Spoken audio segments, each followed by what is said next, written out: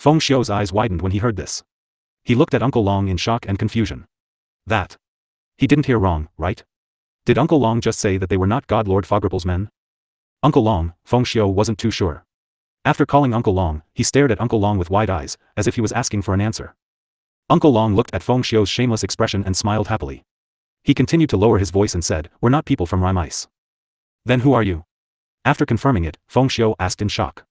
At this moment, if he still didn't know that he had been kidnapped, he would be too stupid. At this moment, he was very eager to know who had abducted him. What was the other party's goal? Would it cause harm to his family? Although he was full of questions, he guessed that the other party wanted him to recognize him as his master. As for his family, they would not be able to escape. AI. However, no matter what, it was still better than staying by the Phoenix King's side and continuing to be her male pet, or even losing her life. Feng Xiu was relieved when he thought about it this way. My family's little girl is Leng Ruoxue. Uncle Long didn't beat around the bush when he saw that the kid had finally asked. Leng Ruoxue. Is it the Leng Ruoxue that I've heard of? Is it that Leng Ruoxue who has a grudge against God Lord Rime? After Feng Xiu heard this name, he was shocked and threw out a series of questions. Uncle Long was very patient. He answered them one by one and nodded. Not bad. It's that Leng Ruoxue. This time, Feng Xiu was speechless. He had thought of many possibilities of Lord Lianwu's identity, but he had never thought that Lord Lianwu was Leng Ruoxue. After a long time. Even Feng Xiu was in a daze. Uncle Long didn't disturb him, but hoped that he could think it through. That was impossible. Otherwise, he wouldn't have chosen to tell the little fellow the truth today. After an unknown amount of time, Feng Xiu finally regained his senses and sighed with a relaxed expression. I didn't expect my future master to be Leng Ruoxue. Upon hearing this, Uncle Long was extremely satisfied. This little guy was quite sensible. Uncle Long was especially satisfied with the word future master. Although Shui didn't explicitly say that she would take Feng Xiu as her beast, it was the wisest and most correct choice for Feng Xiu to have this awareness. Little fellow, you should be secretly happy to be able to stay by the girl's side. Uncle Long said in a reserved manner. Feng Xiu nodded. He had no other choice. Since the other party dared to tell him his true identity, it was likely that he was certain that he would not dare to escape easily. AI. This time, he had implicated his family. Feng Xiu was a little worried, but he quickly adjusted his mood. Knowing that he no longer needed to be a male pet for God Lord Mist Ripple and that he had successfully escaped from the Phoenix King's pestering, even though the future master was Leng Ruoxue, and there would be a lot of trouble in the future, he would still benefit from it. At this moment, he only thought that by following Leng Ruoxue, he could get rid of the Phoenix King. It was also a good thing. However, he didn't realize what Uncle Long meant when he said that he should be secretly happy by Leng Ruoxue's side. After that, Uncle Long assumed the attitude of an understanding uncle and began to chat with Feng Xiu.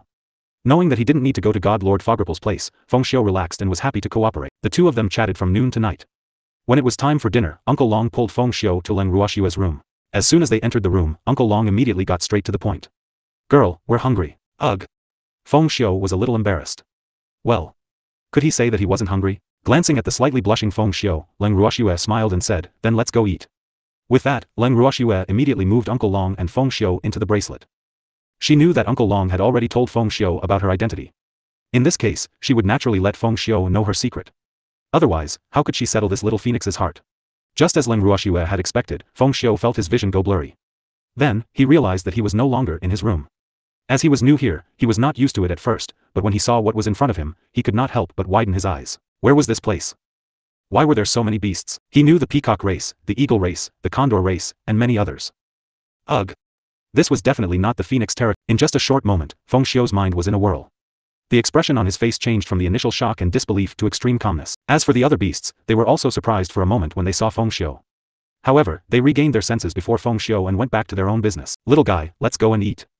Uncle Long pulled Feng Xiu's arm enthusiastically and came to the middle of the crowd of spirit beasts, looking for a place to sit down. The eagle tribe leader first gave a piece of roasted meat to Uncle Long with a fawning expression, then handed another piece to Feng Xiu. After that, he tactfully did not disturb them anymore.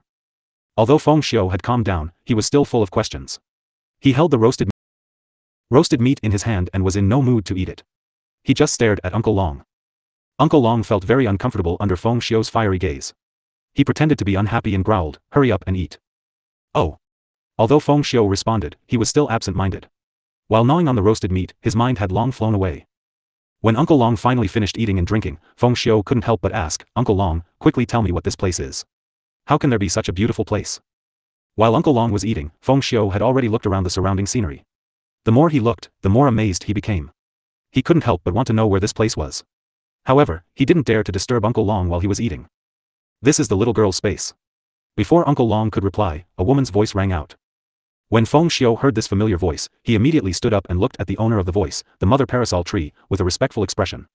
Old ancestor. He didn't expect that his future master would also bring the old ancestor here. However, the spiritual energy here was so dense that it was indeed very suitable for cultivation. Feng Xiu, young man, welcome to become an official member of this place. The mother parasol tree smiled as she sized up Feng Xiu. Thank you, forefather. After meeting the ancestor of the parasol tree, Feng Xiu was relieved. At least he knew that he was not alone by his future master's side. He had the parasol tree tribe to accompany him. With the help of the parasol trees, he would not have to worry about his future cultivation. Feng Xiu, come with me. I'll take you to see your fellow clan members. The mother parasol tree said after nodding. Same race? Feng Xiu was surprised.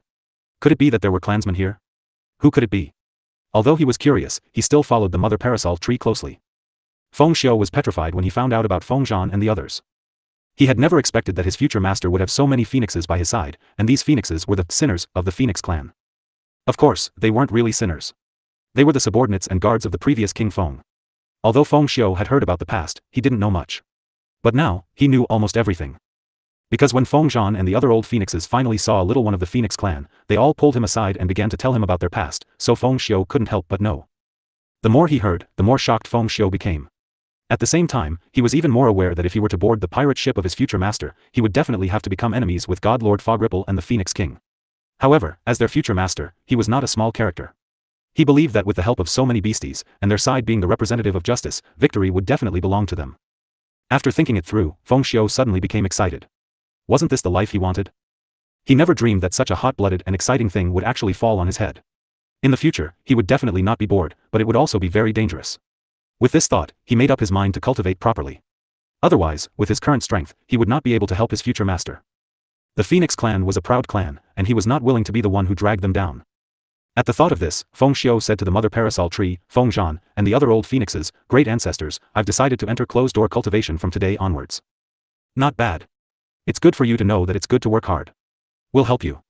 When Feng Zhan heard this, he was quite pleased, and the way he looked at Feng Xiu became gentler. Meanwhile, the mother parasol tree directly urged, since you have such an idea, then don't waste any more time. Go into seclusion now. Ancestor, I want to tell my family about this first so that they won't worry. Feng Xiu said after thinking for a while. You don't need to worry about this. I will explain it to them. The mother parasol tree said. With the mother parasol tree's words, Feng Xiu knew that there was nothing else for him to do. He agreed to immediately go into seclusion. After Feng Xiu went into seclusion, Feng Luo and Feng Xiu's parents were anxious when they saw that their son had gone missing. Later, Leng Ruoxue moved them into the bracelet. When they saw the mother parasol tree, Feng Zhan, and the other phoenixes and knew their identities, they were petrified. Feng Luo was the first to snap out of his daze. After that, the little phoenix wrapped itself around the mother phoenix tree, Feng Zhan, and the other phoenixes with a curious look on its face, asking them to tell him what had happened. He was really curious about the past. With Phoenix's cooperation, Feng Zhan naturally began to explain everything in detail. Feng Luo listened with great interest and was soon brainwashed. Feng Tong is so shameless. It's a pity that many members of the Feng clan don't know that Feng Tong's throne was obtained by usurping the throne, otherwise, after Feng Luo found out about Feng Tong's actions, he directly called Feng Tong by her name. However, he was interrupted by Feng Zhan before he could finish his words. Even if the members of the Phoenix clan know what Feng Tong has done, I'm afraid they can't do anything about it. Feng Zhan sighed. AI. Feng Luo also sighed. He couldn't deny that what Feng Zhan's grandfather said was true. The current members of the Phoenix kind had been ruled by Feng Tong for many years. How could they still have the thought of rebelling? Little fellow, don't sigh. In the future, just follow Ruoxue. There will be a day when our Phoenix clan can hold our heads high and regain our former glory. Feng Zhan consoled her. Yes, Grandpa Feng Zhan, I'll work hard. From now on, little Feng Luo had a goal, and his aura became stronger. However, he still had the heart of a child and did not choose to go into closed-door cultivation like his brother. Instead, he remained outside and followed Leng Ruoxue. His parents, on the other hand, knew that their abilities were low, so they chose to go into closed-door cultivation. Chuan City belonged to the Lu family's divine territory. It was a small city at the outermost part of the Lu family's divine territory, but it was also a transportation hub. Therefore, although Chuan City was small, it was unusually prosperous. People walked to and fro on the streets every day, making it very lively. After Leng Ruoxue and the rest stayed for a night, the next day, she, the demon, Uncle Long, Feng Luo, and a few peacocks that had transformed into human forms went out for a walk on the streets. Not far from the inn, Leng Ruoxue could clearly feel the gazes of the pedestrians on the street focused on her and her group. There was surprise and amazement in their eyes. However, it was definitely not her or the demon that was stunned, but Feng Luo and the peacocks. In an instant, Leng Ruoxue started to regret bringing these gorgeously dressed guys out for shopping. These incomparably beautiful men were clearly a huge problem. Sensing that their master seemed to be slightly regretful, the peacocks hurriedly flashed a beautiful smile at Leng Ruoxue to please her. Sob. I can't let master hate me. Seeing them like this, Feng Luo also revealed an alluring smile, which made Leng Ruoxue's head hurt even more. Did these guys not think that it was chaotic enough? It was actually randomly discharging electricity. This time, the surrounding pedestrians also burst into a commotion. Oh. Oh my god. It's so beautiful. Such a beautiful man is actually smiling so happily at an ugly woman. What a waste of God's gifts. They felt that it was not worth it for the beautiful man. Of course, those who had such thoughts were mostly women who would say that the grapes were sour when they couldn't eat them. Their gazes towards Leng Ruoxue were also filled with envy, jealousy, and hatred. This scene, as well as the crowd's anger and dissatisfaction, made Leng Ruoxue feel extremely helpless. By right, cultivators were not too ugly, so could these people not reveal such infatuated expressions? She had caused Leng Ruoxue to think that she had returned to the lower realm. However, Leng Ruoxue didn't want to be too calculative with these people. One must know that these bystanders weren't very powerful. Many of them weren't even god kings. Hence, Leng Ruoxue didn't want to bully them. She just wanted to ignore them. However, there was someone who did not allow them to be at ease. Leng Ruoxue and the rest did not even do anything, and a woman brought her guards to capture them without saying a word. The reason was that it affected the appearance of the city and hindered traffic. After Leng Ruoxue heard this reason, she was extremely calm. She stopped Feng Luo and the rest from causing a commotion and followed the woman to the prison in Chuan City. When the woman saw that Leng Ruoxue was so tactful, she was so proud that she was about to raise her tail to the sky. However, on the way to the prison, Leng Ruoxue and the others received many sympathetic gazes. At first, Leng Ruoxue had a bewildered look on her face. Later, Jing Tsang translated for her and she found out that this woman was the daughter of the city lord of Chuan City, Lu Rong, who was secretly known as the tyrant of Chuan City. When they arrived at the cell, Leng Ruoxue was not too satisfied with the dark environment, but she still cooperated and led the evil demon and the others into the cell. Lu Rong, who was closing the cell door, was even more satisfied when she saw how cooperative the other party was. After Lu Rong left, Feng Luo looked at Leng Ruoxue in confusion and asked, Master. Why do we have to be so obedient? Ever since he found out about Leng Ruoxue's identity, he had changed to calling her master, even though he had not officially recognized her as his master. Don't you want to know why we were caught? Leng Ruoxue asked back with a smile. Feng Luo didn't know how to answer. However, his master's willingness to go to jail in order to know why he was caught also made him quite speechless. Was master very bored? Feng Luo couldn't help but secretly guess. Master, is that ugly monster planning to attack us? A peacock said very cleverly. Leng Ruoxue glanced at him and thought to herself, you found out the truth. According to Tsang, that woman had indeed taken a fancy to Feng Luo and those peacocks, and he had wanted to know how that woman had planned to get Feng Luo and the others, so he had cooperated and been caught. However, he couldn't say this out loud. Otherwise, that little fellow Feng Luo would definitely be furious. Hee hee. Leng Ruoxue laughed evilly as she looked at the peacocks. The peacock clan was really full of beautiful men. Any peacock that took on a human form was so beautiful that it made people gasp in admiration. As Leng Ruoxue was fantasizing in her heart, a soft sigh came from the cell next door, AI. If you're caught, don't even think about leaving. Hearing this, Leng Ruoxue turned around and saw that the person who spoke was also a young man. She couldn't help but ask curiously, why were you caught? I don't know. I was in the middle of exchanging phoenix fruits with someone else and was caught by accident. I heard that the guy who exchanged phoenix fruits with me had stolen something from the city lord's mansion. So, my phoenix fruit. We haven't even completed our deal. The more the young man thought about it, the more depressed he became. When Feng Luo heard the young man's words, he couldn't help but ask worriedly.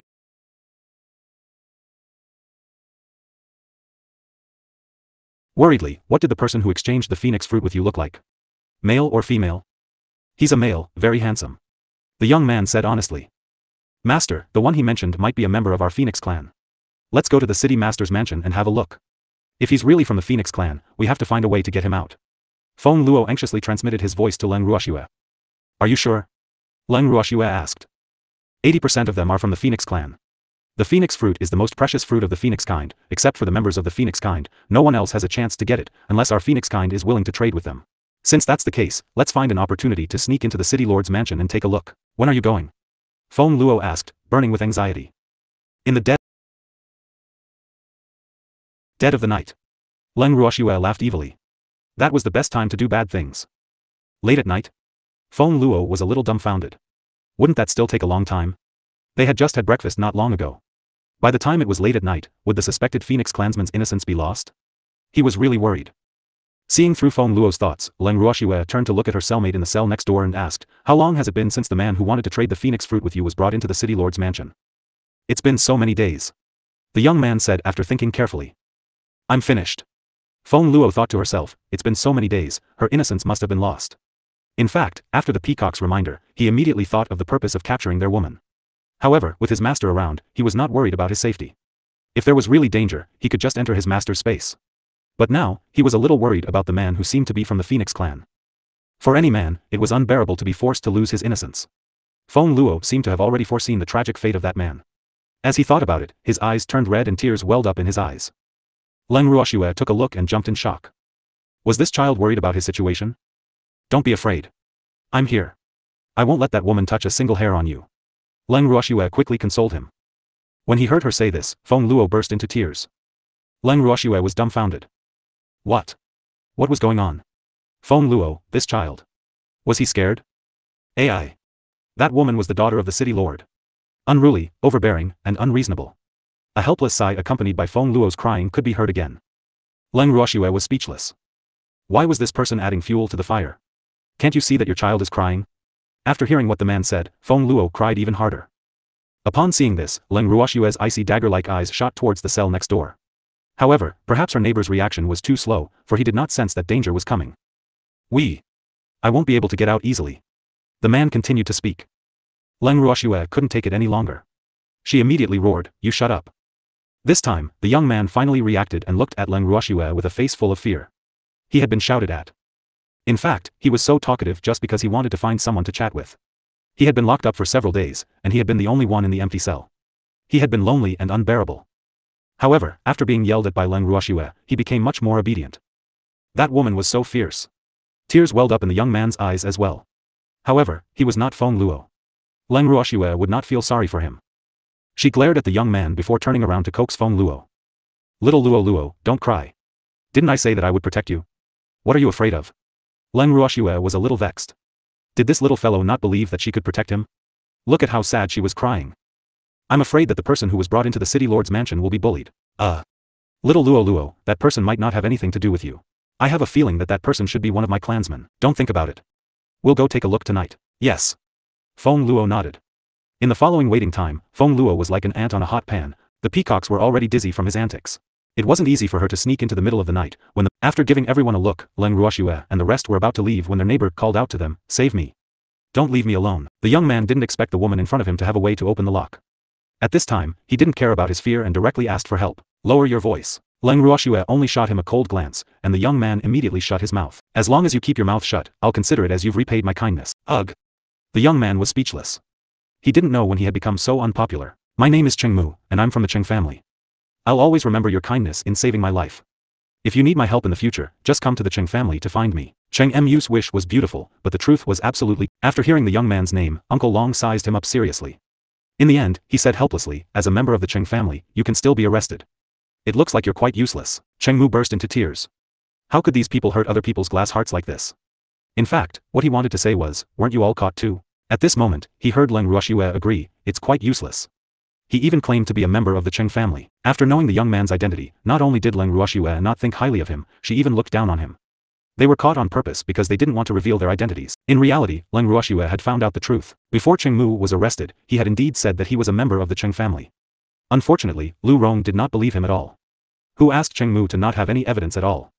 As such, he could only be in for a tragedy. However, he deeply felt that being locked up was definitely not comparable to the contempt and blow these people in front of him were giving him. He felt his glass heart break into pieces. Ignoring Cheng Mu's worry, Leng Ruoxue rolled her eyes at him and brought the evildoer and the rest out of the cell. Before they left, they knocked out the guard who was guarding the cell and stuffed him back into the cell.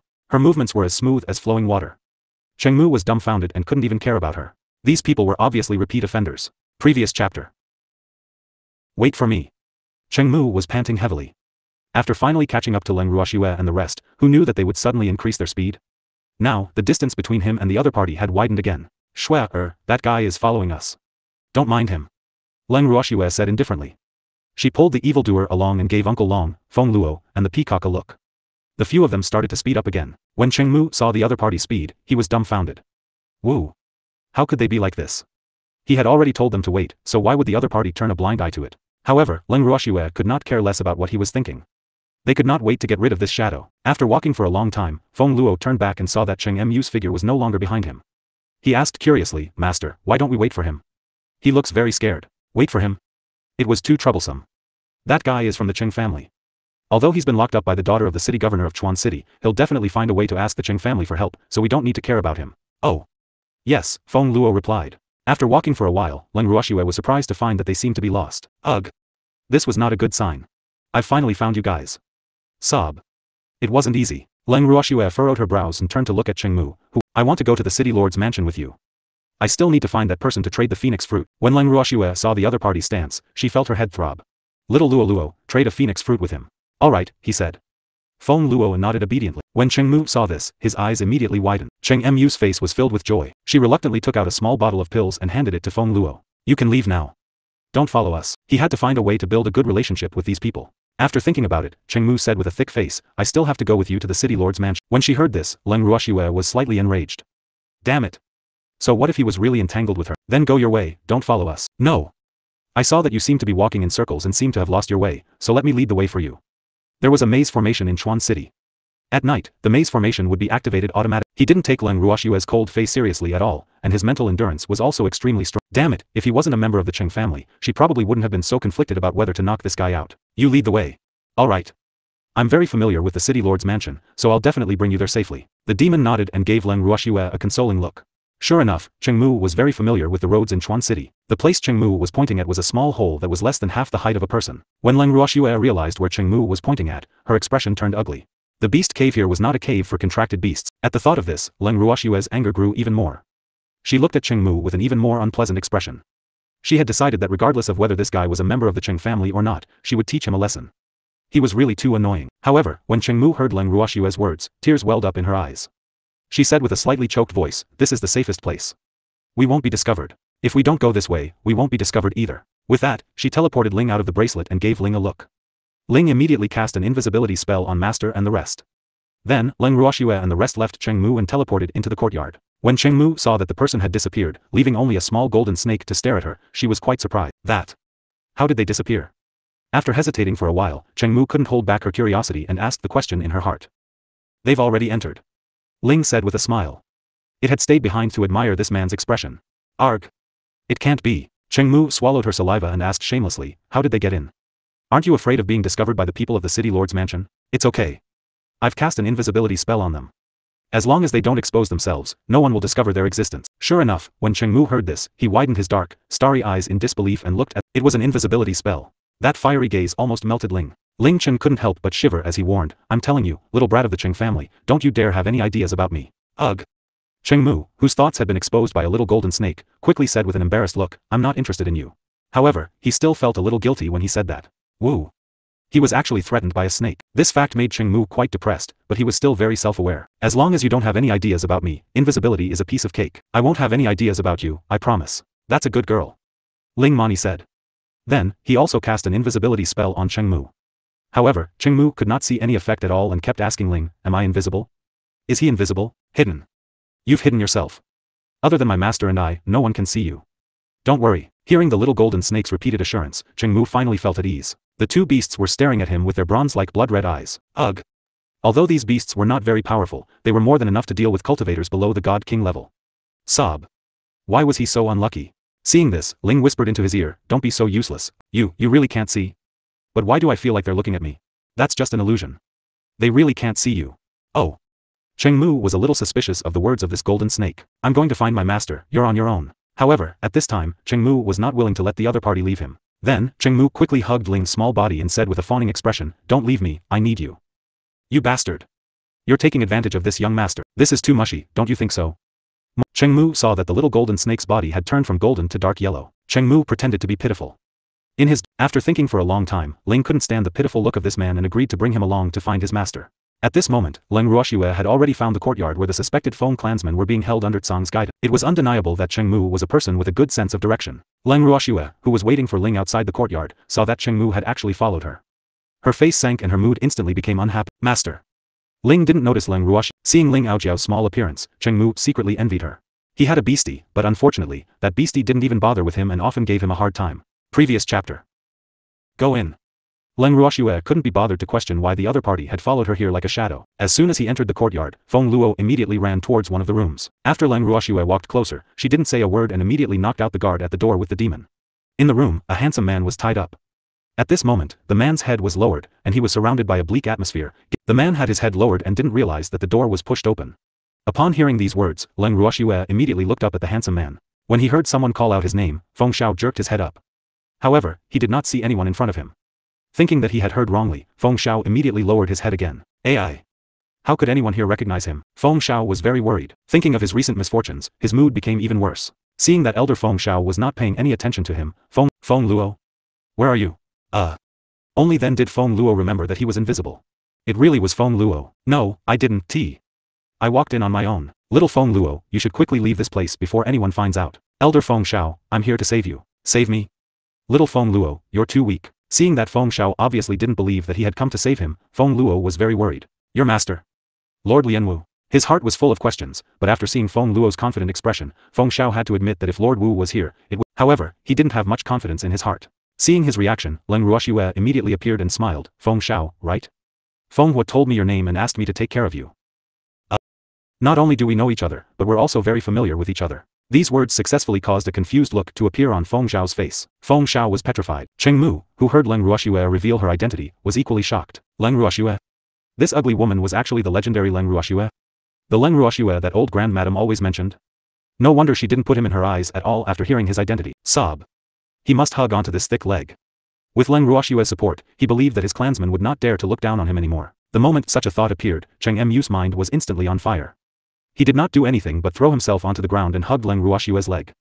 Master Ruoxue, please be my mistress. In an instant, the scene was silent. Uncle Long, Feng Luo, and the peacocks all held their breaths, not even daring to breathe loudly. The petrified Feng Shao, after hearing these words, also came back to his senses. Although he couldn't see the person who spoke, these words still successfully made him feel confused. As the person involved, Leng Ruoxue's head was filled with black lines. She did not know what Cheng Mu, who came out to steal the show, was trying to do. He's really bold. Didn't this guy feel the cold wind blowing around him? Ling, who loved to see the world in chaos, saw this scene and quietly removed the demon's invisibility technique. The dark-faced evildoer was already standing next to Leng Ruoxue. Cheng Mu, who had only realized it later, suddenly felt a chill down her spine. Cheng Mu, who had shrunk his neck and felt his heart palpitate, turned his head slightly and saw a face that had already turned black appear on his right. Immediately, he quivered and thought to himself, what is this guy trying to do? A kept woman? The evildoer asked coldly without letting Cheng Mu wait for too long. You also want to recognize Shui as your master? Azure also joined in the fun and asked. I just want a kept woman. Cheng Mu said in a low voice. Although he was a little slow to react, at this moment, even if he was slow, he could feel that one of the two voices was very angry and the other did not have a good heart. You don't want to recognize me as your master? Cheng Mu was silent under Tsang's questioning. Alright. He had to admit that even though he did not mean it when he called her Master Ruoxue, it was true that he wanted to be her mistress. But looking at the situation now, it seemed that he only wanted to succeed in keeping her as a mistress. Cheng Mu did not dare to take the risk of being hunted down by his clansmen. The price was too high. I'm begging you to be my mistress. These words also successfully made evildoer's face darken even more. He really didn't know how to repent. The demon gritted his teeth in anger, wishing he could kill this eyesore right now. However, Tsang laughed happily and said in a friendly manner, my girl won't feed a pretty boy who eats for nothing, AI. One pretty boy like that is enough. If there are more, my girl will be poor. Besides, you don't have the qualifications to be a pretty boy. He's so ugly. He glanced at Cheng Mu as if he was looking at a dead person, and the demon did not even look at him. Receiving the evildoer's ignoring gaze and hearing Tsang's words, Cheng Mu couldn't help but feel depressed. He was too ugly. Cheng Mu secretly complained in his heart. Leng Ruoxue kicked away Cheng Mu's body in disgust and turned her gaze back to Feng Shao. You're the main character now, ignore him. Feng Shao, who was in a mess in the wind, regained his senses, but he didn't know what to say. Previous chapter. The Master of the Ancestor. To be honest, Feng Shao had no idea how to face this woman. Although the woman in front of him was old grandmadam's master, he was still filled with resentment towards this woman named Leng Ruoxue. The people of the Feng clan were all prideful. This really hurt Phoenix's self-esteem. It wasn't that he didn't want to be happy. Who would feel good after being saved by someone they didn't like? And now, Leng Ruoxue was the person he hated the most in his heart. Feng Shao was very worried. It was to the extent that Leng Ruoxue's words had caused him to not react for a long time. After being depressed for an unknown period of time, Feng Shao's consciousness gradually returned to his body. He could clearly feel a probing gaze on him. In an instant, Feng Shao became more and more worried. So he was the only one who was at a loss, and the other party didn't even take him seriously. Feng Shao opened his mouth and hesitated for a moment. He then swallowed the question he wanted to ask and stole a glance at Leng Ruoxue with a constipated look on his face. He even sighed. Leng Ruoxue saw that he looked like he wanted to say something but stopped himself, and her anger rose. She shot a cold glance at Feng Shao and said in an unpleasant tone, if you have something to say, say it. Look at you now. Are you a man? When Feng Shao heard this, he was also furious. You bastard. Which part of him didn't look like a man? The angry Feng Shao sighed in his heart for a while, Then he made up his mind and put on an act of a strong man cutting off his wrist and asked, "You're really Leng Ruoxue? Then you lied to us about your identity as Lien Wu?" "Yes." Leng Ruoxue nodded with a faint smile, then patiently waited for Feng Shao to continue. You're really too despicable. You're a big liar. How could you use another identity to deceive us? How detestable." It was really too detestable. In order to make things difficult for the Phoenix King, he had actually helped Lord Lien Wu bully Feng Tong a lot. But now, he knew that he was not helping Lord Lien Wu, but that hateful Leng Ruoxue. Leng Ruoxue. It was actually Leng Ruoxue. He had actually helped his enemy. Although he felt good to see Feng Tong being defeated, once he thought about how he was actually helping Leng Ruoxue, his heart would be in a mess. He was so sad. In the blink of an eye, Feng Shao was heartbroken. Recalling Feng Zhao's earlier words, Leng Ruoxue sighed helplessly and said, "If I don't use any other identity, will I be able to enter the Phoenix clan with Leng Ruoxue's identity?" "That's true." Feng Shao nodded his head in a daze, but then he was secretly angry. Feng Shao gritted his teeth in anger at his own abnormal behavior. He was even more furious when he saw Leng Ruoxue's sincere expression. Sob. This was really too aggrieved. At this moment, he deeply experienced the kind of helplessness Feng Tong felt when he caused trouble for her. Even though Leng Ruoxue had not done anything overboard to him, but when he thought of her identity and how he had unintentionally helped her when he was in the Feng clan, his heart clenched up in depression. Oh heavens! How could he be so stupid? Feng Shao looked up to the sky and sighed in his heart, tears streaming down his face.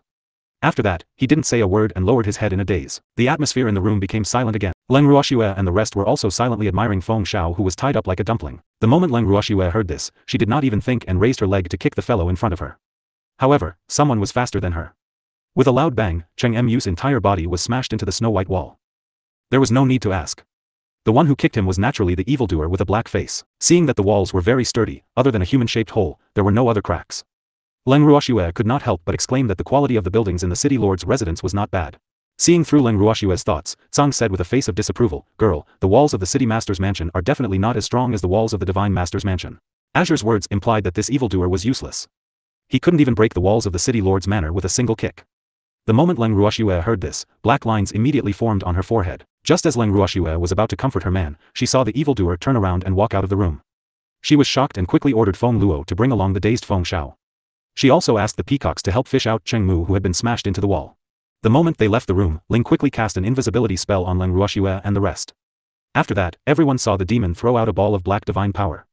Then, they heard a few loud bangs and the house in front of them collapsed magnificently. This was not the end. After the house in front of him collapsed, the black divine power that the demon had thrown out came out of the pile of rubble again. Then, it floated all the way to the other direction of the city lord's mansion. The peacocks looked at the expressionless evildoer and broke out in cold sweat. As expected, within a few minutes, Leng Ruoxue and the rest heard loud bangs from afar.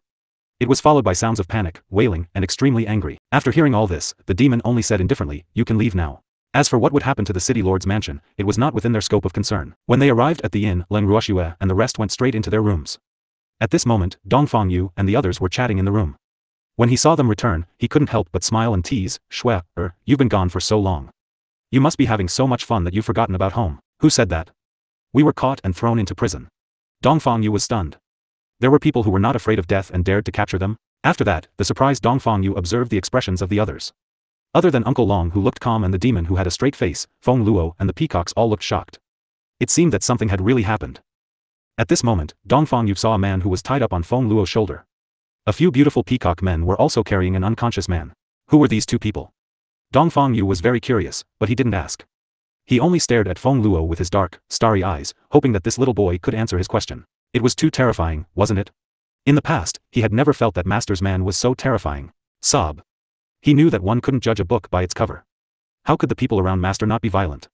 Feng Luo mourned for his ignorant thoughts in the past and tried hard to recall if he had ever offended that violent man. After thinking about it for a long time, Feng Luo finally felt relieved. Fortunately, he had always been careful and had never offended that violent man. In fact, the reason why Feng Luo didn't think that the demon was scary enough in the past, other than the fact that the demon he had seen had always been very calm, was also because he had never seen the Peacock King being beaten up. Because at that time, they were still in the territory of the Peacock clan. But now that he had seen it for himself, the monster was immediately raised to the number one figure that he could not afford to offend. At this time, when he saw that Feng Luo, the little fellow, had been in a daze and had a worried look on his face from time to time, Dongfang Yu finally couldn't bear it anymore. He poked the little fellow and asked bluntly, "Who are these two?" "Arg. They. The one on my shoulder is the Feng clan's elder Feng Shao, and the one the peacocks are carrying is the Cheng family member." After a sudden realization, Feng Luo hurriedly explained. The people around Master were not to be trifled with. Elder Feng Shao? Old was descendant? Dongfang Yu's eyes narrowed. With a stomach full of questions, Dongfang Yu reached out and took Feng Shao from Feng Luo's shoulder. He then smiled and said to Feng Luo, "Little Luo, leave this phoenix to me. I'll take good care of him." After hearing Dongfang Yu's words, Feng Luo couldn't help but widen his eyes. He was thinking, can I believe this guy's words? If Elder Feng Shao were to accidentally say something disrespectful to the master, this senior whose cultivation level he couldn't see through at all, he was afraid that he wouldn't let Feng Shao off. He was a little worried for Elder Feng Shao. However, Feng Luo didn't have the courage to refuse Dongfang Yu's words, especially after he had witnessed the horror of the demon. He didn't dare to offend any of the people around his master who he didn't know the details of. After helplessly transferring the ownership of Elder Feng Shao to Dongfang Yu, Feng Luo silently prayed for Elder Feng Shao in his heart. "Elder Feng Shao, you're on your own." And just like that, Feng Shao was heartlessly abandoned by Feng Luo. As for Cheng Mu, he was thrown to the ground by the peacocks in disdain. No one was willing to take over. By the time Feng Luo saw Feng Shao again, Feng Shao had already regained his composure on the surface. However, when he looked into Leng Ruoxue's eyes, there was a hint of resentment in them from time to time. However, every time he faced Dongfang Yu, Feng Shao was very obedient. Seeing Feng Shao in this state, Feng Luo couldn't help but sigh. He truly felt that Elder Feng Shao was afraid of the wrong person. To be able to make so many seniors listen to their master's words, master must be a small character that was easy to bully. However, Feng Luo did not voice out his thoughts because he knew that even if he did, Elder Feng Shao, who had a prejudice against his master, would not believe him. AI. Elder Feng Shao, take care. After having a good night's sleep, Leng Ruoxue planned to leave with everyone the next morning. However, just as they reached the lobby on the first floor of the inn manager carefully approached Leng Ruoxue and the rest and whispered, "Are you going out? We want to check out." Leng Ruoxue smiled. "Dear guests, please stay for a few days. I can't leave the city now." "Why?" Leng Ruoxue didn't understand. Even though they had only known each other for less than 2 days, she had a pretty good impression of this manager. He didn't seem like a black manager who forced guests to stay. "The city gates have been tightened. You're not allowed to enter or leave." "What happened?" Leng Ruoxue blinked her eyes and asked, pretending to be confused. "Yup. Hee. The city lord's mansion had been destroyed by someone last night, and it had all been turned into a pile of debris. It was really a tragic sight. I heard that the city lord is injured, and it's hard to say if he can be humane in the future." As the inn manager said this, he looked around vigilantly, as if he was afraid of being heard, but the excitement in his voice could not be concealed. Leng Ruoxue was speechless when she heard the manager's words. Was the shopkeeper really from Chuan City? If she remembered correctly, the shop they were currently staying in belonged to the Liu family, right? Shouldn't the shops belonging to the Liu family in Chuan City be under the jurisdiction of the city lord's mansion? His superior's home had been destroyed, and as a subordinate, was he allowed to gloat over it? Yes. From the manager's tone, Leng Ruoxue could tell that he was gloating over her misfortune. This made her slightly curious.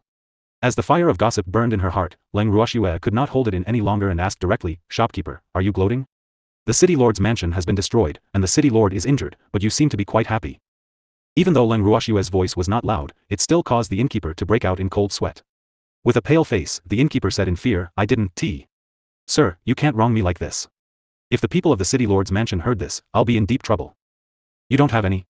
"Innkeeper, I don't lie in front of a wise person. I can see that you are very excited. Actually, when I first heard this news, I didn't hide it from you, I was also quite happy." Leng Ruoxue tried to entice him. "Really?" Seeing that Leng Ruoxue did not seem to be lying and was an outsider, the manager was no longer afraid. It was as if he had met a soulmate as he began to pour out his grievances to Leng Ruoxue. "Your Excellency. To be honest, I detest the city lord of Chuan City. This guy was really not an ordinary black-hearted person. It's reasonable to say that although our shops belong to the Liu family, they don't completely belong to us. Aside from the amount of money we have to hand over to the family every year, the rest of the money belongs to us. With such motivation, we'll naturally do our best to run the shops, but this black-hearted city lord has ordered that after we hand over a certain amount of profits to the family, we have to give them half of the remaining profits. In this way, we'll naturally have nothing left of the profits we earn every year." The shopkeeper complained. "That's not all. In addition to giving half of the remaining profits to the black-hearted city lord, our city lord's daughter and the city lord's guards will also have to come here from time to time to take advantage of us. How could we dare to not give them? But if we give it to them, we'll have to live on air." AI. The innkeeper continued, sighing as he spoke. If it wasn't for the incident at the city lord's mansion, he would have been extremely pleased. In addition, Leng Ruoxue had taken the initiative to ask, so he really wouldn't have dared to pour out his grievances so easily. "Right, by the way, I'd like to remind you that our city lord likes beautiful women, and his daughter likes beautiful men. So, sir, it's best if the beautiful men around you don't go out during the day, otherwise, if the city lord's daughter encounters them, I'm afraid it'll be bad." As for the city lord, there was no need to worry about him now. In the future, when I meet a beautiful woman, I'm afraid I'll be powerless. The shopkeeper became more and more excited as he spoke, and the expression on his face became more and more vulgar. When Leng Ruoxue heard these words, she glanced at the expression on the manager's face and felt helpless. AI. This was probably a silent resistance by adding insult to injury after being oppressed for so long. "Thank you, manager. We will be more careful." After some thought, Leng Ruoxue finally spoke. In reality, she really wanted to tell the head that he had reminded them a little too late. They had already met the city lord's daughter yesterday, but Leng Ruoxue was afraid of scaring the shopkeeper, so she swallowed her words back into her stomach. Faced with the kind shopkeeper, Leng Ruoxue and the rest could only put on an act and agree to stay for a few days until the city gates were unsealed. When the shopkeeper heard this, he was immediately overjoyed. These people living here meant that his income would increase again. Upon entering the room, Leng Ruoxue suddenly frowned. With a change of thought, an extremely disheveled man appeared in front of them. When the man came out, he wasn't mentally prepared at all, so he fell from the air and landed on his back. "Schwapper, you're not gentle at all. You want me to treat you gently?" As soon as he said this, Cheng Mu immediately felt a chill down his spine. He shrank his neck and waved his hands. "No need. No need. This is good. Woo, this is too much of a bully." Cheng Mu's face was full of tears. People without a backer were so sad. "You're tactful." Leng Ruoxue nodded her head in satisfaction and continued, "From now on, you'll be by the demon's side. He'll teach you a good lesson." "Why?" Hearing this, Cheng Mu wailed. Woo. He didn't want to be by that violent man's side. He would be played to death. The other party's ecstatic kick had left a deep impression on him. So, he was determined not to stay by that man's side. He still wanted to live for a few more years. After thinking for a while, Cheng Mu said with a charming face, "Schwa. I'll just stay by the great elder's side and do some odd jobs for him, I'll be satisfied." Of course, it would be even better if he was served well by the great elder and the old man was happy to take him as a disciple or something. "Oh, really? It's a pity that the great elder thinks you're too noisy and doesn't want you to disturb him." This was impossible. How could the great elder hate him? He had used all his strength to please that old man. Cheng Mu was puzzled. Suddenly, he had a flash of inspiration. Jealousy. It was definitely jealousy. Leng Ruoxue must have been jealous of his good relationship with the first elder, so she had intentionally broken them up. When Leng Ruoxue saw this, she could not help but feel embarrassed. What was this guy trying to do? Why did she feel that Cheng Mu gave her the feeling that she was the evil person who had broken up a pair of lovebirds? After Tsang and Qing Ju told Leng Ruoxue about Cheng Mu's thoughts, Leng Ruoxue felt helpless. She really did not know what to say about Cheng Mu's overthinking. At this time, she really regretted listening to the great elder's words yesterday and moving Cheng Mu, who had been abandoned on the ground, into the mobile house. Thinking of this, she simply moved the great elder out of the house. The first elder was eating breakfast. He was holding a half-eaten snack in his hand and his mouth was full. When he was suddenly moved out, he was stunned for a while before he realized that his image was not good. The first elder quickly swallowed the food in his mouth and said with a slight dissatisfaction, "Girl, I'm eating. Can't you wait until I'm done eating?" "I can't wait. This guy wants to stay by your side and serve you." Leng Ruoxue pointed at Cheng Mu, who had been looking at the first elder with love in his eyes ever since the first elder came out. When he saw Cheng Mu's expression, the great elder felt disgusted. Then, he pulled away from Cheng Mu with a look of disgust and said angrily, "Girl, keep this guy away from me. Otherwise, don't blame me for not considering our friendship." When Leng Ruoxue heard this, she laughed in her heart. On the other hand, Cheng Mu's face was ashen. Woo. How could the great elder hurt people like this? Didn't they get along well last night? Thinking back to last night, when Cheng Mu had just woken up, the first person she saw was the great elder of the Armament Guild headquarters. At that time, the great elder was so gentle and considerate. Although the other party kept saying that he was taking care of him because of his ancestor, he was still quite grateful. Later, he suddenly remembered that this somewhat familiar old man in front of him was the great elder of the Craftsmen's Guild headquarters. He was overjoyed and stuck to the great elder's back like a dog trying to please its master. In the beginning, didn't the great elder praise him for being polite and knowing how to respect the elderly? Why did you change your face so quickly? This person was definitely not the gentle great elder from yesterday. Right. This person was not the great elder. The great elder must have been switched by the bad person, Leng Ruoxue.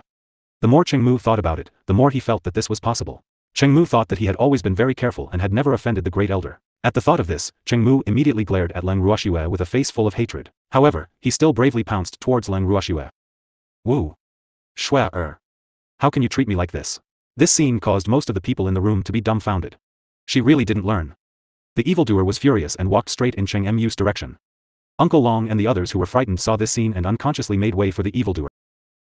Then, everyone saw the evildoer lift one hand and Cheng Mu, who was holding onto Leng Ruoxue's ankle, was lifted up. Then, with a light flick of his wrist, Cheng Mu, who was in his grasp, was thrown out of the window by the evildoer. A loud bang was heard.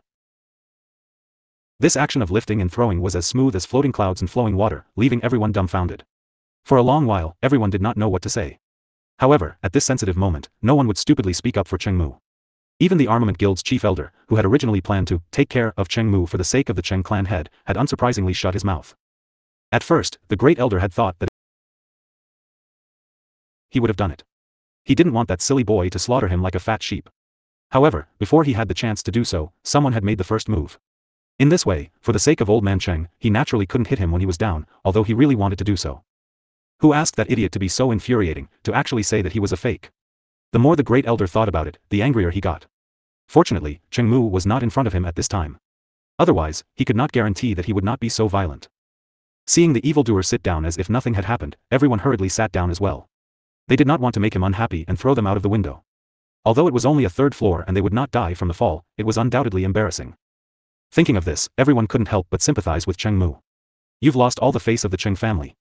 He didn't know how furious the head of the Cheng family would be when he found out about this. Everyone was secretly speculating. At this moment, they suddenly heard a knock on the door. Leng Ruoxue gave a signal to a beautiful peacock man to open the door. The moment the door opened, he saw Cheng Mu standing outside. Although Cheng Mu looked a little disheveled, she did not look like she had suffered much. However, Peacock Handsome Man was already surprised enough to see him.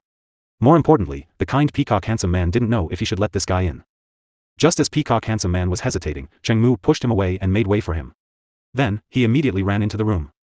The first thing he did when he entered the room was to seek protection from the Great Elder. However, the Great Elder turned his head away, obviously not wanting to talk to him. Seeing this, Cheng Mu pouted his lips in grievance, and tears welled up in his eyes.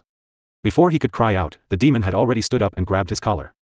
With a light swing, Cheng Mu was thrown out of the window in a perfect arc. Ugh! The first elder couldn't help but cover his face. How pitiful. The others also sympathized with Cheng Mu. She really did not have a good memory. She just did not know if Cheng Mu would come back shamelessly this time. However, before they could finish their thoughts, there was another knock on the door. Peacock Handsome Man, who had been standing at the door, opened the door without waiting for his master's instructions. The person standing outside the door was indeed Cheng Mu. However, this time, there were more bruises on his face.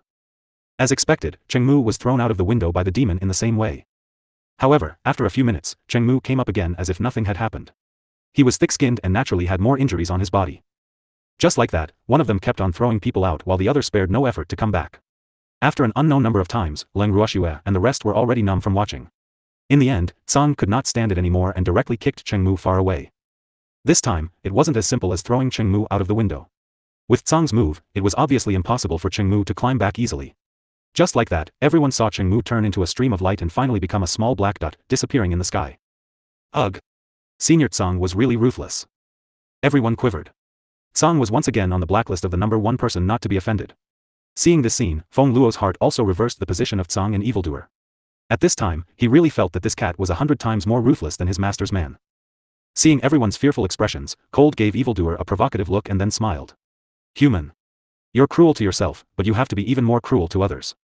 What you did just now was not treating the root of the problem at all. He's not afraid at all. How do you know he's not afraid? The demon narrowed his eyes. If you're afraid, will he dare to come back? Azure said matter-of-factly. Why wouldn't I?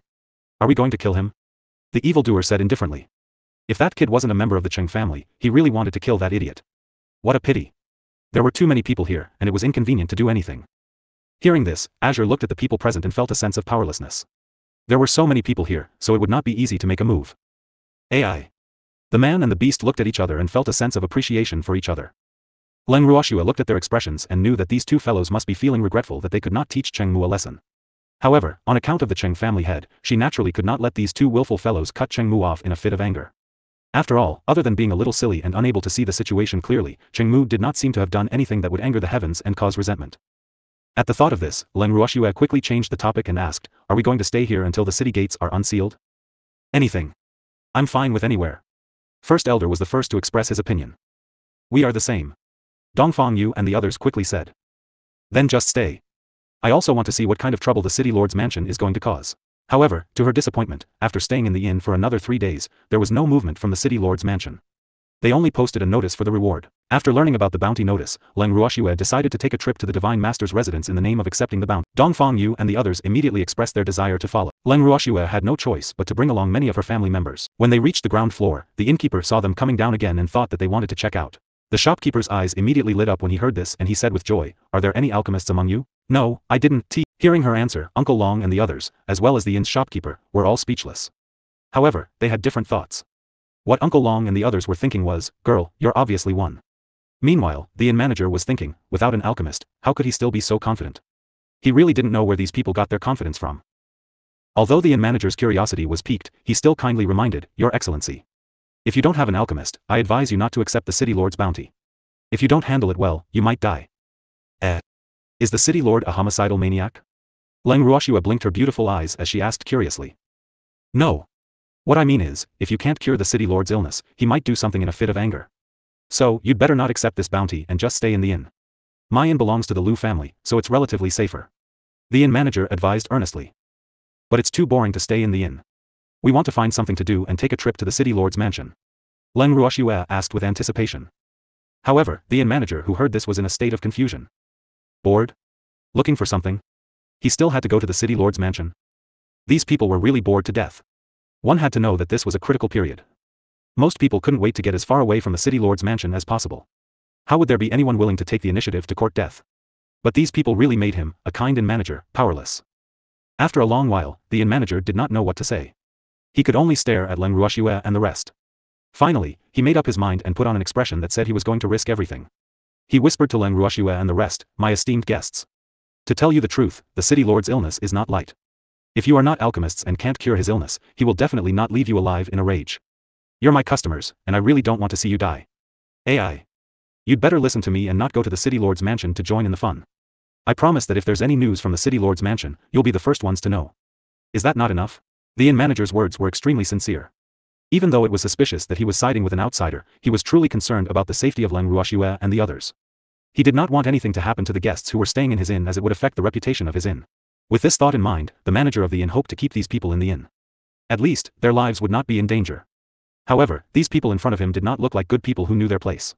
This fact made the manager particularly worried. As expected, when Leng Ruoxue heard the innkeeper's words, she only gave him a grateful look and said softly, "We're not afraid that the city lord of Chuan City will kill us. We're afraid that we won't be able to resist the urge to kill him. What do you think we should do?" These words made the inn manager dumbfounded. He was completely confused. While the inn manager was still in a daze, Leng Ruoxue led a group of people and left the inn. By the time the inn manager regained his senses, Leng Ruoxue and the others had already disappeared. Upon seeing this, the inn manager could only sigh helplessly. However, for some reason, when he recalled what Leng Ruoxue had said, he felt a tinge of joy in his heart. After quickly putting away his other thoughts, the inn manager looked around and went back to doing what he had to do as if nothing had happened. Leng Ruoxue and the rest left the inn and headed straight for the city lord's residence. Due to the incident at the city lord's residence a few days ago, the city gates had been heavily restricted, causing the streets to be almost deserted. The person in charge of the registration was a butler from the city lord's residence. "No one," Leng Ruoxue said with a smile. When a certain butler heard this, he was instantly enraged. F***ck. A certain butler was very angry, and the consequences were very serious. The butler in charge of registration did not say anything and immediately called for the guards. The moment the vicious guards heard this, they were ready to take action. "You guys aren't alchemists, and you're not here to cause trouble. Could it be that you're really here to treat the city lord?" "We're really here to treat your city lord, we're not here to cause trouble." "Humph. Do you think I'm a 3-year-old child? Do you think I'm that easy to fool?" Originally, the city lord's mansion was in a troubled period. The villain who destroyed the city lord's mansion was not caught, and these people wanted to cheat the city lord's mansion of its money on the grounds of treatment. "I'm not lying to you, I'm really here to treat your city lord, you have to believe me." Besides, the bounty notice didn't say that only alchemists are allowed. Hearing this, a certain steward began to think. The bounty they issued really didn't state that only alchemists could come. However, no matter how he looked at it, these people didn't seem to have any ability. Thinking this way, he said, "Since you're here to treat the city lord, I'll give you a chance in accordance with the principle of fairness. However, because you're not alchemists, if you can't treat the city lord, you can only leave your lives here, understand?" "I understand. We understand." Seeing that these people were still tactful, a certain butler gave a look to the guard. The guard understood and brought Leng Ruoxue and the rest into the city lord's residence. The last time they came to the city lord's mansion was at night, so they basically didn't have the chance to properly tour the city lord's mansion. This time, although it was daytime, they were also unable to visit the city lord's mansion. The city lord's mansion was in a mess. They had thought that the city lord's mansion didn't suffer too much damage. However, when they saw the ruins, they had to admit that only the outer wall of the mansion was barely visible. The city lord's courtyard was the first to be renovated. However, only one room was renovated to allow the city lord to recuperate. When Leng Ruoxue and the rest were brought here, they realized that the dilapidated courtyard was filled with people. Not only that, but those people seemed to be lining up. The guard who had led Leng Ruoxue and the others only said to them, "Let's line up here and wait." "Little girl, are the people in line here to treat the city lord?" Previous chapter. Before Leng Ruoxue could even reply to Uncle Long, the person in front of them heard him and turned to Uncle Long. "You're right, we're all here to treat the city lord's mansion. However, I don't know when it'll be our turn. Sigh. We'll have to wait." The person who spoke was so depressed that he kept sighing. "Are you all alchemists?" Uncle Long asked curiously. "Yup. Who would dare to come if they were not alchemists? However, this city lord's attitude is quite big. This is the first time I've seen someone who has to queue up to see a pill master." The man complained. "You know he's arrogant, but you're still willing to come?" Uncle Long was very confused. Didn't they say that alchemists were very proud? They were willing to line up for such a long time. If it wasn't for the reward, do you think anyone would come? The man replied honestly. "That's true. I heard that the city lord's mansion's rewards are pretty good. Uncle Long nodded seriously. It's not bad, but I don't know if I have a chance to get it. Seeing him like this, Uncle Long didn't know how to comfort him. Moreover, the city lord's courtyard was still relatively dilapidated. They were here to suffer. When he thought of this, Uncle Long could not help but look at Leng Ruoxue with a face full of hidden bitterness. Just as Uncle Long was grumbling, a painful scream suddenly came from the room. But fortunately, a considerable number of people were relatively calm. Little girl, are we still going to stay here? Uncle Long, if you want to leave now, will they let you? Upon hearing this, Uncle Long became listless. Endure it. The depressed Uncle Long finally calmed down after consoling himself for a while. Of course, Uncle Long had cleared out the place for the reclining chairs and tent himself. When the alchemists saw that there was food, their eyes immediately lit up. It wasn't that they were hungry, but it was quite tiring to stand like this. Time passed quickly as Uncle Long and the other alchemists conversed happily. When Leng Ruoxue saw that it was her turn, she was about to bring the evildoer and the rest into her room. However, she was stopped by the head butler who had been standing guard in the city lord's room. The head butler sized up Leng Ruoxue and the rest before he asked, "Who's in charge of treating the city lord?" "I am," Leng Ruoxue said with a smile. "Then you're allowed to come in alone." "No.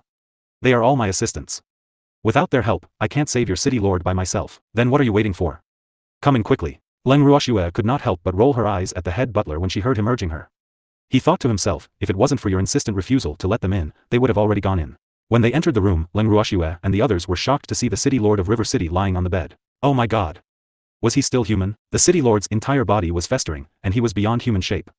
His body was also emitting a foul smell. Blood mixed with pus flowed down from the festering wounds. At this time, the city lord of River City was almost in a semi-conscious state. From time to time, he would groan in pain, which proved that he was still alive. Even though Leng Ruoxue and the rest were prepared that the city lord's injuries would not be light, they did not expect that the city lord's injuries would be much more serious than they had expected. No wonder so many alchemy masters were helpless against this. This injury was really not light. When Leng Ruoxue and the rest saw the city lord of Chuan City's injuries, they could not help but turn their gazes to the evildoer. However, the evildoer's face was calm as he allowed everyone to admire him. Upon seeing this, Leng Ruoxue could not help but ask, "Evildoer, what's with the injuries on his body?" She didn't believe that the city lord would be so seriously injured for no reason. After all, they didn't confront each other directly at that time. "It's nothing," the demon said with a faint smile. "I was just injured by my divine power." Leng Ruoxue finally understood. If she remembered correctly, the demonic god's divine power was corrosive. It was no wonder that this city lord's entire body was festering. However, he could only blame it on his bad luck. Leng Ruoxue would not sympathize with him. On the contrary, she even took the initiative to ask for the demon's opinion. Should we save him? Whatever. If we save him, he'll wish he was dead. The demon was quite calm when he said this. Leng Ruoxue was silent. So, should she save him or not? If she didn't save them, the other party would threaten her to leave her life behind. Although she wasn't afraid, their identities would be exposed. What if someone from the Lu family linked the injured city lord of Chuan City to them? This place was not far from the Feng clan. Thinking about it, it was really troublesome. Leng Ruoxue was starting to regret joining in on the fun. Curiosity killed the cat indeed, not without reason. Seeing Shui Er's dilemma, the demon smiled and transmitted his voice, "Shui Er, although the city lord of Chuan City isn't a good person, it's okay for us to do some good deeds occasionally." Alright then. At the thought of this, Leng Ruoxue walked to the side of the bed and deliberately observed it in detail. Then, she asked the city lord about the cause of the illness. The head butler was eager to save Leng Ruoxue, so he answered all her questions. When Leng Ruoxue heard the head butler mention the cause of the illness, she knew that he had been answering many of her questions. After asking, Leng Ruoxue remained silent. The head butler looked at Leng Ruoxue with an anxious expression, waiting for her answer. "Head butler, I'm not an alchemist, so I can only use my own secret technique to see if I can cure your city lord. So, you'd better not have too much hope." Leng Ruoxue reminded him with a serious expression. The head butler nodded repeatedly when he heard this. He knew that alchemists liked to say the ugly words before they treated people to prevent the patient's family members from making trouble when they couldn't cure the patient. He could understand this. As for Leng Ruoxue's claim that she was not an alchemist, it was automatically ignored by the head butler. In his eyes, as long as he could cure the city lord, who cared about the other party's identity? After obtaining the head butler's understanding, Leng Ruoxue smiled and took out a bunch of silver needles. Just as she was about to pick one up and insert it into the unlucky city lord's body, the head butler quickly stopped her. "Wait. What was he doing? Is this murder?"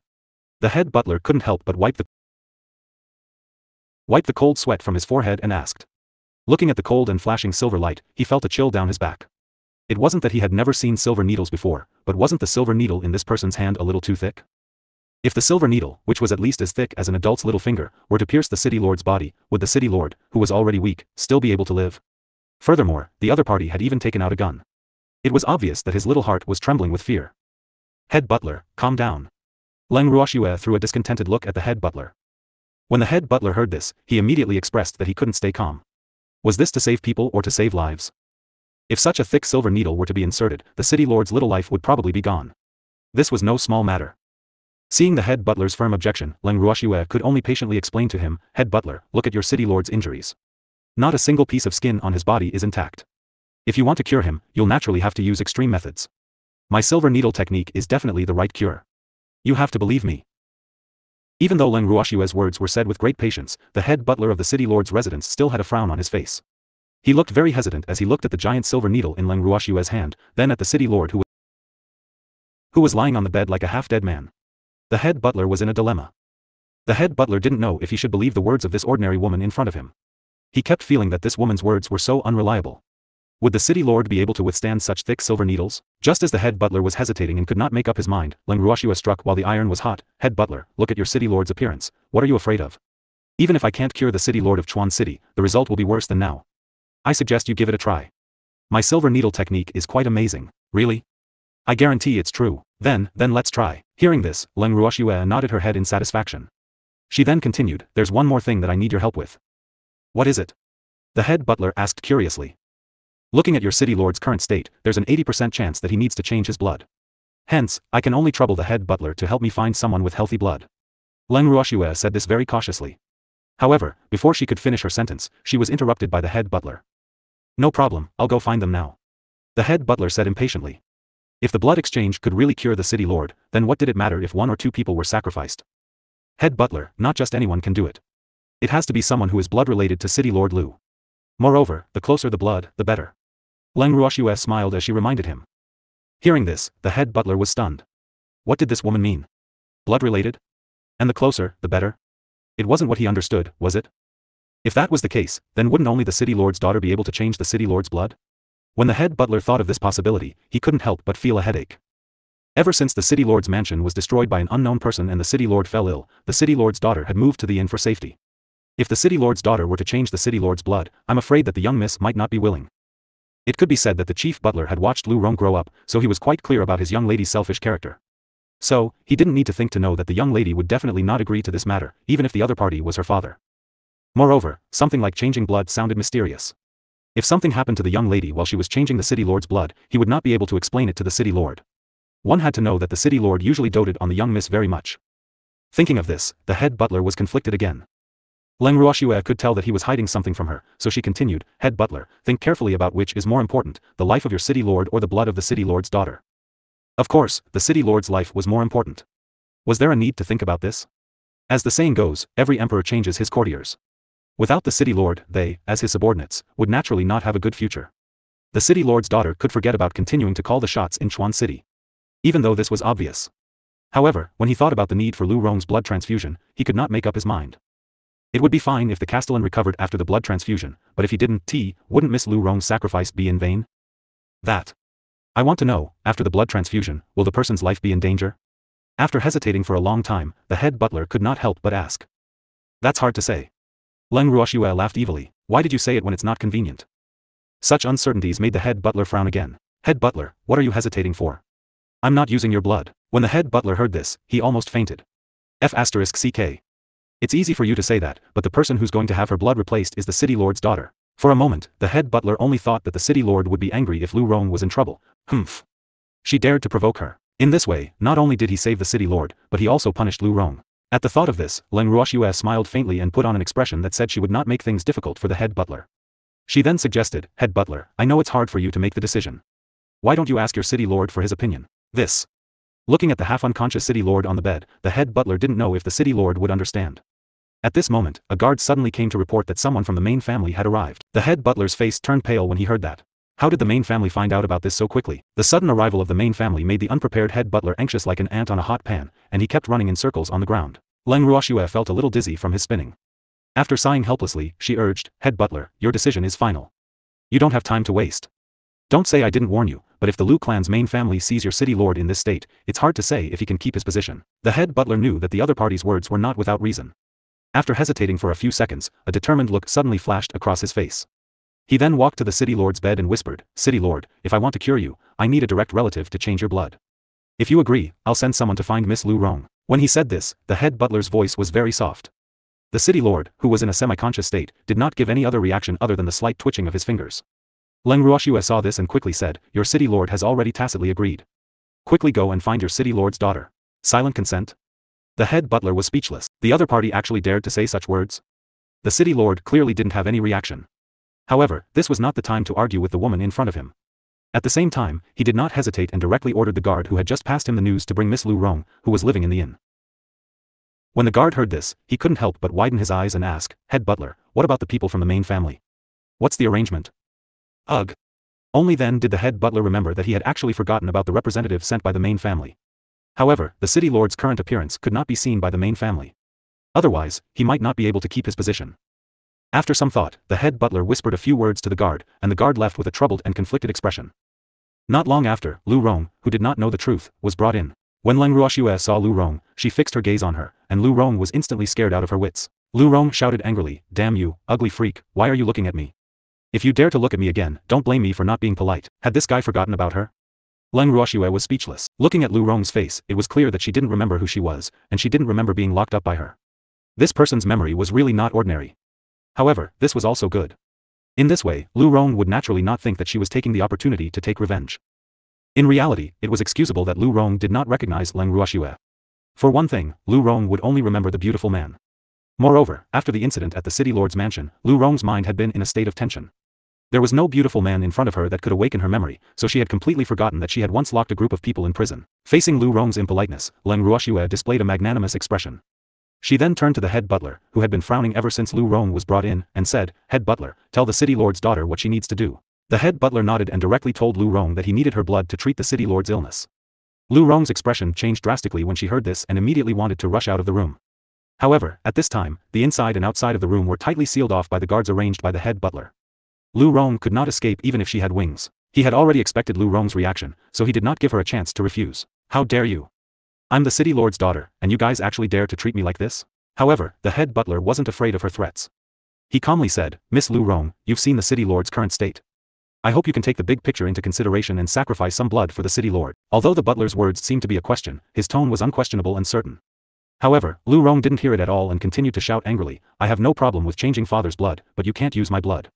Father loves me the most. If he knows how you treat me, he won't let you off. Miss Lu Rong, if it was possible, I wouldn't want to use your blood either. However, who asked you to be the closest blood relative to the city lord?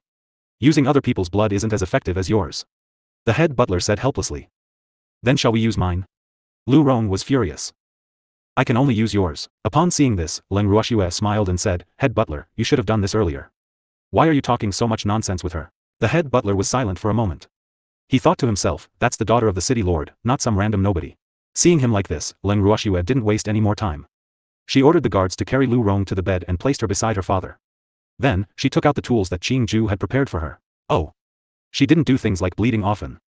Therefore, it shouldn't be a big problem for someone to lose their life if their skills weren't good, right? Right? After some thought, Leng Ruoxue decided to say the ugly words again.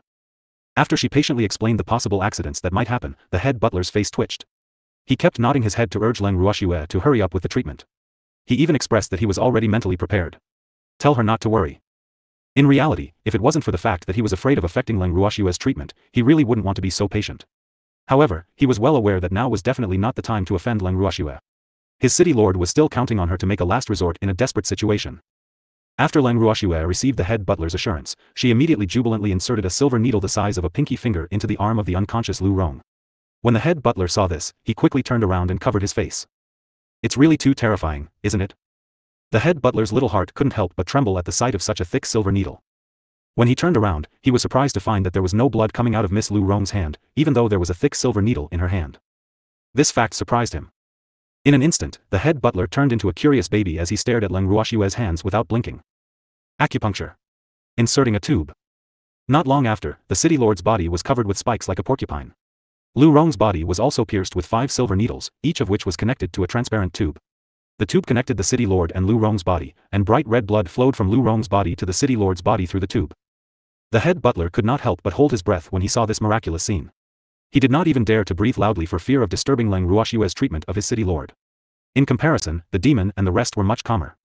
While Leng Ruoxue was trying her best to treat the city lord of Chuan City, the extremely bored of them actually took out their poker cards and started playing Fight the Landlord.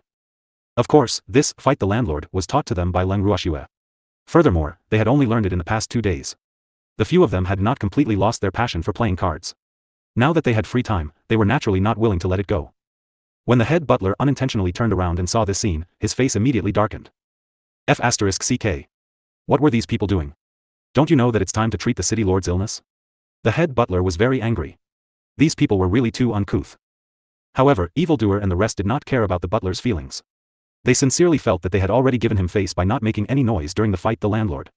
It was because of this that they were very calm when faced with the butler's sharp eyes. Previous chapter. Next chapter. His calmness deeply provoked the head butler. At this moment, Leng Ruoxue glanced at the head butler, then suppressed her laughter and said, "Head butler, your city lord's illness is much better. I estimate that he should be able to fully recover in 2 or 3 days." Really? Upon hearing this, the head butler could not be bothered to be angry with the evildoer and the others. He quickly turned his gaze to the city lord and saw that the festering part of the city lord's body had already shown signs of healing. However, there was still a stinky pus flowing out from the holes where the silver needles were inserted. The bed sheet was already dirty from the mixture of pus and black-red blood.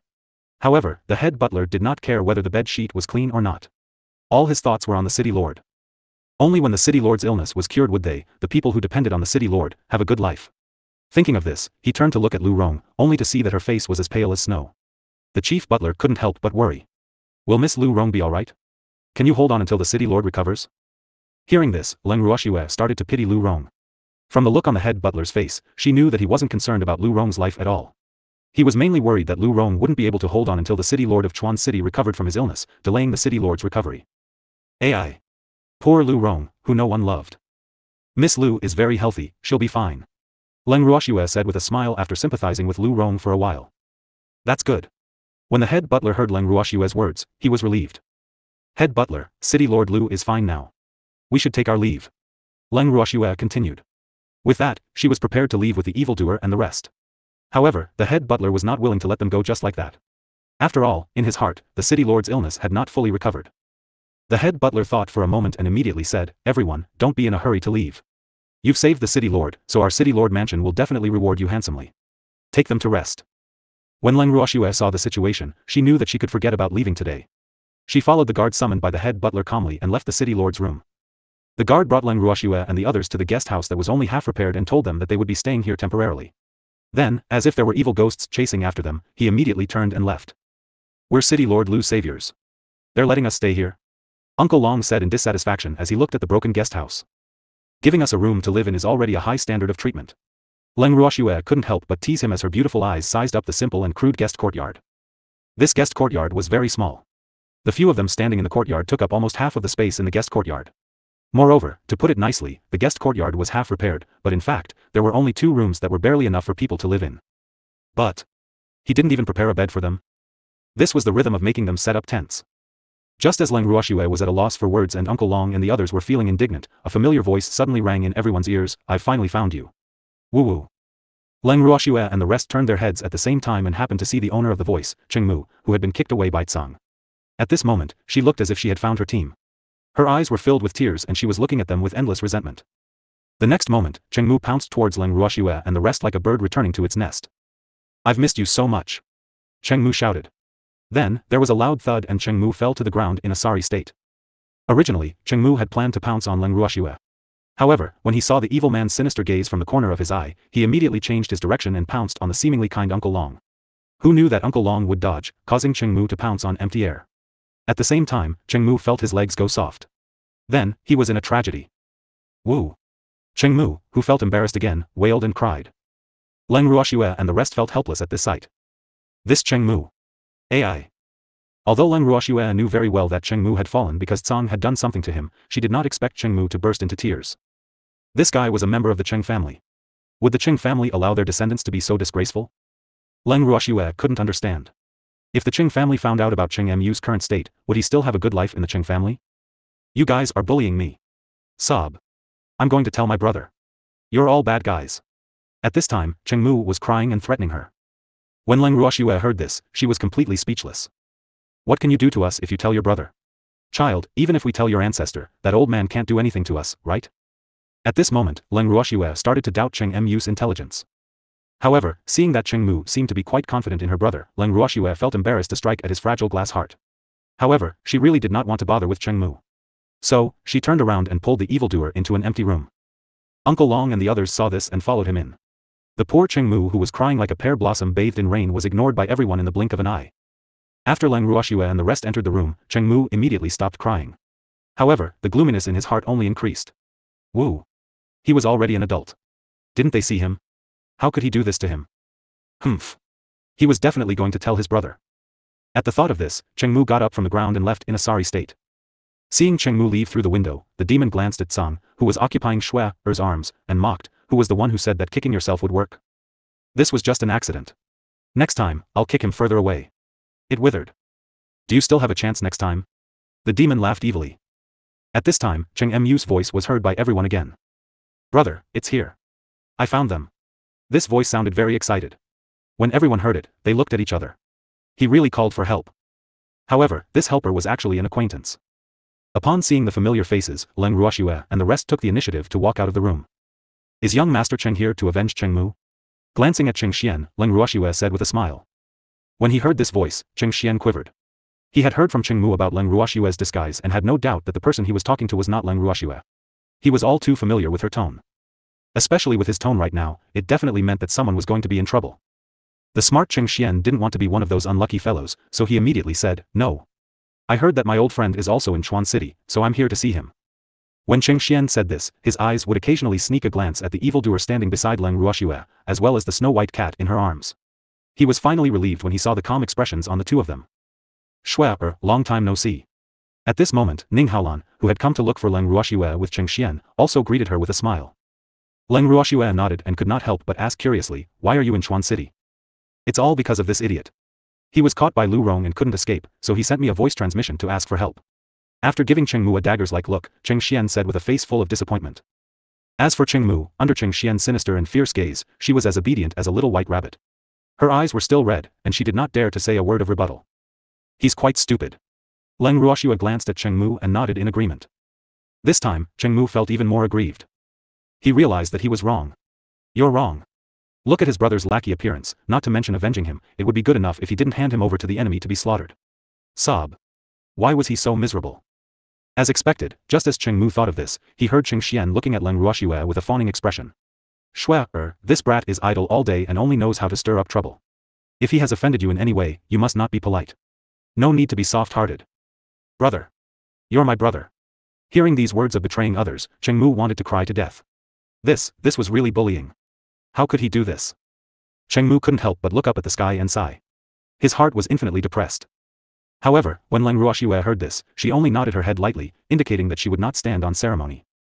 After that, they started to chat. Leng Ruoxue also found out from Cheng Xian why they had come to the city lord's residence.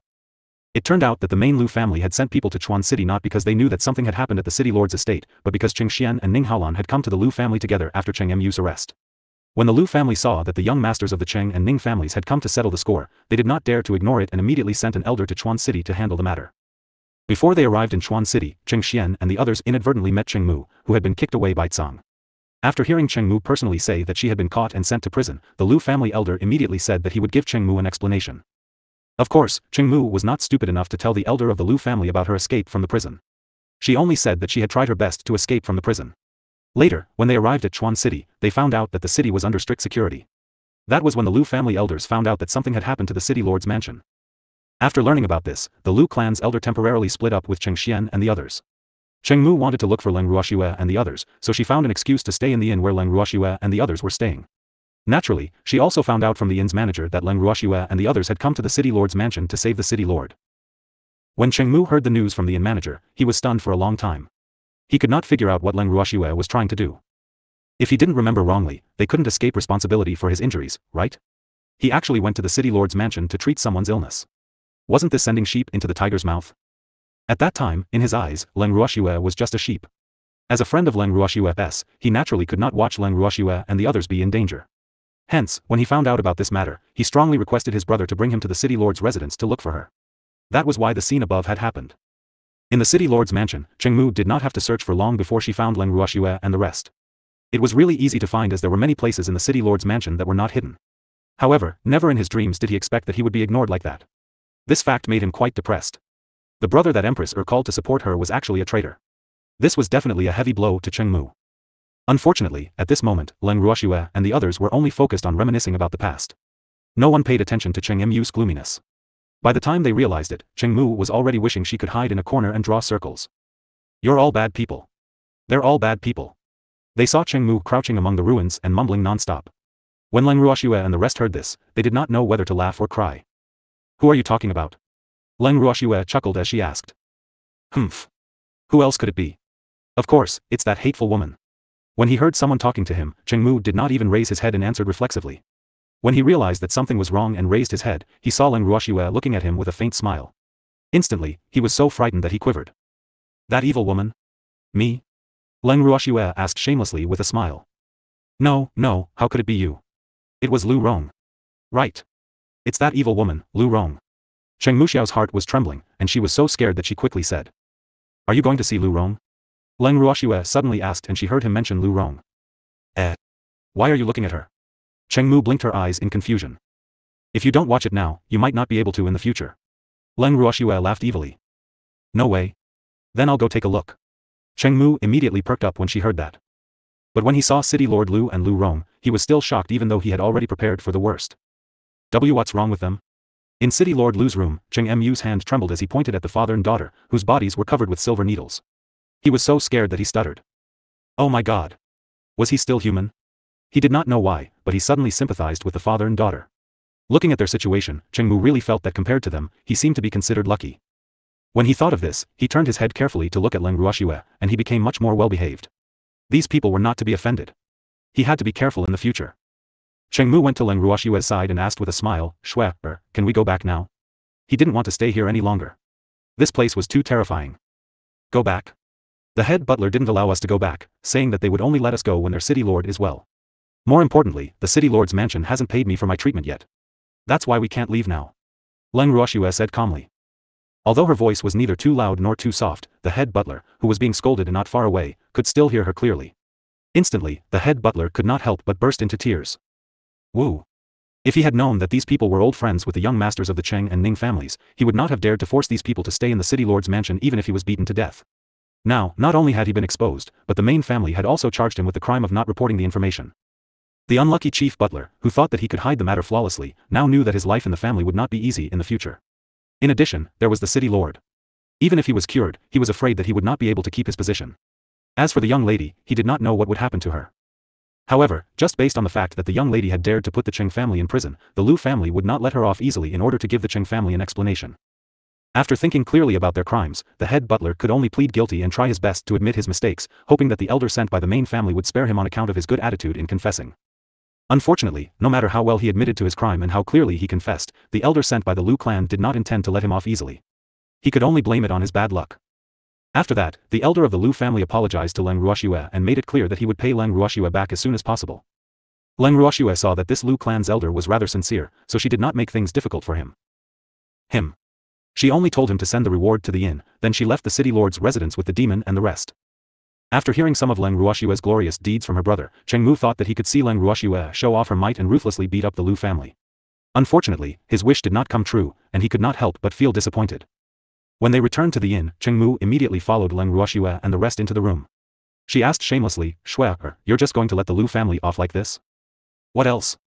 Leng Ruoxue looked at Cheng Mu in amusement. She thought to herself, did this guy think that I'm a violent person and want to start a massacre over a small matter? You should teach the Lu family a good lesson. Cheng Mu said matter-of-factly. Didn't I already teach him a lesson? Leng Ruoxue smiled as she reminded. That counts as one. Cheng Mu was a little speechless. Do you want me to destroy the Lu family? If that's the case, then everyone in the divine realm will treat me as a great devil. Leng Ruoxue said helplessly. Little brat, Shue knows what she's doing. Don't add to the trouble. At this moment, Cheng Xian, who could not stand it anymore, slapped Cheng Mu's head and scolded angrily. Brother, you actually hit me? Cheng Mu, who had been beaten up, looked at Cheng Xian with an aggrieved expression. Seeing this, Leng Ruoxue couldn't help but ask out of curiosity, are you guys really brothers? Why was there such a huge difference in their personalities? He's my uncle's son. When Cheng Xian heard Leng Ruoxue's question, he explained. When Leng Ruoxue heard this, she nodded her head to show that she understood. Shue, when do you plan to leave Chuan City? Ning Haolan suddenly asked. It could happen at any time. Leng Ruoxue replied honestly. With these two young masters around, the Lu clan would not dare to stop them from leaving the city. Then I'll go with you. Ning Haolan said after some thought. I want to go with you. Cheng Xian quickly said, not to be outdone. You? Aren't you going to return to the Cheng family? Leng Ruoxue was speechless. The young master of the Cheng family was always loitering outside. If the old man from the Cheng family knew about this, he would definitely have a bad opinion of her. Previous chapter. Next chapter. Who knew that Cheng Xian didn't take the Cheng family seriously at all? He said indifferently, why should I go back? Do you want to see someone clamoring to replace me as the young master? What? The moment Leng Ruoxue heard this, the fire of gossip was ignited once more. The others also looked at Cheng Xian with curious expressions, hoping that he would answer their questions. Cheng Xian looked at everyone's expression and helplessly said, can you guys not be so nosy? You're the one who gave us the chance to gossip. So, you have to tell us the truth. Leng Ruoxue laughed evilly. That's right. That's right. Uncle Long and the others also joined in the fun. Alright. I'll explain, alright. The Cheng family isn't very peaceful at the moment. Someone is planning to replace me as the young master, but I don't know when their plan will be completed. I don't have the patience to play with them, so I ran away from home. Cheng Xian said honestly. Although he was often caught by the old ancestor, now that he had run away from home and was almost a regular meal, the old ancestor was probably used to it. At least this time, he wasn't immediately summoned back as soon as he came out. Under such circumstances, shouldn't you be more at home and perform well? Leng Ruoxue reminded. TSK. Who wants to perform well? I don't really care about the position of the Cheng family's young master. Cheng Xian said nonchalantly. Ever since he got to know Leng Ruoxue and the rest, he suddenly realized that he was even more unwilling to be bound by that huge family. One must know that he yearned for a free life. You must be giving the head of the Cheng family a headache. Leng Ruoxue said. Hearing this, Cheng Xian only raised his head arrogantly, putting on a noble and cold look, and then changed the topic to what he had said before. Shue, when you leave, you must take me with you. Cheng Xian was like a puppy that was afraid of being abandoned as he pleaded. Alright then. Leng Ruoxue had no choice but to agree. However, she thought to herself, if I bring you along, the Cheng clan's head will definitely come to my place to arrest you. Hence, she really could not guarantee how long Cheng Xian would stay with them. However, if she wanted to bring Cheng Xian along, she might have to bring this idiot, Cheng Mu. At the thought of this, Leng Ruoxue's gaze could not help but turn to Cheng Mu. When Cheng Mu saw this, he immediately went up to Leng Ruoxue and said in a fawning manner, Shue, you've brought my brother along. Of course, you can't leave me behind, right? What if I say that I'm wrong? Leng Ruoxue teased. Shue, you won't be so disloyal, right? Cheng Mu's eyes dimmed, and tears slowly welled up in her eyes as she said pitifully. Seeing him in this state, Leng Ruoxue could not take it anymore and said, alright, stop acting pitiful. I'll bring you along, but you have to be obedient. I promise I'll listen to you. Cheng Mu said obediently. Leng Ruoxue nodded, letting him off the hook. Early the next morning, the Lu clan's elder immediately sent someone to deliver Leng Ruoxue's remuneration for treating City Lord Lu's illness. When she saw that the remuneration was actually almost double what she deserved, Leng Ruoxue could not help but sigh. This Lu clan's elder knew how to conduct himself. In addition, the Lu family's elder had also sent compensation to Cheng Mu, allowing him to make a small fortune. The messenger also assured them that Lu Rong would be severely punished by the family, so they could rest assured. On the afternoon of the day they received their remuneration, Leng Ruoxue and the rest left Chuan City under the watchful eyes of the Lu clan's elders. As he watched Leng Ruoxue and the rest leave, the Lu clan elder heaved a long sigh of relief. He thought to himself, I've finally sent these few away. That was close. After Leng Ruoxue and the rest left, they continued to head south along Chuan City. After walking for close to half a month, the group finally returned to the land of demons. When the beasts that stayed behind in the land of evil demons learned that Leng Ruoxue and her group had returned safely, they were all overjoyed. They surrounded Leng Ruoxue and asked her all sorts of questions out of concern.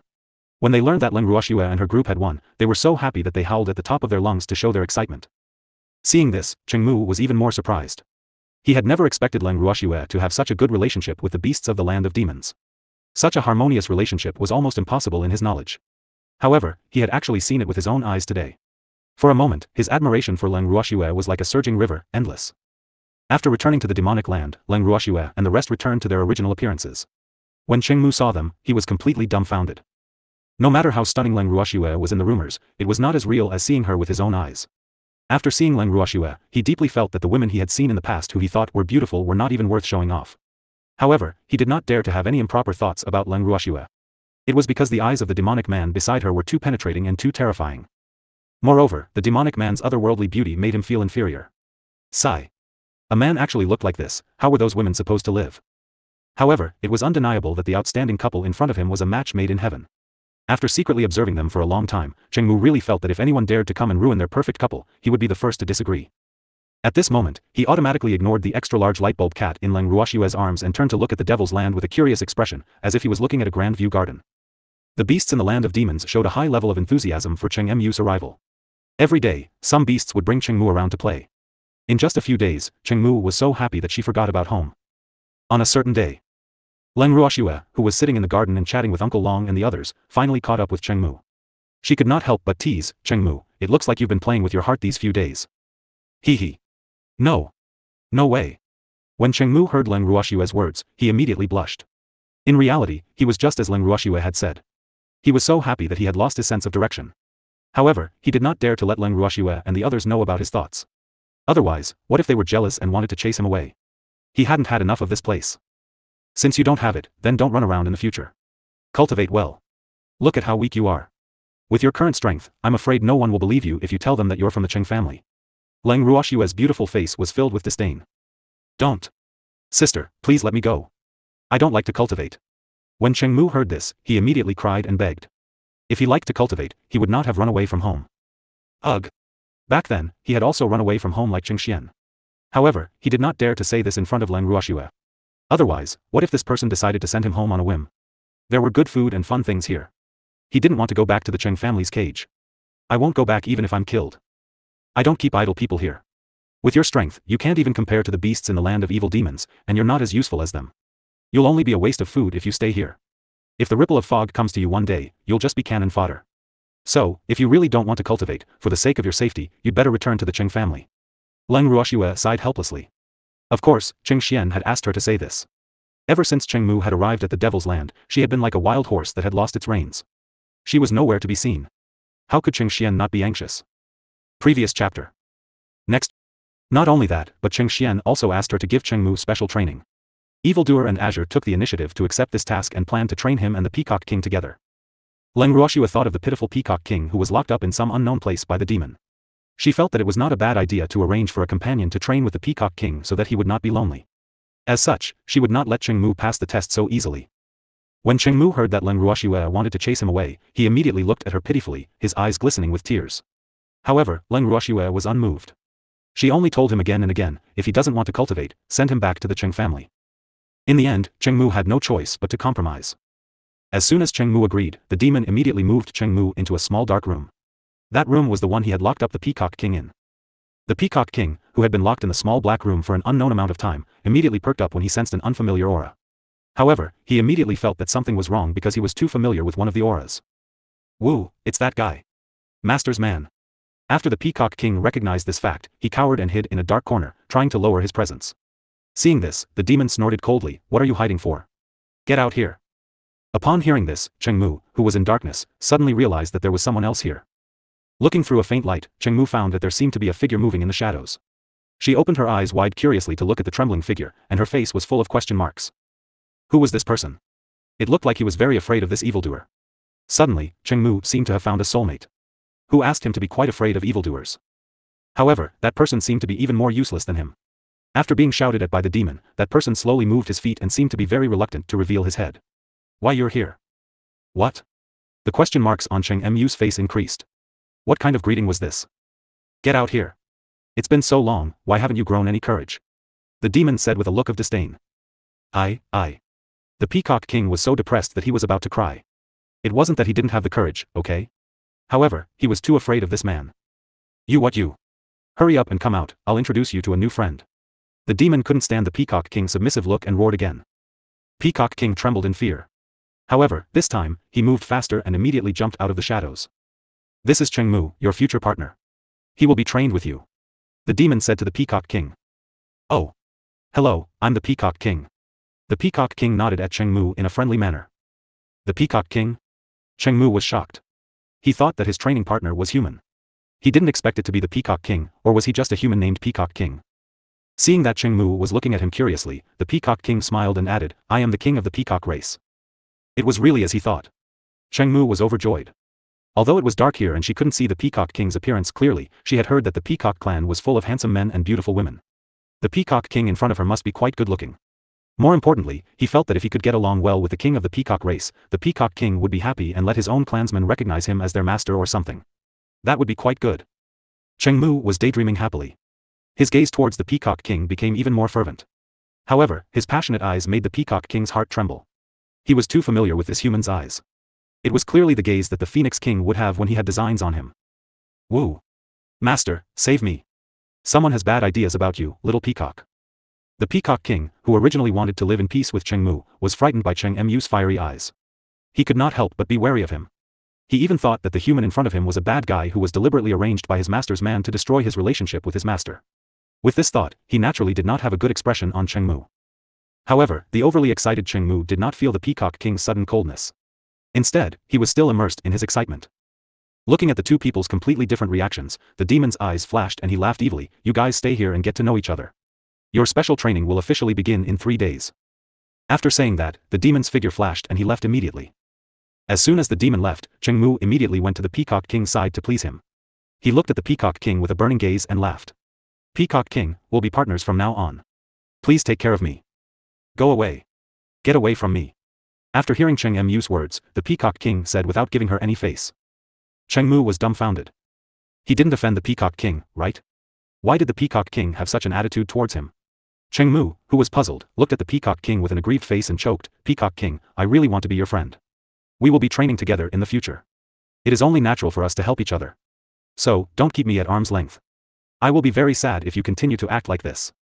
Cheng Mu was so submissive because she had been hanging out with the beasts in the land of demons for a few days and more or less understood the nature of the beasts. He knew that many beasts were actually like humans, they could be persuaded by reason but not forced by force. So, he lowered his stance and said some soft words to ensure that he would not go wrong. This was called the strategy of a grieving army.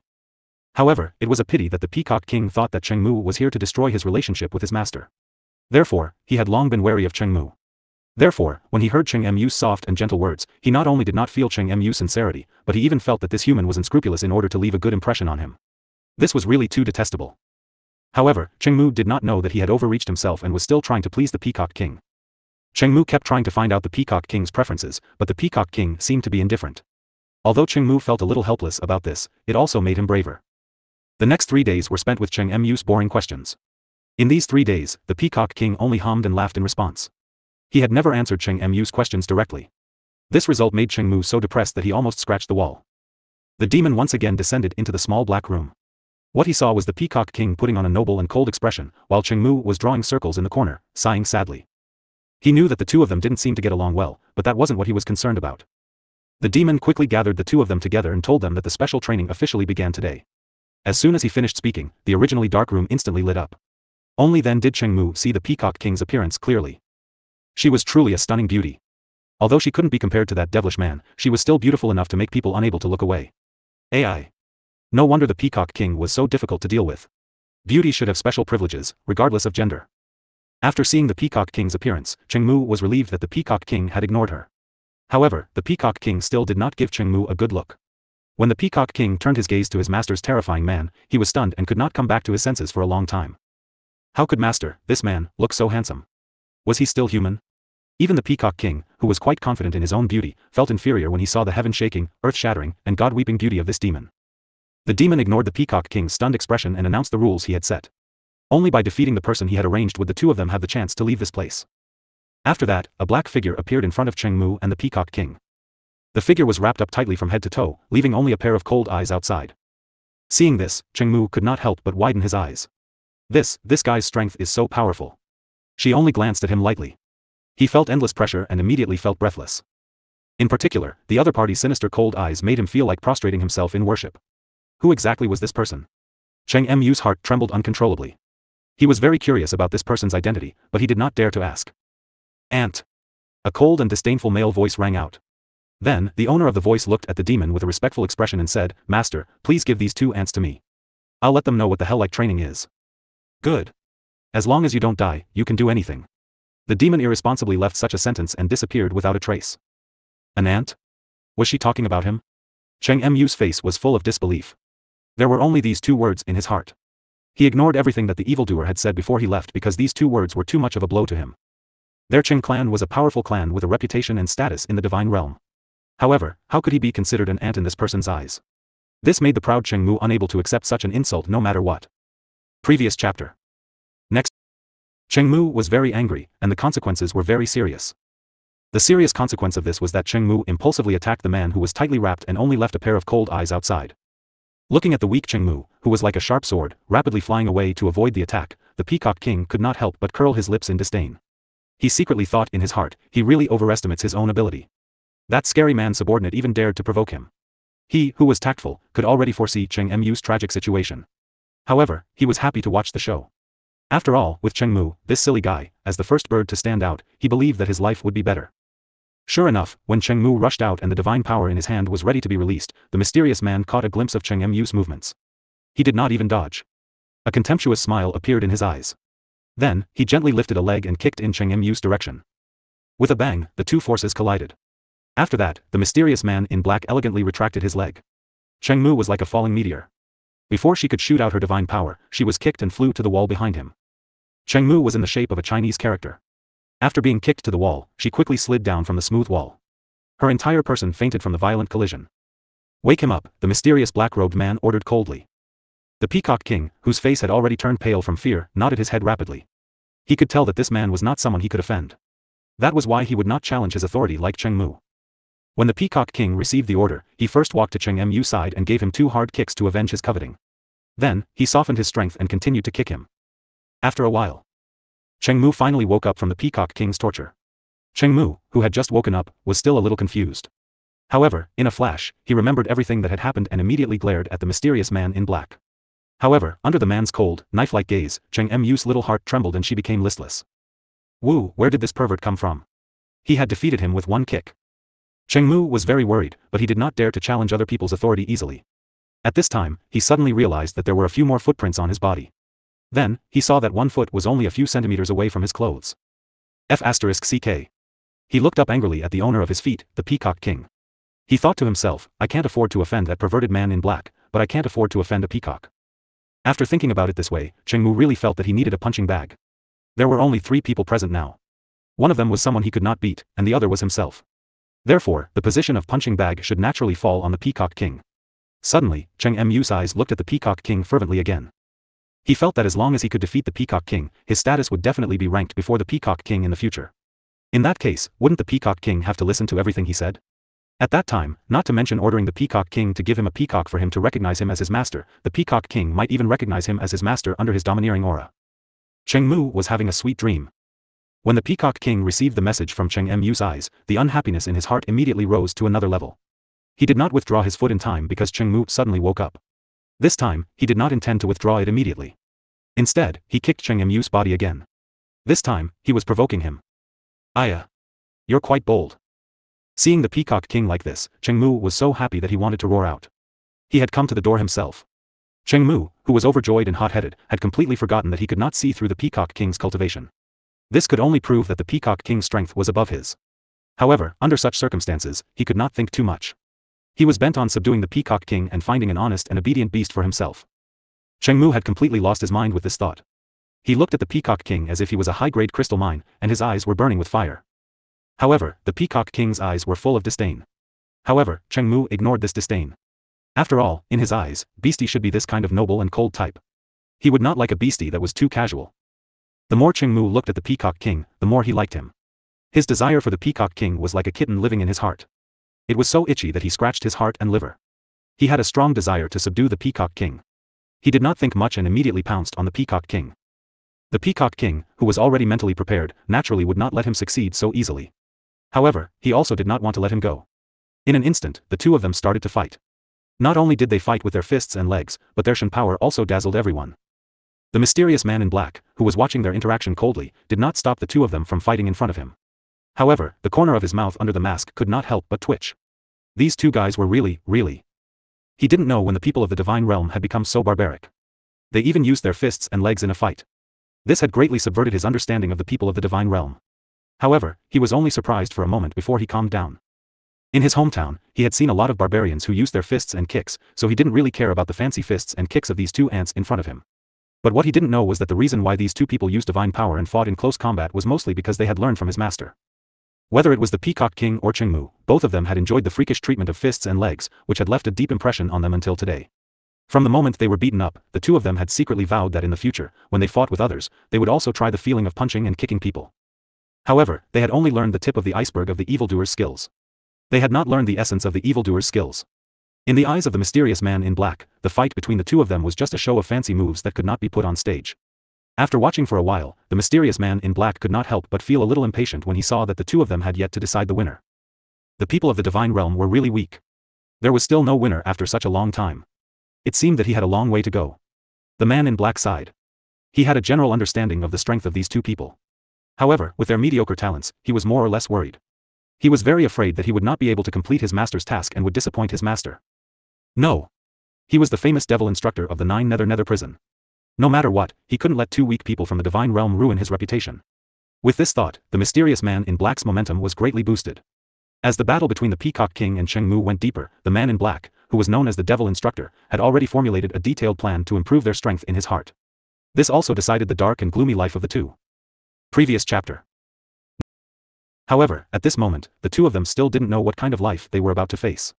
The two of them were completely focused on the battle, determined to determine the winner. After a long time, the Peacock King, who was slightly stronger than Cheng Mu, won by a small margin. However, before he could be happy, he heard the mysterious man in black say with disdain, "Ants are really ants, they're really useless.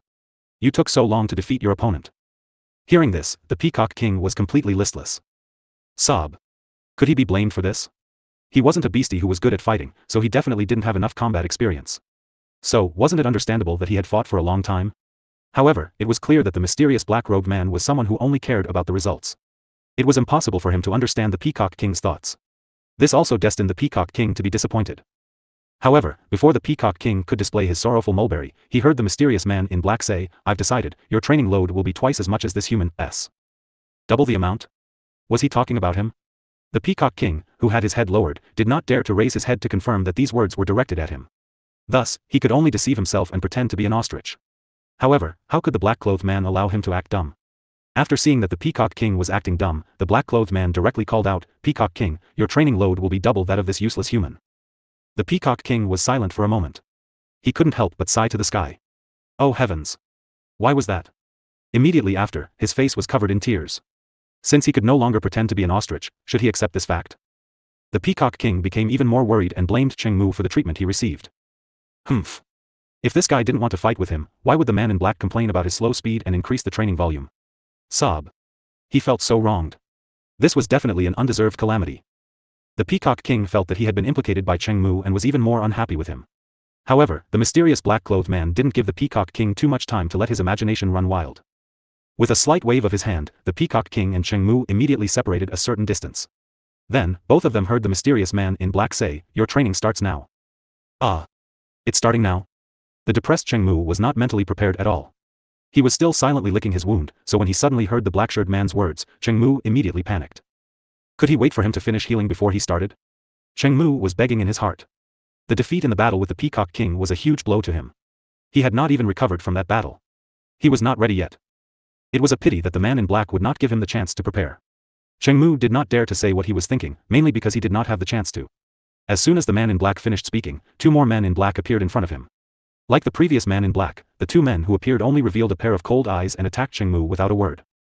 The Peacock King was facing the same situation. The room was in chaos. As the Peacock King and Cheng Mu fumbled to avoid the attacks of the two men in black, the voice of the mysterious man in black from before entered his ears again. They are your training opponents. You can only move on to the next stage of training when you defeat them. Otherwise, you will have to fight forever. After saying this, the mysterious man in black disappeared just as suddenly as he had come. Peacock King and Cheng Mu, who had heard this at the same time, did not know how to react.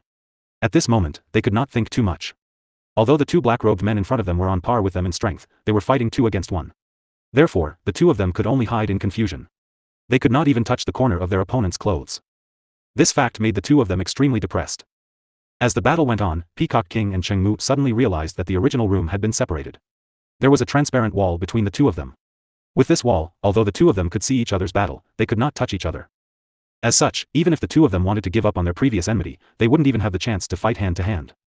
The two of them had no choice but to accept their fate.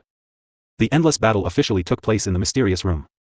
At this moment, Leng Ruoxue, who was being intimate with the evildoer in the garden, saw a sly smile on the evildoer's lips. She could not help but raise her brows and asked curiously, "What's wrong, demon?" Hee. It's just that the training I gave Peacock King and Cheng Mu has already started. The demon said calmly. Oh. Their strength isn't high, so don't play with them to death. Leng Ruoxue could not help but remind him. Don't worry, I know what I'm doing, the demon laughed.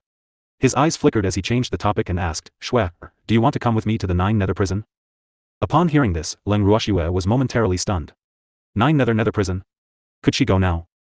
Seeing that Leng Ruoxue was silent, the demon continued, didn't you say that you were going to send some people to the 9 nether prison to enjoy themselves? Let's go there today. Today? Leng Ruoxue was shocked. Since when did this evildoer become a man of action? She was not mentally prepared at all. Although 9 nether prison was the territory of evildoers, she always felt like an ugly daughter-in-law visiting her in-laws' home, which made her a little timid. Moreover, there were still many opponents waiting for her in the divine realm. Was it all right for her to leave the divine realm now? These things also made her hesitate.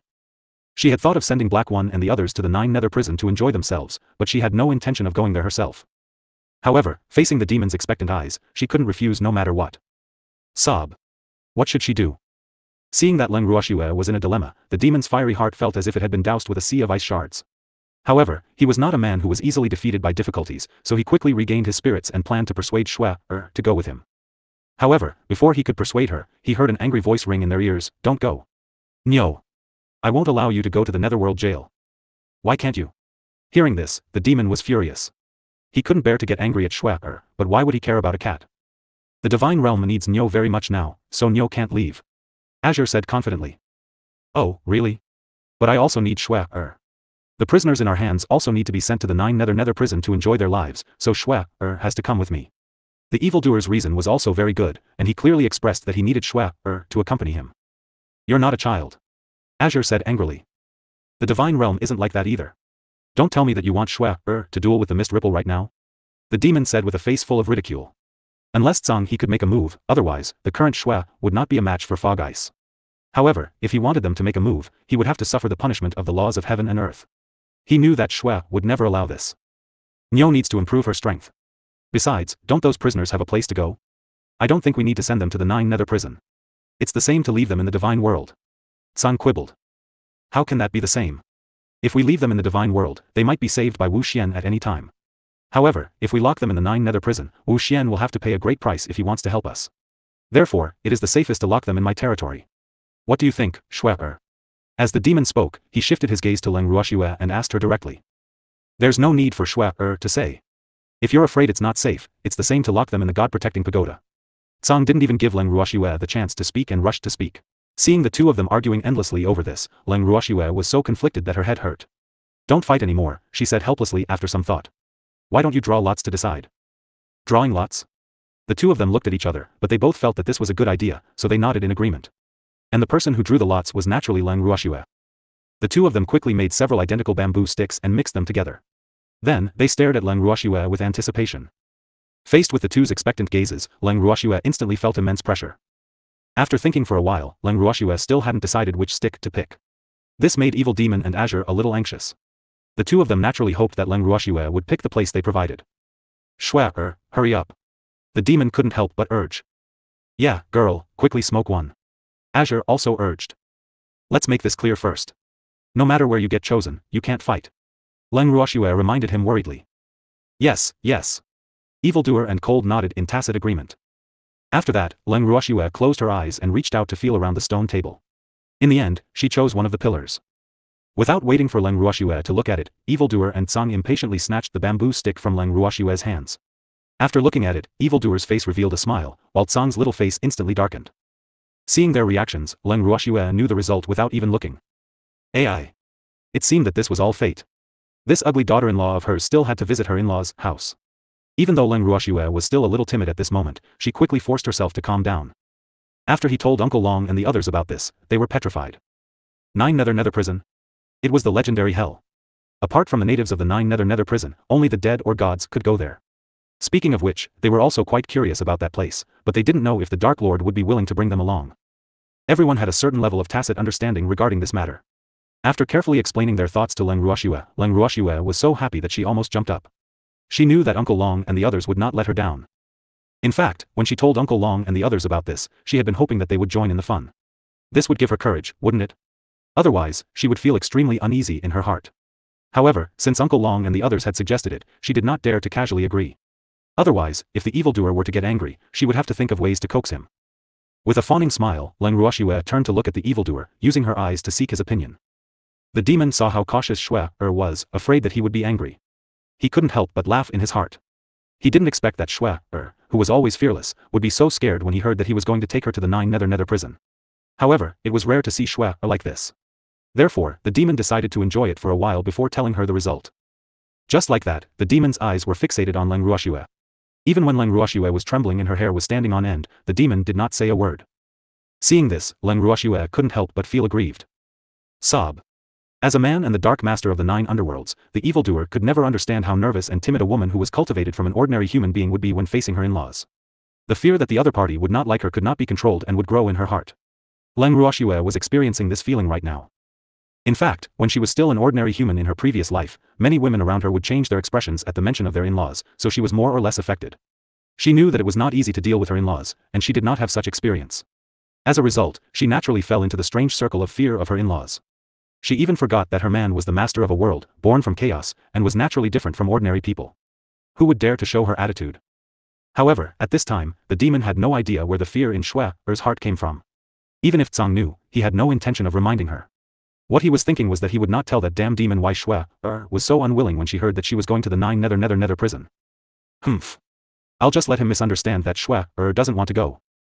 It had to be said that Tsang's little plan had succeeded. Even though the evildoer could see Leng Ruoxue's cowardice, he did not know the reason.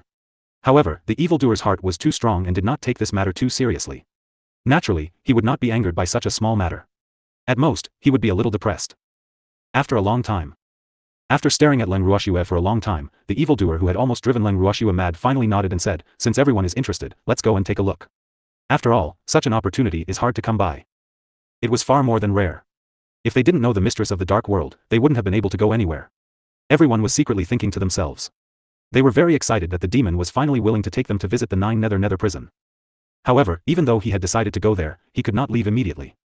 First of all, he had to make arrangements for the land of demons, right? Secondly, he had to make arrangements for Cheng Xian and the others who didn't know about the demon's identity, right? Once again, Shen Nua and the rest also expressed their opinions on the slaves they were about to lose. The matters in the demonic land were very easy to arrange, and the requests of Shen Nua and the others were also satisfied because they wanted to go there to take a look.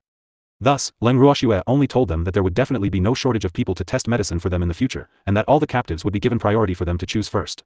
They immediately agreed without any backbone. However, Cheng Xian and a few others who didn't know the identity of the evildoer were not easy to send away. In reality, Shen Nua and the others didn't know the demon's identity at the start. However, after spending so much time together, Leng Ruoxue didn't hide the demon's identity from them on purpose. After all, those few fellows had already made up their minds to stick to them, including Jiang Ning, who had joined them the latest. It was impossible to get rid of them, so there was naturally no need to hide it from them. However, Leng Ruoxue was hesitant to tell Cheng Xian. This was mainly because of his identity. On the contrary, Leng Ruoxue was not worried about Ning Haolan, who should also be in the dark. After all, with her godfather around, the Nings would find out sooner or later. After thinking for a long time, Leng Ruoxue asked for the evildoer's opinion. After knowing that the evildoer did not care if his identity was known by them, Leng Ruoxue decided to tell them the truth when necessary. Otherwise, she really did not know how to send them off. Furthermore, she had a good understanding of Cheng Xian's character and knew that he was not a big-mouthed person. After making her decision, Leng Ruoxue went to look for Cheng Xian and Ning Haolan. She went straight to the point and told them that she and the others would be going out soon, and asked them about their plans. Cheng Xian and Ning Haolan looked at each other and asked, "Shui, you're not planning to bring us along?" The two of them were not stupid. They knew that there must be a reason for Leng Ruoxue to ask such a question. Hence, they did not try to be pretentious and were rather direct with their questions. When Leng Ruoxue heard this, she said with some difficulty, "It's not impossible to bring you guys along, but that place might not be the place you want to go." Leng Ruoxue's words were rather reserved. From what she knew, other than Uncle Long and the others who liked to join in the fun, no normal person would be filled with yearning for that place. What is it? Ning Haolan couldn't help but feel curious. Cheng Xian also looked like a curious baby. The two of them stared at Leng Ruoxue, their faces full of questions. "We're going to hell." "Oh. It's the 9 Nether prison that you know of." Leng Ruoxue stated her destination calmly. As expected, the two handsome men, who were calm at the start, were petrified. After an unknown period of time, the two of them slowly regained their senses. Cheng Xian looked at Leng Ruoxue as if he was looking at a monster. His eyes widened as he said in shock, "Shui, do you know what you're saying? That's a place only the dead can go. Do you want to take us to commit suicide together?" Cheng Xian was very frightened. He even started to let his imagination run wild. Could it be that Shui had been triggered by something he didn't know about? Otherwise, how could he have such a terrifying thought? When he thought of this possibility, his gaze towards Leng Ruoxue suddenly turned into one of sympathy, causing Leng Ruoxue to not know whether to laugh or cry. However, Ning Haolan wasn't as stupid as he was, and naturally wouldn't think the same way as Cheng Xian. Besides, Ning Haolan was rather calm and didn't say a word. He believed that Shui would definitely have more to say. We don't need to commit suicide as a group. The evildoer will take us there. Leng Ruoxue sighed and said helplessly. She was a little impressed with Cheng Xian's imagination. It was really too powerful, wasn't it? How can he take us to the Nine Nether prison? To kill us? Cheng Xian couldn't help but ask again. Since it wasn't a suicide, then he probably killed her, right? Hearing this, Leng Ruoxue was even more speechless. Why couldn't this devilish brat think of something better? Although he was curious, he could just wait for her answer after asking. Why did he have to add on a sentence that made people gnash their teeth? What was he trying to do? Not only was Leng Ruoxue speechless at Cheng Xian's imagination, but Ning Haolan was also speechless after hearing Cheng Xian's words. His expression seemed to say, I don't know this person. It was too embarrassing, wasn't it? Don't worry, he won't kill us. None of us need to die. This time, Leng Ruoxue let out a heavy sigh before speaking. Then tell me, how do we get there? Cheng Xian still wanted to ask. Leng Ruoxue rolled her eyes at Cheng Xian and tried her best to calm herself down. She then said, didn't I say that the evildoer would take us there? She didn't know if she didn't make herself clear or if Cheng Xian didn't understand, but Leng Ruoxue felt that she had already told Cheng Xian and Ning Haolan that evildoer would bring them to the Nine Nether prison. However, Cheng Xian's question made her go crazy. All right. She admitted that they were not on the same page and that she had deliberately not made her words too clear. However, she had never expected that Cheng Xian's intelligence would suddenly drop to such a low level, only thinking about the problem of whether he would die or not. How could they go to the Nine Nether prison? Of course, he would walk there. At the thought of this, Leng Ruoxue smiled evilly and added, we will walk to the Nine Nether prison. I've made myself clear, haven't I? She was deliberately not telling them the identity of the evildoer. So what? Leng Ruoxue secretly complained to herself willfully. With that, Leng Ruoxue ignored the two dumbfounded creatures and turned around to leave. It was a long time after Leng Ruoxue had left that the two of them finally regained their senses. Cheng Xian said with a depressed look, Shui still hasn't said how to get there. She said, let's go. Ning Haolan said softly, frowning. In fact, he was also depressed. He felt that Shui was deliberately teasing them. Moreover, he also felt that Shui had not only wanted to tell them this. She might have been angered by that idiot Cheng Xian, which was why she only said, let's go, in the end. As for how she would go, she did not say a single word. At that thought, Ning Haolan couldn't help but glance at the confused Cheng Xian and sigh helplessly. This guy looks pretty smart usually, but why does he seem so dumb in front of Shui? In the end, Ning Haolan only said to Cheng Xian, I want to take a look at the Nine Nether prison. He patted his butt and left. At this moment, Cheng Xian finally reacted and shouted, then I'll go too. Forget it. No matter how he went, he should be able to go to places that others could go to. With that thought, he decided to immediately tell Shui his decision. After Leng Ruoxue left the two of them, she walked to the garden with a dejected look on her face. She then sat down on the empty seat beside the evil demon. Seeing that Leng Ruoxue was in a bad mood, the evil demon could not help but ask, what, did my identity scare them? No, I didn't tell the two of them who you were. Leng Ruoxue huffed angrily. After saying this, she repeated what Cheng Xian had said to the evildoer. She strongly expressed that she was angered by Cheng Xian's words, so she did not mention the evildoer's identity at all. The demon couldn't help but burst into laughter after hearing this. Leng Ruoxue rolled her eyes at him and said in an unpleasant tone, is this funny? Isn't it funny? The demon held back his laughter and asked. Based on his understanding of Cheng Xian, it was not strange for him to ask such a question. Moreover, he believed that Cheng Xian's original intention should be to find out how he could take them to the Nine Nether prison. However, that kid did not realize that there was anything wrong with his words. As such, he naturally angered Shui. After looking at Shui's angry face for a while, the demon really felt that he should reward Cheng Xian. Who asked Shui to be even more beautiful when she was angry. He really couldn't get enough of it. The demon couldn't get enough of it and kept staring at Leng Ruoxue. In the end, Leng Ruoxue was scared out of her wits. While there was no one around, Leng Ruoxue wanted to change the topic, so she grabbed the demon's arm and asked softly, Demon, tell me the truth. Why do you want me to go to the Nine Nether prison with you now? She didn't believe that the evildoer would want to take her there for no reason. There must be something wrong. The evildoer must be going back, but he was worried about her, so he wanted her to go with him. It must be like this. Didn't I say that I was going to send those captives to the Nine Nether prison? I don't want to go alone, so I want you to accompany me. The demon laughed after hearing Leng Ruoxue's words. You think I'll believe you? Leng Ruoxue deliberately put on a straight face and said unhappily. Then what do I have to do to make you believe me? The demon looked at Leng Ruoxue helplessly. Is there something in the Nine Nether prison that you have to go back and deal with? Leng Ruoxue squinted her beautiful eyes as she voiced her guess. If I said nothing happened, would you believe me? The demon asked with a calm smile. What do you think? Leng Ruoxue's tone was a little unfriendly. You'll believe me if I say so. The demon said confidently. All right. You're ruthless. Leng Ruoxue glared at the evildoer, her beautiful face filled with helplessness. The demon laughed smugly. Seeing his expression, Leng Ruoxue was even more certain that something must have happened in the Nine Nether prison. However, since the demon was not willing to say anything, she would not ask. Anyway, if something serious had really happened, the demon would not be able to hide it from them once they reached the Nine Nether prison. Shua. I want to go with you.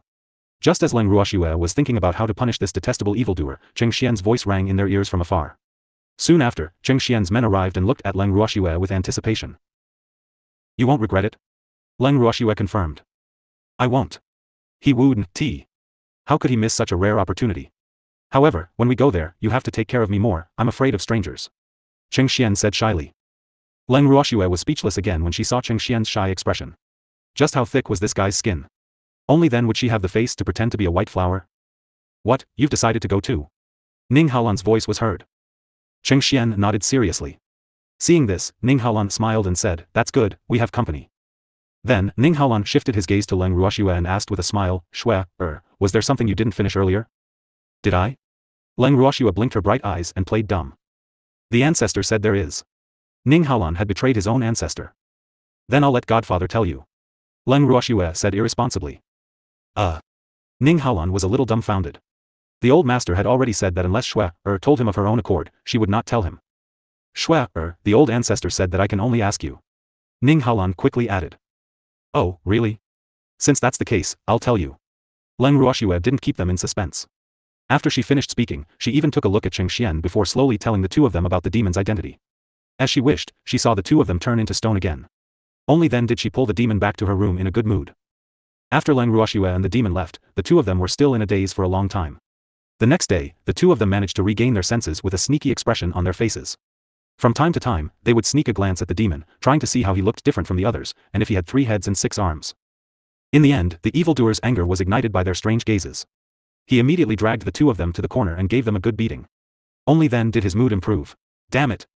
Let's see if anyone would dare to treat him like a monster in the future. After being beaten up, Cheng Xian and Ning Haolan lived for a long time with their swollen faces. After this beating, the two of them couldn't help but have a deeper respect for the evildoer in their hearts, because that guy was really too hateful. Fortunately, after the two of them were beaten up, Leng Ruoxue empathized with their miserable state and didn't lead the team to set off immediately. Before they set off, the swelling on their faces had subsided a lot, and their faces were no longer as scary as pig heads. After everything was done, Leng Ruoxue and the rest were ready to set off. On the day of departure, everyone left the courtyard and patiently waited for the demon to break through the void. At this moment, a surprised voice suddenly rang out, "Did you guys come out to welcome me because you knew I was coming?" Upon hearing this, everyone turned their heads in unison and saw that it was a young man who had spoken. Feng Chuan. You're really slow. Leng Ruoxue glanced at the man who spoke and smiled. Back then, Feng Chuan had wanted to leave with them and they had already agreed on the meeting point. However, because the demon and the rest had suddenly gone to the Phoenix territory, they had no choice but to change their strategy and act alone. However, Leng Ruoxue had not expected that Feng Chuan, who had set off earlier than them, would actually arrive at the land of demons later than them. I'm lost. Feng Chuan said, a little embarrassed. It doesn't matter. It's better to come at the right time than to come early. Since you're here, let's go out and play together. Where to? Feng Chuan didn't expect these people in front of him to be so carefree. You'll know when we get there. Leng Ruoxue laughed evilly. Oh. Although Feng Chuan's face was full of question marks, he didn't think too much about it when he saw the excitement on everyone's faces. Who could tell him what he had seen? Break open the void? From what he remembered, only those who were at least Reverend God level and above could have such an ability. Moreover, not all Reverend God level cultivators could do it, because the amount of divine power required to break open the void was unimaginable. But what about the one in front of him? The handsome man who had broken through the void was not a Reverend God at all. As the black hole the size of a human's eye slowly became bigger and deeper in everyone's eyes, what was on the other side? Why did it give him such a terrifying However, before Feng Chuan could figure it out, he was dragged into the black hole by a group of overly excited people. At first, the dark, cold space gave people a very uncomfortable feeling. However, as the demon gave them a layer of protection, everyone immediately felt the warmth of spring. As the tunnel twisted, everyone's bodies involuntarily trembled for a short while before immediately returning to normal. However, the place they were in was still very dark. The sky was covered by thick black cloud. However, everything here did not make them feel afraid. On the contrary, because of the existence of the demon, they felt more at ease. Who asked them to have such a strong backing? The demon wouldn't just watch them encounter danger, right? Everyone was quite confident about this. But the only one who didn't know the truth, Feng Chuan, wasn't as calm as them. More importantly, Feng Chuan couldn't understand why these people had such an excited look on their faces. Did it mean what he knew? If that was really what he meant, Feng Chuan could only express his speechlessness. His thoughts were not on the same wavelength as theirs. How could anyone like such a gloomy place? At least, he didn't like it. It was wrong. He really didn't like it. Everything here, whether it was the environment or the aura, made him quite disgusted. He really didn't want to stay here anymore. Thinking of this, Feng Chuan finally gathered his courage and asked, "What is this place?" "Nine Nether Prison." Uncle Long looked at Feng Chuan with sympathy and told him the truth. With a plop, these 4 words let everyone see Feng Chuan stumble and fall to the ground as they had hoped. His handsome little face instantly turned pale and his tall body trembled a little. Then, Feng Chuan nervously grabbed Uncle Long's hand and reminded him in a low voice, "What are you doing here? Was he going to die? Let's quickly leave before the infernal realm discovers us. Otherwise, don't even think about leaving this place alive. You should know that our bodies are great tonics for the evil ghosts here." "You know quite a lot," the demon laughed indifferently. I've read about it in the ancient books of the Phoenix clan, but I can't be sure if it's true." Feng Chuan said honestly. "You're telling the truth. Your bodies are not only a great supplement for evil spirits, but also for the natives here." The demon laughed evilly. "Arg. Then let's leave this place quickly. This place is too dangerous." When Feng Chuan heard this, his face turned pale. Uncle Long and the others saw this and didn't know how to comfort him. In fact, they were also a little afraid of what the evildoer said. However, they were not so afraid because they knew the identity of the evildoer. Besides, the body of a cultivator was a great supplement to the evil ghosts and the natives of hell, even to some gods who practiced evil cultivation techniques. However, the act of devouring other people's divine bodies to cultivate was forbidden in the divine realm. However, it was hard to say here. Uncle Long and the others only looked at Feng Chuan with sympathy and ignored him. When Feng Chuan saw that no one responded to his words, he was so scared that he wanted to cry. "Woo, someone save him. Why weren't these people afraid?" In the end, it was Leng Ruoxue who couldn't stand it anymore and consoled her, "Don't be afraid. With my man here, the evil spirits and natives here won't dare to eat you. Besides, I really think that they might not be interested in you. You should know that the people of the Nine Nether Prison are all dark attributed, and if they really eat you, I'm afraid that they will have indigestion." Upon hearing this, Uncle Long and the others broke out in cold sweat. "Shua. Are you trying to comfort him or are you trying to scare him?" At this moment, they heard the demon say in a serious tone, "Shua, you're wrong. Evil spirits don't care what attribute the tonic is." Upon hearing this, Uncle Long and the others sympathized with Feng Chuan even more. "Poor little guy. You're on your own." As expected, after Feng Chuan heard the demon's words, his tall body trembled even more. Leng Ruoxue saw this and felt embarrassed to tease this little phoenix any further. She then told him the truth, "Feng Chuan, my man is from here, so don't worry. You won't be eaten." Although what Leng Ruoxue said was the truth, Uncle Long and the others who were also listening to her felt that her words were a little awkward. However, Feng Chuan, who was too frightened, didn't notice it. After hearing what Leng Ruoxue said, Feng Chuan's face even revealed a surprised expression. The people here?" Feng Chuan looked at the handsome man who seemed to be Leng Ruoxue's man standing beside her. He blinked his eyes, his face still filled with confusion. Why would the Master Yu's disciple find a man from the netherworld prison? How did they hook up? Thinking of this, the fear in Feng Chuan's heart was reduced a lot, and the fire of gossip was completely burning. "This is my territory. Don't worry, I'll do my best as the host and show you around." Looking at Feng Chuan's still somewhat dazed expression, the evil man laughed. "Oh." Feng Chuan replied dumbly. Although he really wanted to ask how big your territory was here, he didn't dare to ask. Otherwise, if he angered this man and he was forced to stay here in a fit of anger, who would he cry to? More importantly, he couldn't beat an expert who could break open the void. Because of this, Feng Chuan was full of questions. Even if he didn't understand anything, he didn't dare to ask like a curious baby. The demon and Leng Ruoxue didn't explain too clearly, so Uncle Long and the others naturally wouldn't take the initiative to explain to Feng Chuan. As a result, Feng Chuan had never been able to figure out the identity of this monster. He only knew that they were from the Nine Nether Prison and that they had come back to visit their relatives. It was because he placed his own safety in the hands of the evildoer that from the moment Feng Chuan forced himself to calm down, he followed the evildoer like a little tail. After simply comforting Feng Chuan, the evildoer led everyone in the direction of Joyo City. On the way, there were evil ghosts appearing around them from time to time, and they even drooled at Uncle Long and the others. Fortunately, these evil ghosts only drooled at them and did not do anything that would anger the heavens and the people, so Uncle Long and the others were too lazy to get into a conflict with them. In fact, the evil ghosts Uncle Long and the others had encountered along the way weren't very strong. In addition, they had a monstrous aura on them. The evil ghosts attracted by the spiritual chi of Uncle Long and the others didn't dare to attack them at all. However, since the monstrous chi didn't stop them from watching, some of the more courageous evil ghosts followed Uncle Long and the others for a long time. However, the evil spirits were simply too much of an eyesore. Not only were they ugly, but their bodies also emitted a foul stench. When their saliva dripped onto the black ground, it would burn a large hole in it. As such, Uncle Long and the others were thoroughly disgusted by their actions. However, this was the territory of the mistress of the dark world. Since the mistress didn't say anything to chase these people away, it was even more embarrassing for them as guests to say anything.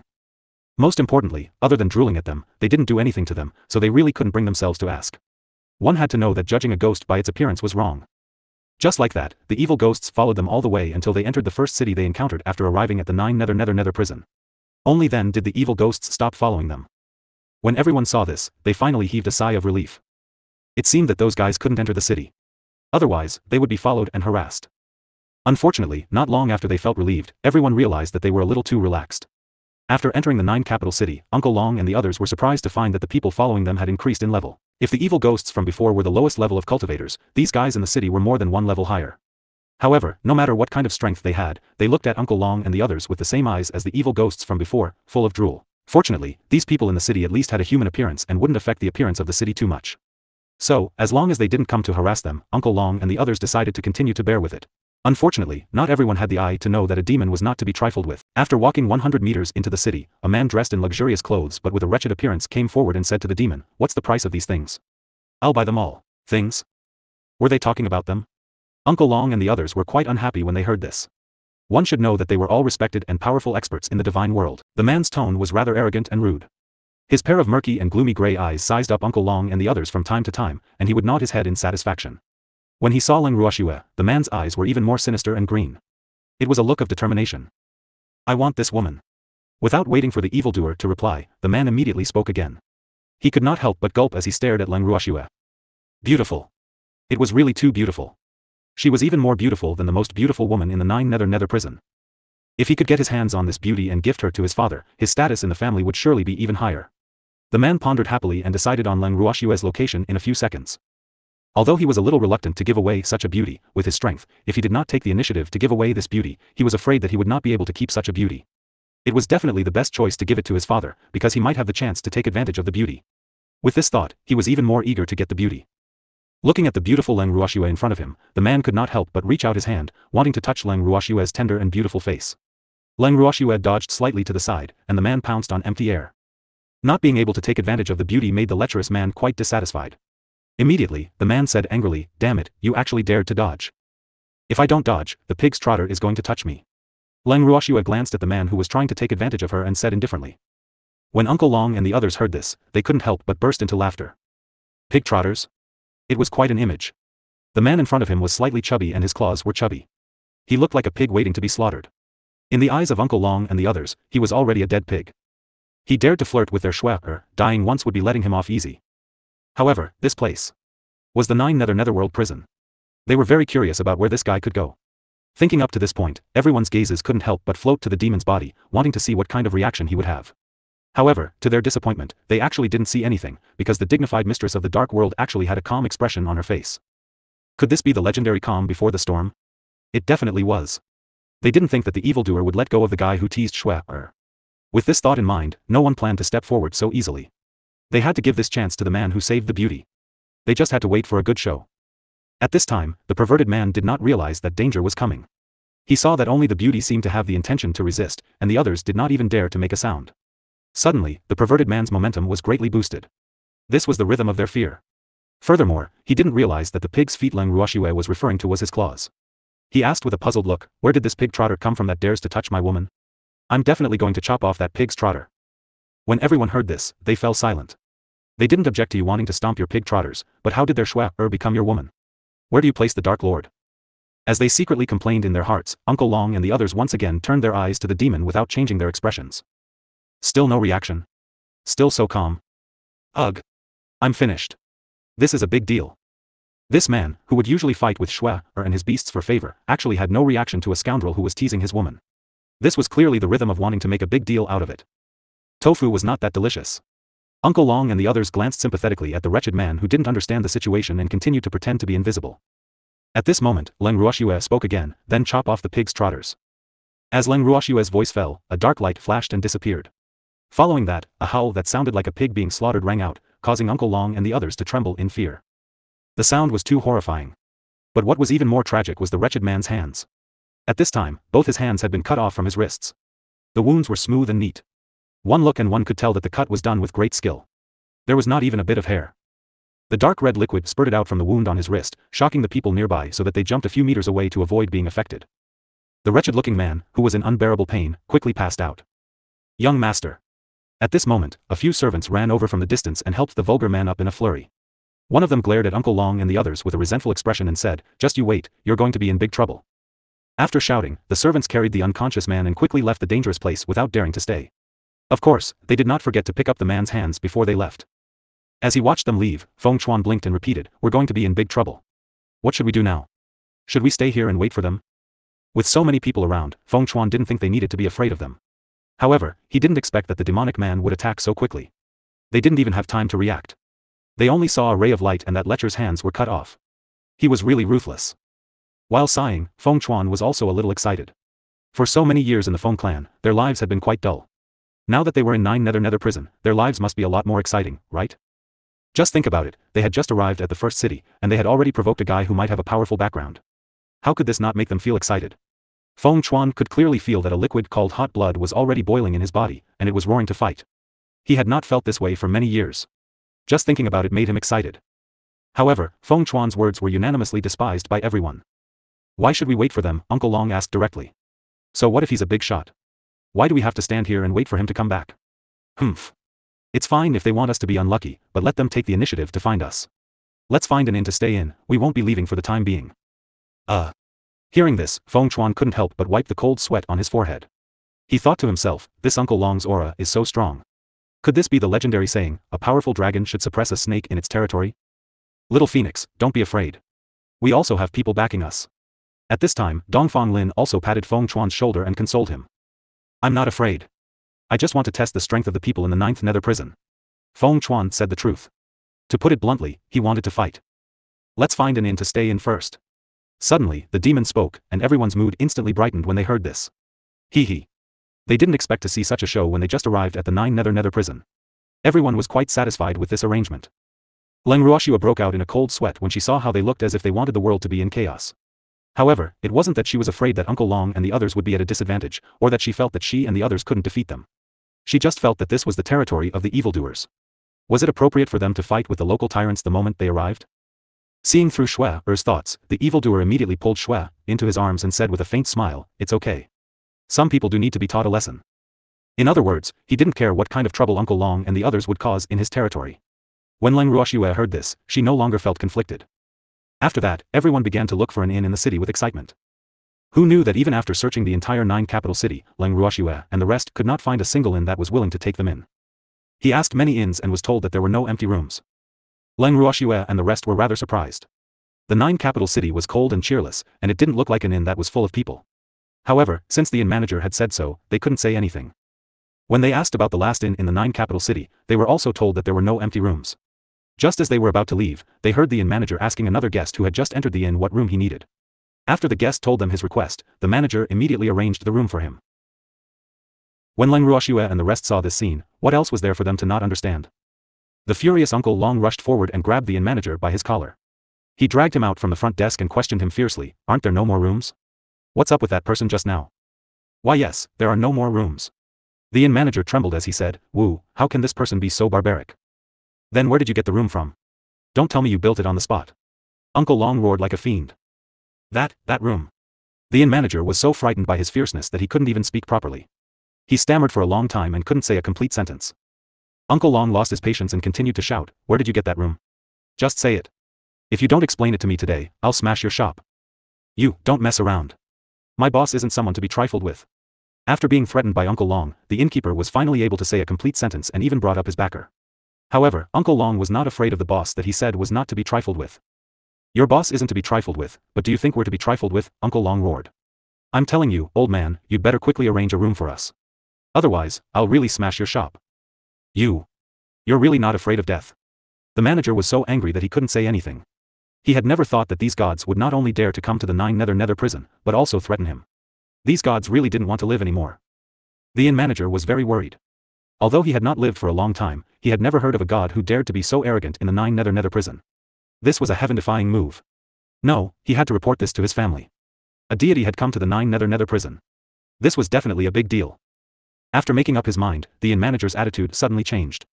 He didn't give Uncle Long a chance to speak and said softly, "I know you guys are not afraid of death, but I am. Your Excellencies, please don't make things difficult for me. I'm just a small fry, I can't do much." Hearing this, Uncle Long could only swallow back the words "I'm not afraid" that he was about to say. What the hell was this old man doing? He had just used his boss to threaten him. Why did his attitude soften in the blink of an eye? Uncle Long wouldn't naively think that it was his domineering aura that had intimidated this little old man. With this thought, Uncle Long smiled and patted the manager's shoulder. "Ha ha ha. Although you can't do much, you still have the right to arrange rooms for us. There is, but are you sure you want to live there? The innkeeper asked carefully. The manager of the inn was quite tactful. Shopkeeper, of course we're staying. Do you think we're looking for inns all over the city for nothing better to do? Uncle Long said, pretending to be unhappy. Hee hee. The inn manager smiled awkwardly. Of course, he knew that these people were looking for inn guests. Not only him, but all the inns in the 9 capital city knew. However, no one dared to accept them. Who asked them to hurt the son of the 9 capital city lord? At first, he didn't dare to accept them. However, if he didn't accept them, he was afraid of being beaten up. Besides, he had decided to report to the family head that a god had come to the 9 nether prison. Therefore, he had no choice but to keep them in the inn. With this thought in mind, the inn manager became attentive and thoughtful again.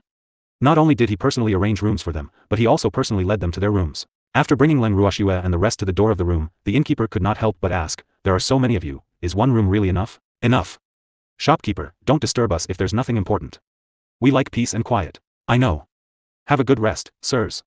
I won't disturb you any longer. The shopkeeper knew that these people were going to be in trouble, but he didn't dare to say it. After watching the innkeeper leave, Uncle Long and the others pushed open the door and walked in together. After entering the inn's room, Leng Ruoxue took out her portable house and the group entered it. Before they could enter the garden, a snow-white figure turned into a ray of light and flew towards Leng Ruoxue, landing in her arms. Girl, I missed you so much. Tsang Yu glared at evildoer resentfully before speaking to Leng Ruoxue pitifully.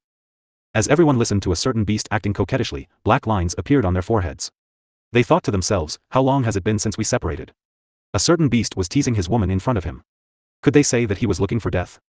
As expected, evildoer grabbed the snow-white ball of fluff in Leng Ruoxue's arms and threw it far away.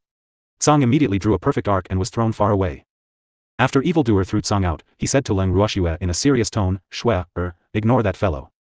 I told you not to bring it along, but it insisted on following us. Why didn't you bring me along? Why didn't you bring me along? As soon as the demon finished speaking, an angry voice immediately rang in everyone's ears. When everyone heard this, they all turned their heads in unison. There might be a fight later, so it was better for them to pretend to be invisible. You're the god protection tower of the divinity, so of course you can only stay in the divinity. If the laws of heaven and earth find out that you've come to the 9 nether prison, they might punish you. The demon laughed evilly. Back then, he had wanted to use this reason to get rid of this third wheel.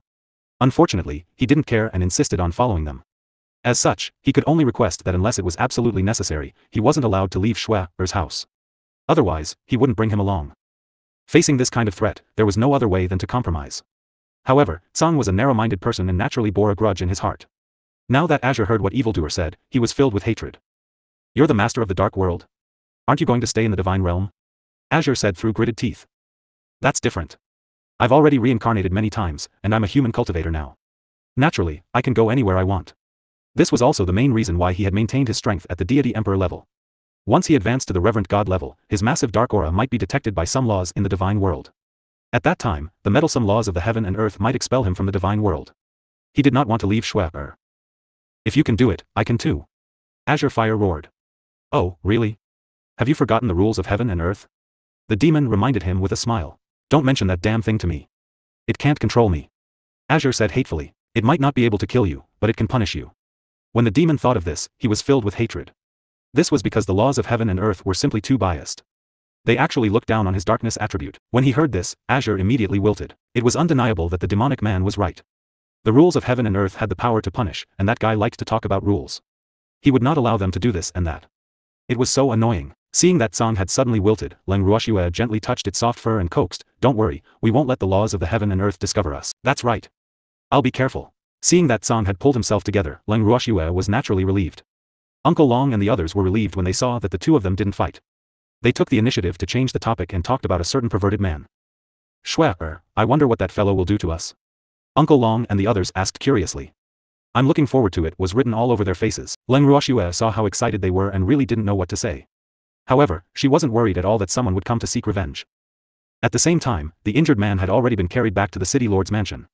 After the city lord learned of this matter, he was naturally furious. The city lord had never dreamed that someone would actually dare to injure his own child in the 9 capital city. Although the injured child was not the one he doted on the most, he was still his son. As the saying goes, you have to look at the master before you hit the dog. No man would be able to stand being slapped in public on his territory, right? In the room of the vulgar man. A beautiful lady sat by the bed, watching her unconscious child cry. Her beautiful face with tears was extremely alluring. However, the middle-aged man who was pacing back and forth in the room was not in the mood to appreciate the beauty's pitiful state. He was extremely annoyed. Don't cry. Suddenly, the middle-aged man roared in anger. The beautiful lady was shocked by the roar. She looked up at the middle-aged man with a bitter expression and said, "City Lord, I know you don't like Cheng, but he's still your child. Are you just going to watch as he gets injured by someone and do nothing? If you don't care, then I'll have to go and beg my brother." Hearing that the woman was going to look for her brother, the man became even more irritated. He grabbed his hair and glared at her. "You're not allowed to look for your brother over such a small matter. Then City Lord has to think of a way to avenge Cheng, the woman requested. "I know, I'll take revenge for Cheng, the middle-aged man promised. "When? City Lord, you better give me some time." The woman pressed on. After living with this man for so many years, she knew her husband's timid character all too well, so she had to force him to make a decision. "How can I give you time for such a thing? I have to investigate the background of those people first, right? You know, those people dared to hurt my son in the 9 capital city. Do you think they don't have a backer? If the other party is someone we can't afford to offend, then even if I wanted to avenge Cheng, I wouldn't be able to," the middle-aged man said with a headache. It had to be said that he was still very rational. Although he was quite angry that he was slapped in the face, at least he did not lose his mind and immediately settle the score with those people. From the news that he had received, he knew that those people had come from the divine realm, so he did not dare to act rashly. If the people of the divine realm didn't have something to rely on, would they dare to come to the 9 nether prison? What's the difference between that and death? More importantly, the deities who dared to come to the 9 nether prison were definitely not ordinary people. Thus, he had to be even more careful. Otherwise, his many years of management would be destroyed. Unfortunately, the woman in front of him couldn't understand his thoughts at all. After the woman heard his words, she said disapprovingly, "What's there to be afraid of with someone backing you? Don't we have any backing? City Lord, you can rest assured and take revenge for our son. If you need anything, my brother will support you. Don't forget that my brother is the Castellan of Johua City, one of the 10 main cities in the 9 nether prison." The woman's words were quite confident. She had always been proud of her identity. Moreover, it was also because of this identity that she was able to firmly grasp the man in front of her in her hands. Hearing the woman's words, the middle-aged man really hesitated. Because of this, the 10 main cities of 9 nether prison could be compared with each other. He knew very well in his heart that his wife's older brother did not like his incompetent son at all. He had even warned him more than once not to let go of Cheng, and if anything happened to Cheng, he should not look for him. His wife's older brother had clearly stated that he would not interfere in Cheng's matters. Unfortunately, his wife was not clear about these things at all, and he did not dare to tell this woman who was not clear-headed. When he thought of this, his previous hesitation disappeared without a trace, because he really did not dare to risk his family's future. With such a noble relative, he naturally had to make good use of him. He absolutely could not anger his big backer because of a prodigal son. "Madam, your words are not without reason. However, this matter must be considered at length. So, you should be patient. I will definitely give you an explanation for this matter." After thinking about it, the middle-aged man decided to comfort the woman who had lost her mind first, in case she did something irreparable and made it impossible to clean up. After saying this, he didn't wait for the woman's response and immediately turned to leave. How detestable. It was really too detestable. It was fine that he was usually indifferent to her son, but when such a big thing happened to his son, as a father, he actually didn't care about it. Was this reasonable? The more the beautiful woman thought about it, the angrier she became. She called her trusted servant and whispered a few words to her. The servant turned and left the city lord's mansion. Not long after, several more teams left the 9 capital city and rushed in all directions. At this moment, Leng Ruoxue and the others were still unaware that someone had already spread the news of their arrival at the 9 nether prison to many people. In an instant, many powerful clans in the 9 nether prison knew that a deity had arrived. Not long after the news spread, the entire 9 nether prison was in an uproar. However, Leng Ruoxue and the rest were completely clueless about this. Furthermore, they had already been staying in the inn's room for a few days. It wasn't that they didn't want to go out, but the gazes of the people of the 9 capital city were too intense. After secretly observing Leng Ruoxue and the rest for a few days and seeing that no one from the city lord's residence came to find trouble with them, they were relieved and boldly coveted Leng Ruoxue and the rest. However, due to the fear of a certain person's power, many people only dared to secretly covet them. Even so, it was enough to drive them crazy, especially the people who were drooling at them. There was a trend of increasing, and the number was doubling every day. Uncle Long and the others went crazy. No one was willing to go out and be seen as a rare species. They were drooling. Leng Ruoxue wanted to go out for a walk, but every time she brought up this idea, she would receive all sorts of disdain and resentment from Uncle Long and the others. Uncle Long even asked Leng Ruoxue directly, "Xue, do you have a grudge against the 9 nether prison?" He believed that as long as Xue went out, there would definitely be a murder in the 9 capital city. Because Xue's face clearly said, "Hurry up and find trouble with me." The moment Leng Ruoxue heard this, she did not dare to bring up the idea of going out for a walk even if she wanted to. In the end, the evildoer couldn't bear to let her go and told Leng Ruoxue that if she wanted to go out, she could do so. There was nothing to be afraid of. Hearing this, Leng Ruoxue was very touched and immediately pulled the evildoer out of the room. Based on Leng Ruoxue's thoughts, she couldn't possibly hide in her room like an ostrich, right? It's just being watched and drooling. What's the big deal? Moreover, other than watching from afar, there were not many who dared to come forward and cause trouble. Otherwise, she would definitely not be the unlucky one. After they left the room, Leng Ruoxue and the demon did not plan to go far. They went downstairs and headed straight to the dining room. Not long after they went downstairs, the door of the room was opened again. Uncle Long and the others came out unwillingly. It wasn't that they were eager to go out for a walk, but that Shui refused to let them into the house. This tragic fact was all because of Uncle Long's words. Shui, do you have a grudge against the Nine Nether prison? What happened after that, to put it bluntly, was Shui's petty revenge. However, they weren't afraid of being alone in the room. They mainly didn't want to be looked down upon. Hence, when they saw Leng Ruoxue and the demon walking out of the room, the crowd could not stand it any longer. Where are Shui and the others? How did he disappear so quickly? If they fought, they would definitely anger all the natives of the Nine Nether prison. However, if they didn't fight, they would be in trouble since they didn't have the support of any demon. Boo-hoo. Shui was a bad girl. Uncle Long felt really wronged. He wasn't the only one who had such thoughts, but he was the only one who said it. What are you still standing there for? Hurry up and chase. Oh. When everyone heard this, they hurried down the stairs. The innkeeper, who was standing guard at the front desk of the hall on the first floor, was shocked at first when he saw their flustered formation. He couldn't help but mutter in his heart, it's been calm these days, and no one from the city lord's mansion has come to find us. Why are these people so flustered? Everyone, are you all going out? The shopkeeper went up to him and asked with a smile, Shopkeeper, did you see a man and a woman come down? The master of the Ning family saw that the shopkeeper took the initiative to talk, so he asked casually. You are asking about the man and woman who were with you? The two men went straight to the restaurant after asking him where it was. Right. Have you seen it before? They went to the restaurant. Where is the restaurant? Just go through that door. Before he could even catch his breath, the group of people in front of him swarmed forward and ran toward the restaurant. The shopkeeper shook his head as he watched, and couldn't help but sigh inwardly. He didn't expect the people of the immortal realm to be so restless. However, Uncle Long and the others were not in the mood to know what he was thinking. When they arrived at the dining room, they saw Leng Ruoxue and the demon sitting at a table by the window. They were drinking tea and eating snacks leisurely. Shui, the crowd followed the master of the Ning family and Uncle Long to the table. Leng Ruoxue had already guessed that they would follow her. She smiled calmly and said, You're here, sit. Upon hearing this, Master Ning, Uncle Long, and the rest sat down in the empty seats beside Leng Ruoxue and the demon. The rest of them also found their own tables and sat down. Shui, why did you find a table by the window? Through the open window, Uncle Long could see the situation on the other side of the street. It happened to be a restaurant. At this time, the window of the restaurant was full of people. Many pairs of red eyes were staring at them. This fact made Uncle Long feel a little uncomfortable. The view is good by the window, and we can watch the fun. Leng Ruoxue laughed. That's not good. Uncle Long couldn't help but wipe the cold sweat off his forehead. This made it easier for the people outside to watch. With their presence, the business of the restaurant opposite was full every day.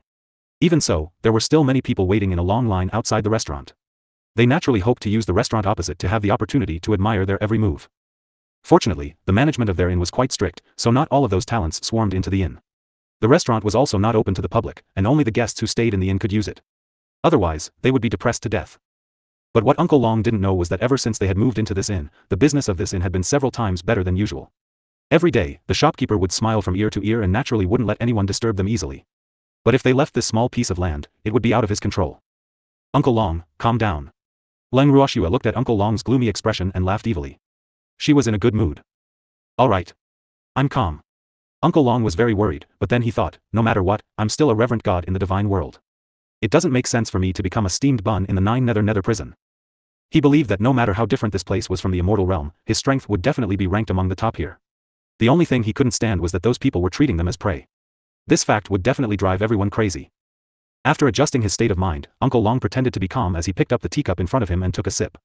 Then, he widened his eyes in surprise and said, This tea is actually not that different from the divine realm's tea? Of course there's no difference, because this tea was obtained from the divine realm. The demon said indifferently. Arg. Really? Uncle Long couldn't help but widen his eyes in disbelief. Although Nine Nether prison and the divine world belong to two different spaces, our two worlds have always been trading with each other. Nine Nether prison is rich in mineral resources, but food is relatively scarce. Therefore, we usually exchange some food, pills, and other supplies with the divine world to improve the lives of the indigenous nobles.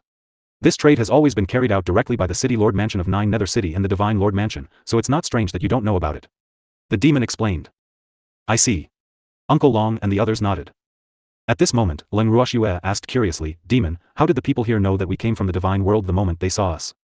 She had been thinking about this question for a few days, but she couldn't figure it out. Hearing Leng Ruoxue's question, the demon couldn't help but chuckle. He thought that Shui would have asked him the moment she found out about this. He didn't expect Shui to actually endure it for several days. Seeing that the demon was actually laughing at her, Leng Ruoxue deliberately put on a straight face and snorted coldly. She even turned her head arrogantly to avoid looking at him. The moment the demon saw this, he quickly said seriously, Shui, do you know how the beasts feel when they discover a treasure? You mean, in the eyes of the people of Netherworld Prison, we are the same as natural treasures? Leng Ruoxue blinked her beautiful eyes as she asked. More or less. The cultivators of the 9 underworlds are all called meditation here. Besides the dark attribute, the meditation cultivators don't use divine power, but dark power. Here, the Emperor of the Dead is equivalent to the Divine Emperor of the Divine World, and the revered Ming is equivalent to the revered God of the Divine World. However, the meditation cultivators are better at close combat. Their bodies are stronger than the gods, and their personalities are more brutal and bloodthirsty. They like to fight with each other. But at the same time, the 9 Nether Prison has a more perfect interpretation of the strong being respected. The evil ghosts we met when we first arrived here were only the lowest level cultivators, and some of them were not even cultivators. They have the lowest status in the 9 Nether Prison, and they are usually only allowed to move around in the outer area of the prison. Those who are allowed to enter the city, other than the natives, are required to be a dark practitioner even if they are the weakest. The demon patiently explained the most basic requirements for cultivators in the 9 Nether Prison, and everyone suddenly understood. Leng Ruoxue could not help but heave a sigh of relief when she finally found some clues. However, what she didn't expect was that this place was quite similar to the immortal realm. It was just that the meditating cultivators here were not living people except for the natives. Evildoer, do fights happen often here? Leng Ruoxue suddenly asked. Of course, this isn't the immortal realm, so there aren't that many rules. There's also an unwritten rule here that if someone dies because they're not as good as their opponent, their clan usually won't stand up for them. However, most of the clans have a tacit understanding, so you don't have to worry about the revenge of the clan after killing a blind guy. This kind of thing rarely happens in the 9 Nether Prison. The demon laughed. No wonder the 9 capital cities' city lord's mansion hasn't made any movements. It seems like we've escaped a calamity. Leng Ruoxue teased. Not necessarily. Maybe they're brewing a bigger conspiracy. The master of the Ning family was not optimistic about the city lord here. If his son had been injured outside, he would have ignored it, but this was his own territory. If he didn't even care about his son's injury, how useless would he be as a father? This was a direct slap in the face. If it was him, he would definitely not be able to bear it. No matter what kind of scheme the 9 capital cities' city lord is brewing, you don't have to be afraid, I'm here. The demon said confidently. In his own territory, if he couldn't even protect a few people, then the one who would be vexed would be him, the mistress of the dark world. However, before the other party made any big moves, he didn't intend to make a move. After all, he had already punished the guy who had designs on Shui. He couldn't take the initiative to go to their door and kill them all. When Uncle Long and the others heard this, they were naturally relieved and made up their minds. If the other party was really that ignorant, then they could not blame them for being ruthless. Especially after hearing the demon tell them the strength levels of the cultivators here, they were even less afraid. After all, they had a few reverent gods here. He couldn't be underestimated. Moreover, as they gained a better understanding of the 9 Nether Prison, they felt that there was really nothing to be afraid of here. Apart from the burning gazes and the drooling looks of the people here, there was really nothing to be afraid of. Although the weather here was not as good as the Divine Realm, it was gloomy all day as if it would rain at any time, the food was not as exquisite as the Divine Realm, and the people were not as beautiful as the people of the Divine Realm. Other than that, there was not much difference between this place and the Divine Realm. After a few days, they had slowly adapted to the climate here. However, they didn't dare to cultivate in the 9 Nether Prison. The spiritual chi here was 100 times more brutal than in the Divine World, and they couldn't bear it. Leng Ruoxue and the others sat in the dining room, chatting and not rushing back to their rooms. This time, they had completely satisfied the desire of some Nether Prison people to peep, and more people came to watch. However, at the same time, everyone's mental endurance had also been trained, and their hearts had obviously become much stronger. He was much calmer. After a long time. Seeing that everyone was almost done chatting, Feng Chuan suddenly sneaked to Leng Ruoxue's side and asked in a low voice, Shui, when are we leaving this place? It's not good to keep waiting for the city lord's mansion to come and find trouble with us, right? Do you have any good ideas? When Leng Ruoxue heard this, she couldn't help but raise her brows and ask. That. Why don't we send someone to deliver a letter to the city lord's mansion and ask them when they will come to settle the score with us? Once they know the time, we can make preparations in advance. Otherwise, if we keep waiting like this, it's purely a waste of our own time. What do you think? Feng Chuan hesitated, but in the end, he still spoke his mind. But the moment he said this, Feng Chuan immediately lowered his head in embarrassment. He didn't dare to look at Leng Ruoxue's face. He was afraid that this little girl would be angry. When Leng Ruoxue heard this, she didn't respond for a long time. Feng Chuan started to feel more and more uneasy. However, Uncle Long and the others were speechless when they heard Feng Chuan's words. There were really people who weren't afraid of making a big deal out of it. Sending a letter to the city lord's mansion to ask when they would come to settle the score with him, why did this sound like a provocation? AI. In just a few days, Feng Chuan had become bad. She vaguely remembered that Feng Chuan was still a pure phoenix. Although they had only met Feng Chuan once when they were in the phoenix territory. But they never thought that Feng Chuan, who had been so timid when he first came to 9 Nether Prison, would come up with such an idea today. Was this the so-called one who is marked by the company of vermilion and one who is marked by company of ink? But Uncle Long and the others would never admit that they were the ones who stained Feng Chuan's reputation. This guy was supposed to be black. It must be like this. After Uncle Long and the others finished the appraisal, they all wanted to keep a distance from Feng Chuan to avoid being misunderstood. At this moment, Leng Ruoxue, who had been silent for a long time, finally spoke. That's a good idea. We can't always stay in the 9 capital city and wait for them to come and find trouble with us. However, who's going to deliver the letter? When Feng Chuan heard that Leng Ruoxue had actually agreed to his suggestion, he was so excited that he quickly raised his head and said without hesitation, you can ask the manager of the inn to send it to you. Boss, please have someone go there. Leng Ruoxue nodded in agreement, then gave Feng Chuan a look that said he was a promising young man. When Leng Ruoxue looked at the inn manager with a smile and said that she had a favor to ask of him, the inn manager still adhered to the principle that the customer was God and agreed readily. However, when he heard that the other party wanted him to send someone to the city lord's residence to deliver a letter, he could no longer remain calm. Previous chapter. What was he doing? The shopkeeper felt extremely uneasy. The way he looked at Leng Ruoxue was as if she was a scoundrel who had forcefully snatched a woman from a good family. That guarded gaze made Leng Ruoxue feel depressed. For a moment, Leng Ruoxue almost thought that she had committed a heinous crime. If not, why would a certain shopkeeper look like she was bullying him when he had only sent a letter? Shopkeeper, is there any problem? Seeing that the shopkeeper was only looking at her guardedly without speaking for a long time, Leng Ruoxue could only take the initiative to speak. There was a problem. There was a big problem. The manager was wailing in his heart, but he didn't dare to say it out loud, because he could clearly feel the powerful cold air being released by someone beside this young lady. It was too terrifying, didn't it? The shopkeeper shivered. However, to send someone to deliver a letter to the city lord's mansion, without even thinking, his intuition told him that it was definitely not a good thing. Sigh. He could only blame himself for agreeing too quickly and not asking what it was about. If he rejected them now, he wondered if these people would be angry and destroy his shop. The innkeeper was extremely afraid, and his face was getting paler and paler. Tears slowly welled up in his eyes. If possible, please make him faint. However, Leng Ruoxue would not give him such an opportunity. She took out a bottle of pills and placed it in front of the manager. She even opened the bottle on purpose and said, this is your reward. She had heard from the evildoer that the people in the 9 Nether prison were all of the dark attribute, so it was naturally impossible for there to be an alchemist here. Thus, the value of the pills could be imagined. Sure enough, when the shopkeeper saw the exquisite white jade bottle in front of him and the huge amount of spiritual chi that it emitted, his eyes suddenly lit up and he almost drooled.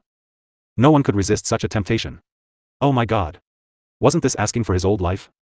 This time, the shopkeeper no longer hesitated and directly snatched the white jade bottle, putting it into his storage ring. Then he quickly nodded and said, I'll take care of the delivery, don't worry. Leng Ruoxue nodded her head in satisfaction and passed the letter that she had written to the manager. After that, they turned around and returned to their room. The manager was prepared to send someone to deliver the letter. After thinking for a long time, the shopkeeper still couldn't think of who to send.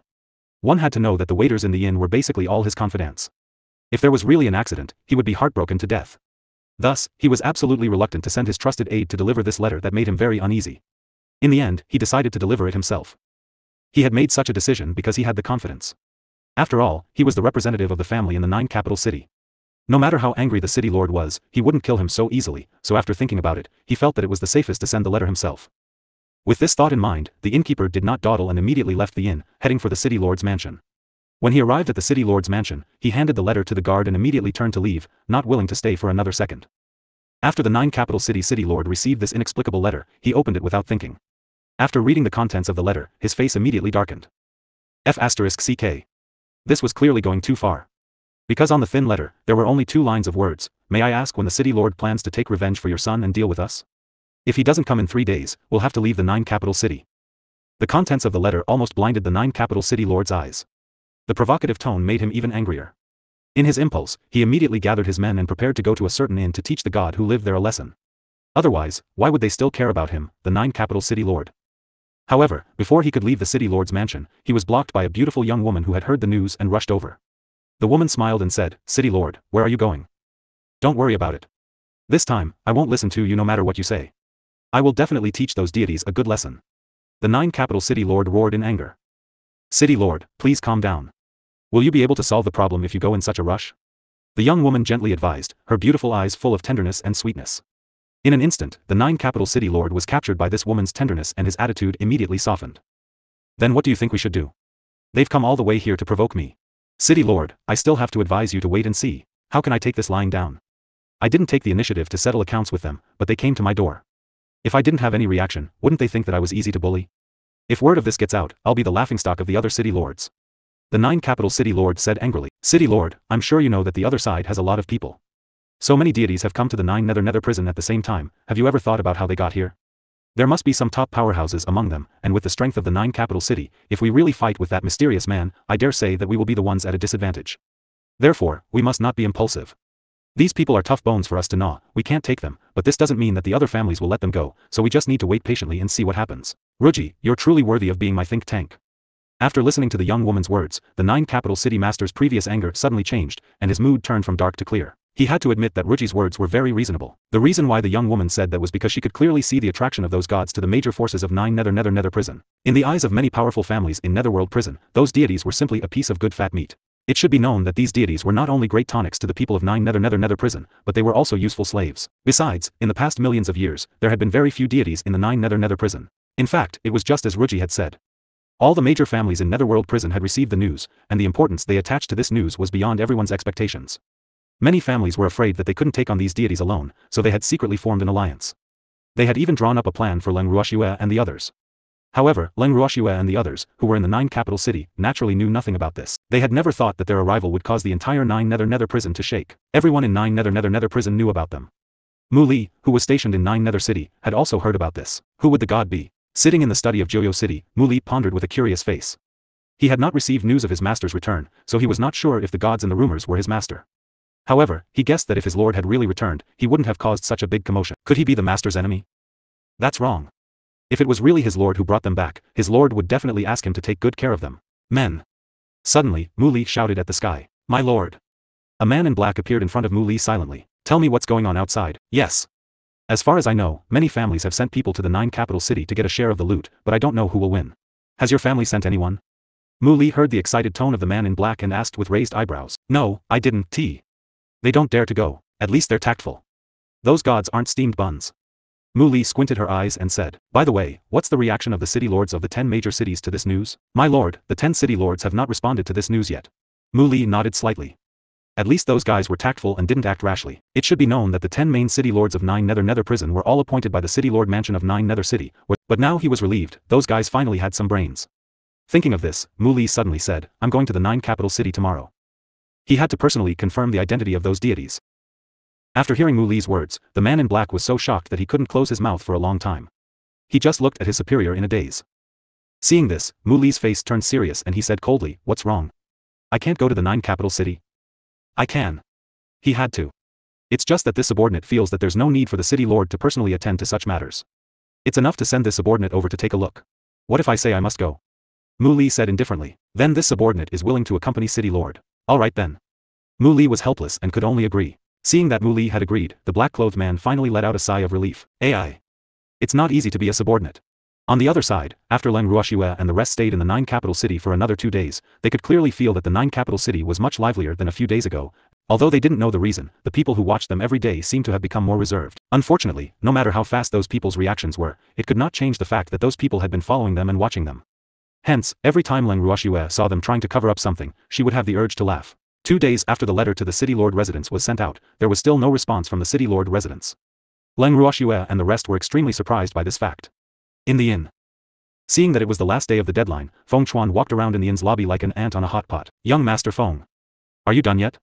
Although the inn manager was a little angry, his tone was still very good. However, Feng Chuan didn't understand the meaning of his words. After listening to these words, he just looked at the shopkeeper in a daze. When the shopkeeper saw this, a sense of powerlessness welled up in his heart. Why did this guy still not understand what others were saying? What should he do? After making up his words, the inn manager tried to use a tone that was not too hurtful. Young Master Feng, I'm getting dizzy from your spinning. Can you rest? Not good. After hearing this, Feng Chuan flatly refused. The shopkeeper was so angry that he almost choked on his breath. The inn manager was filled with hatred. This guy really doesn't understand the ways of the world. Logically speaking, if it was someone else who heard my words, they should have understood what I meant long ago. However, this guy knows nothing.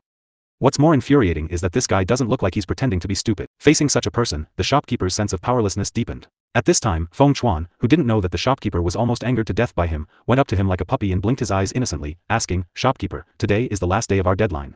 That. Did you send the letter to the city lord's mansion? Don't delay our important matter. Hearing this, the manager almost vomited blood in anger. F***ck. How could you doubt my integrity? That won't do. We can't let them leave. With this thought, the shopkeeper didn't care about being angry anymore and quickly said, Young Master Feng, I swear on my character that the letter you asked me to deliver, I've definitely delivered it to the city lord's mansion. Then why haven't they responded yet? Without waiting for the innkeeper to finish his words, Feng Chuan immediately interrupted him. I don't know. The shopkeeper was also anxious. Sometimes, it was really tiring to talk and do things with someone who was too serious. However, the rest of them spent most of their time in their rooms except for the occasional walk on the streets. The shopkeeper was very worried. He couldn't help but look up at the sky at a 45-degree angle and sigh. However, his wish was beautiful, but reality was cruel. In front of her, besides Feng Chuan, it was still Feng Chuan. The shopkeeper could not believe this fact and closed his eyes. However, when he opened his eyes, he saw a smiling man with an innocent face. However, tofu seemed to only exist in Joyo City, and it was extremely expensive. At this time, Feng Chuan, who didn't know what the innkeeper was struggling with, leaned closer to the innkeeper. What was this guy trying to do? You can't be this scary. The shopkeeper couldn't help but let his thoughts run wild. Then, he heard Feng Chuan say with an embarrassed look on his face, "Shopkeeper, you said that the city lord's mansion has not responded. Could it be that he did not see the letter you sent?" Feng Chuan's tone was a little hesitant. In fact, if Leng Ruoxue didn't tell him to be more reserved when talking to the people from the Nine Nether prison, in case they thought he was impolite and embarrassed the divine realm, Feng Chuan might have directly shouted at the shopkeeper because he really wanted the shopkeeper to go to the city lord's mansion again. But now, in order to be more reserved, he could only wait for the shopkeeper to say these words. But to Feng Chuan's disappointment, after the shopkeeper heard his words, he was stunned on the spot and didn't even have a reaction. Feng Chuan was angry, the consequences were very serious. He truly felt that the shopkeeper was looking down on him. Humph. He actually dared to ignore his request. This was preposterous. When he thought of this, he copied what Uncle Long had done in the past. He directly grabbed the collar of the inn manager's clothes and pulled the poor manager over from the front desk. The innkeeper was jolted awake by Feng Chuan's rough movements. Then, he looked at Feng Chuan with a face full of fear and stuttered, "What are you doing? I'm warning you, don't mess around. I can call for help." After he finished speaking, the inn manager was like a good woman who had been robbed. His small face was pale and his body couldn't help but tremble. "I'm asking you a question. Why are you not answering me?" Feng Chuan said unhappily. He was too lazy to pretend to be a little white rabbit. What did you ask me?" The shopkeeper blinked his eyes and said innocently. "Let me ask you, the letter you sent to the city lord's manor, could it be that the 9 capital city lord didn't receive it? Did you just ignore it?" Feng Chuan roared in anger. "Arg. That one. No, I didn't ignore it. I was just wondering why the city lord didn't react."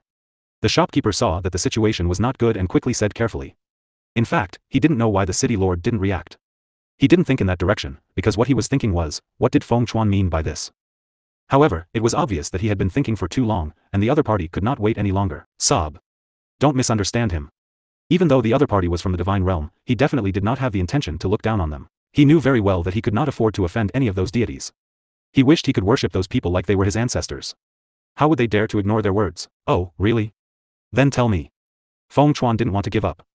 The shopkeeper saw his serious attitude and knew that if he didn't give a proper explanation, the other party would definitely not let him go. With a wry smile, the shopkeeper gathered his courage and said, I guess, the city lord doesn't know what to do with you all. To put it bluntly, he should be afraid of you all." After thinking about it for a long time, the shopkeeper knew that this was not impossible. However, if his words were to reach the city lord's ears, his little life would be in danger. Therefore, when he said these words, he was extremely careful. But Feng Chuan heard it. After hearing this, Feng Chuan frowned. After a long while, just as the shopkeeper was waiting anxiously for Feng Chuan's reaction and was about to lose control, Feng Chuan finally opened his mouth and said, "I see. Shopkeeper, why don't you make another trip?" F***ck, Feng Chuan felt that it was too tiring to be reserved, so he didn't try to be so reserved. He also believed that the shopkeeper would understand. If he dared to play dumb, he would beat him up. Sure enough, after the shopkeeper heard this, he stared at Feng Chuan for a long time and finally confirmed that the other party's meaning was exactly what he was thinking. Sob.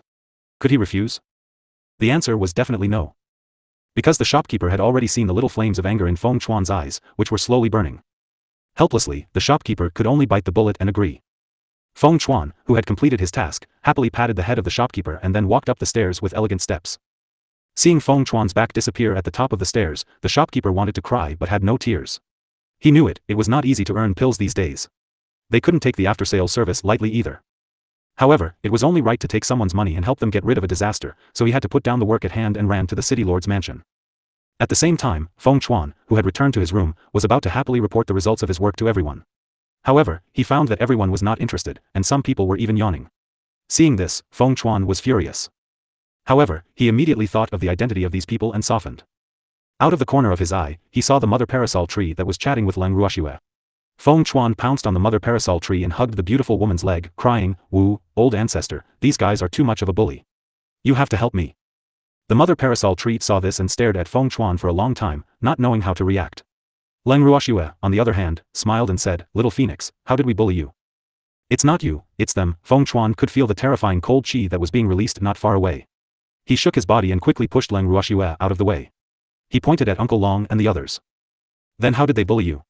Leng Ruoxue asked as she held back her laughter. They were so rude. They didn't even cooperate with me when I spoke. Feng Chuan complained. Just like this? Leng Ruoxue blinked her beautiful eyes, as if she was saying, you're making a big fuss over such a small matter. This is a very serious matter. When I was downstairs, I spent so much effort to make the shopkeeper willing to run errands. Shouldn't they be listening to me? Feng Chuan said matter-of-factly. What if I say that they already know? Leng Ruoxue blinked her beautiful eyes and said with a look of sympathy. No way. How dare you eavesdrop on us? Feng Chuan was stunned for a moment, and then he realized that his every move had been seen by her. No wonder. Feng Chuan was burning with anger. After he came to his senses, he took the lead and pounced on Dongfang Lin, who looked like he was easy to bully. Then, the two of them got entangled. Then, the crowd who wanted to join in the fun joined the battle one after another. Looking at this scene, the mother parasol tree could not help but worry, they won't kill anyone, will they? I won't, senior, don't worry. Let them relax. Leng Ruoxue said with a smile. As expected, after everyone started fighting, the two of them acted as if nothing had happened. They even asked Leng Ruoxue for a lot of food before gathering in twos and threes to eat and drink. This was the first time the mother parasol tree had seen something like this. It took a long time for her to regain her senses. Leng Ruoxue consoled her when she saw her reaction, you'll get used to it. All right then. The mother parasol tree calmed down upon hearing that. It seemed like she had to get used to many things. Leng Ruoxue smiled faintly. Then, she took out many delicacies for the mother parasol tree to try. While everyone was enjoying the delicacies, the innkeeper, who had gone to the city lord's mansion to run an errand, returned and reported to Leng Ruoxue and the rest solemnly. He then conveyed their intentions to the city lord's mansion. As for whether the city lord's mansion would send someone over, he had no idea. Leng Ruoxue expressed her gratitude to the innkeeper and took out some food for him to try. She then sent the innkeeper off, who was in a good mood. Even when he went downstairs, the shopkeeper was still thinking in his heart, as expected of someone from the divine realm, look at how good he is. The shopkeeper was in a good mood, but after receiving a message that seemed to be urging and provoking him, the 9 capital city lord's face darkened again. This time, he was even angrier than before. Sitting in his own study room in the city lord's mansion, the 9 capital city lord cursed at the top of his voice, damned God. It was really too detestable. This was preposterous. This time, don't stop me. I'm going to take some people and teach them a good lesson. I want them to know whose territory they are on. In the face of the 9 capital city lord's angry words, the beautiful woman sitting not far away only calmly sipped her tea, not paying any attention to the 9 capital city lord's anger. After an unknown amount of time, seeing that no one agreed with his anger, the 9 capital city lord became dispirited and said dejectedly, Ruji, you should give a reaction. City lord, were your words just now directed at me? There's only the two of us here. If I'm not talking to you, who else could I be talking to? The 9 capital city lord said gloomily. I thought you were talking to yourself, but it seems that Ruji has misunderstood. Ruoji said with a gentle smile. When the 9 capital city lord heard this, he couldn't describe the depression in his heart with words. However, at this moment, he really needed Ruji's advice, so he didn't dare to annoy her. Otherwise, if this petty woman decided to quit in a fit of anger, who could he find to find a solution? With this thought in mind, the 9 capital city lord's tone softened and he said softly, Ruji, I've come to provoke you again. Do you want me to endure this time? City lord, if you can't bear it anymore, there's no need to bear it. However, if there are any consequences, city lord should be mentally prepared. The 9 capital city lord was listless. He was afraid that Ruji would say this. Castellan, the situation isn't clear yet, and our 9 capital city isn't very powerful. If you do something irredeemable in a moment of impulse, I believe that even the Castellan of Jiuhua City can't help you. By the way, did the Jiuhua City lord reply to the Castellan? Jiuhua City. Okay. I'll continue to endure. If Ruji isn't wrong, the lord of Jiuhua City is also in a dilemma. How is this possible? Jiuhua City is one of the top 10 main cities, and except for Jiuhua City, the city lord of Jiuhua City can do whatever he wants in 9 Nether Prison. Castellan, Jiuhua Nether Prison belongs to the Dark Lord. Although Jiuhua City is one of the top 10 main cities, it doesn't dare to challenge Jiuhua City. Jiuhua City hasn't made any response yet. Do you think the Castellan of Jiuhua City dares to act on his own? AI. How pathetic. In order to survive, Ruoji had actually fallen to the point where she had to give herself to a timid man. After hearing Ruoji's words, the 9 capital city lord became more and more lost. Seeing him like this, Ruoji sighed helplessly. City lord, if you believe that I won't harm you, then you should listen to me. Ruoji, of course I believe you. I know you're doing this for my own good. When the 9 capital city lord heard this, he immediately expressed his heartfelt feelings. It's good that you understand. City lord, I know you're angry, but in this situation, you must be able to control yourself and not be incited by others, understand? I know, I'll be careful. But Ruoji, are we really not going to do anything? I mean, we should at least show our attitude, right? Otherwise, my dignity as the city lord will be swept to the ground. Ruoji nodded to show her understanding. City lord, why don't you make a statement in the name of the city lord's mansion? As the city lord, you should stand on the side of justice. It can't be. When the nine capital city lord heard this, his mouth was wide open in disbelief, and he was unable to come back to his senses for a long time. What did he just hear? It was already annoying enough for him to explain that his son had brought this upon himself, so why did he have to apologize to those gods? Damn it, if he wasn't sure that Ruoxue was a native, he would have thought that this woman was a spy sent by the divine realm to Nine Nether prison. This was too much bullying, wasn't it? But the city master still gave Ruoxue face. If it was someone else who said this, he would have ordered them to be put in jail. But he couldn't bear to do it with Ruoxue. After he finally came back to his senses, the nine capital city lord looked at Ruoxue with a meaningful gaze. City lord, you just need to know that I'm doing this for your own good, said Ruoxue with a light smile. Alright then. The nine capital city lord compromised. All these years, Ruoxue's ideas had benefited him a lot. Otherwise, he wouldn't have trusted her so much. Ruoxue personally watched as the city lord finished writing a notice from the city lord mansion. She then sent her confidant to post the notice. After that, she smiled at the city lord and said, City lord, I've decided to go to the inn to meet those deities. Do you want to come with me? What? You still want to see them? The nine capital city lord became even more depressed when he heard this. After writing the announcement, he felt even more aggrieved and depressed. If he went to see them personally, he was really afraid that he would not be able to control his anger and directly attack. City lord, the announcement has already been made. If we go to the inn in person, then the people of the nine capital city will believe that we really don't blame those gods. And then? What if I can't control myself and start fighting with them? City lord, if you can't even control your own temper, then I suggest that you don't be the city lord anymore. Ruoxue. You've really gone too far. Aren't you afraid that I'll punish you in a fit of anger by saying such things about me? Sure enough, the nine capital city lord was furious. He glared at the beautiful woman in front of him with a pair of eyes that were spitting fire. This time, he was really angry. A man's greatest fear was to be regarded as useless by his woman. And Ruoxue had definitely touched his reverse scale. This was an insult to him. Unfortunately, his furious tone didn't scare Ruoxue. She still looked calm and said indifferently, Ruoxue is telling the truth for the good of the city lord. If the city lord doesn't want to hear the truth, feel free to throw me into the prison. This nonchalant tone instantly made the nine capital city lord's face fall.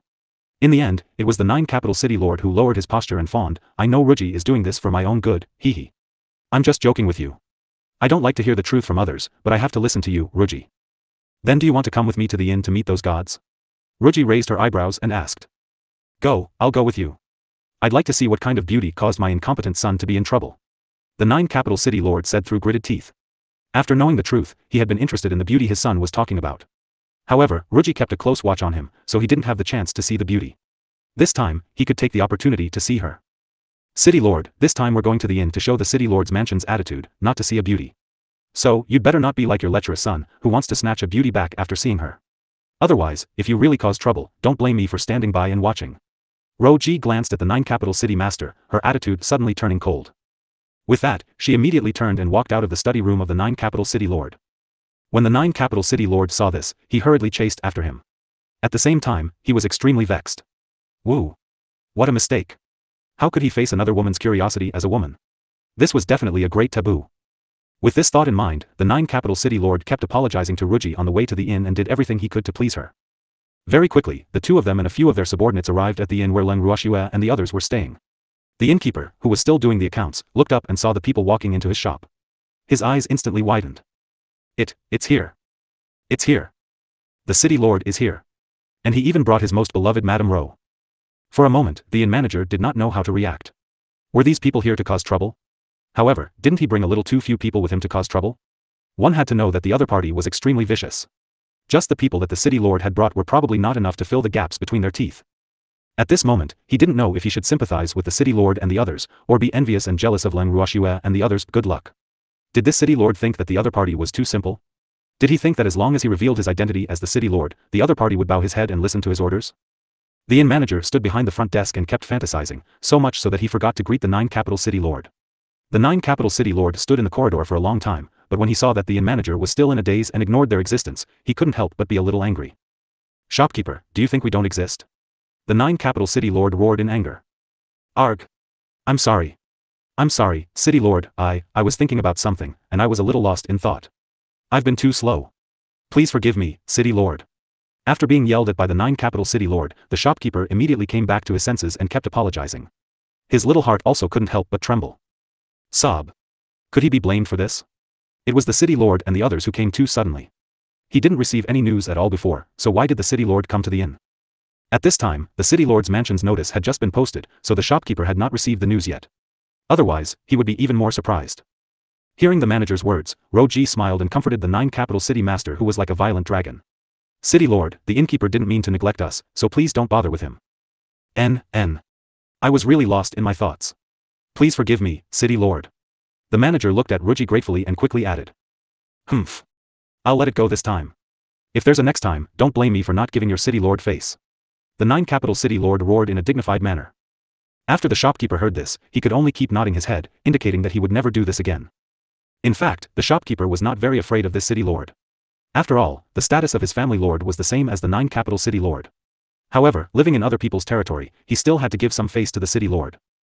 Seeing the shopkeeper's good attitude, the 9 capital city lord was satisfied. Then, he asked the shopkeeper to see those gods. When the shopkeeper heard this, he couldn't help but feel a little awkward. If you want to see him, why are you talking to him? He couldn't make the decision. Moreover, he really didn't want to get involved in the feud between these two families. If the 9 capital city lord didn't care about what happened before, it wouldn't be a big deal for him to inform them. But if these two groups of people started fighting as soon as they met, who would compensate for the losses of his shop? Seeing the shopkeeper's hesitation, Ruoxue smiled gently. Shopkeeper, we just want you to pass on a message that we are here to visit. Then please wait for a moment, City Lord and Lady Ruo. When the innkeeper heard this, he knew that he couldn't keep a low profile. However, if it was just an errand, he could still do it. His only wish was that these two groups of people didn't fight in his inn. He didn't know if his small wish could be realized. After saying that, the shopkeeper turned around and went upstairs. Watching the back of the inn manager, the 9 capital city lord said in dissatisfaction, why are you being so polite to that old thing? I'm the 9 capital city lord. There's no need for us to lower our heads to him. Seeing the 9 capital city lord's barbaric look, Ruoxue helplessly pouted her lips and thought, be more polite.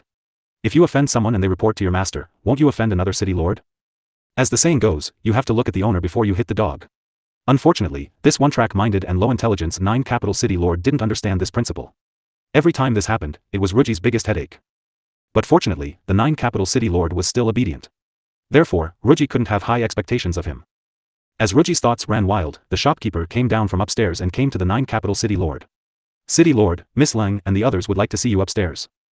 When the shopkeeper said this, he still felt a little regretful. I can't watch anymore. If he met them in a restaurant or the main hall, he could act as a fire extinguisher in case they got into a disagreement, so that they wouldn't destroy the decorations in his shop. However, they had chosen to meet in the room, so he couldn't just follow them in. Of course, the shopkeeper only dared to think about these things in his heart. He would never dare to show it.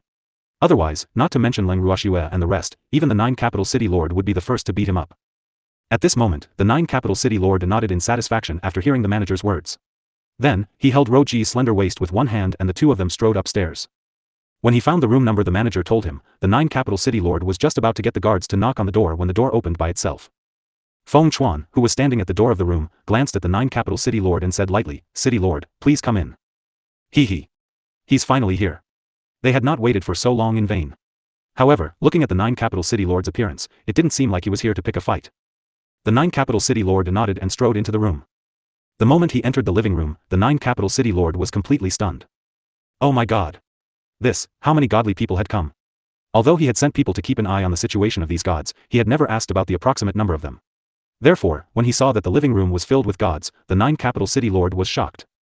But what made him even more frightened was that he couldn't even see the strength of most of the deities. What did this mean? This meant that the other party's strength was above his. As for how much higher, he had no idea. However, at this moment, the 9 capital city lord had completely put away his contempt for these people, and did not dare to treat them as his prey. Sob. Ruoxue was right. He couldn't eat these people. At this moment, the 9 capital city lord was quite glad that he had listened to Ruoxue's words. Otherwise, he would have foolishly led his men to attack the inn, and the consequences would have been unimaginable.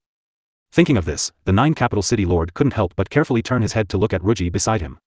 He suddenly realized that Ruoxue was also in a daze. Must be frightened too. The 9 capital city lord forced himself to calm down. At the same time, Ruoxue also came back to her senses.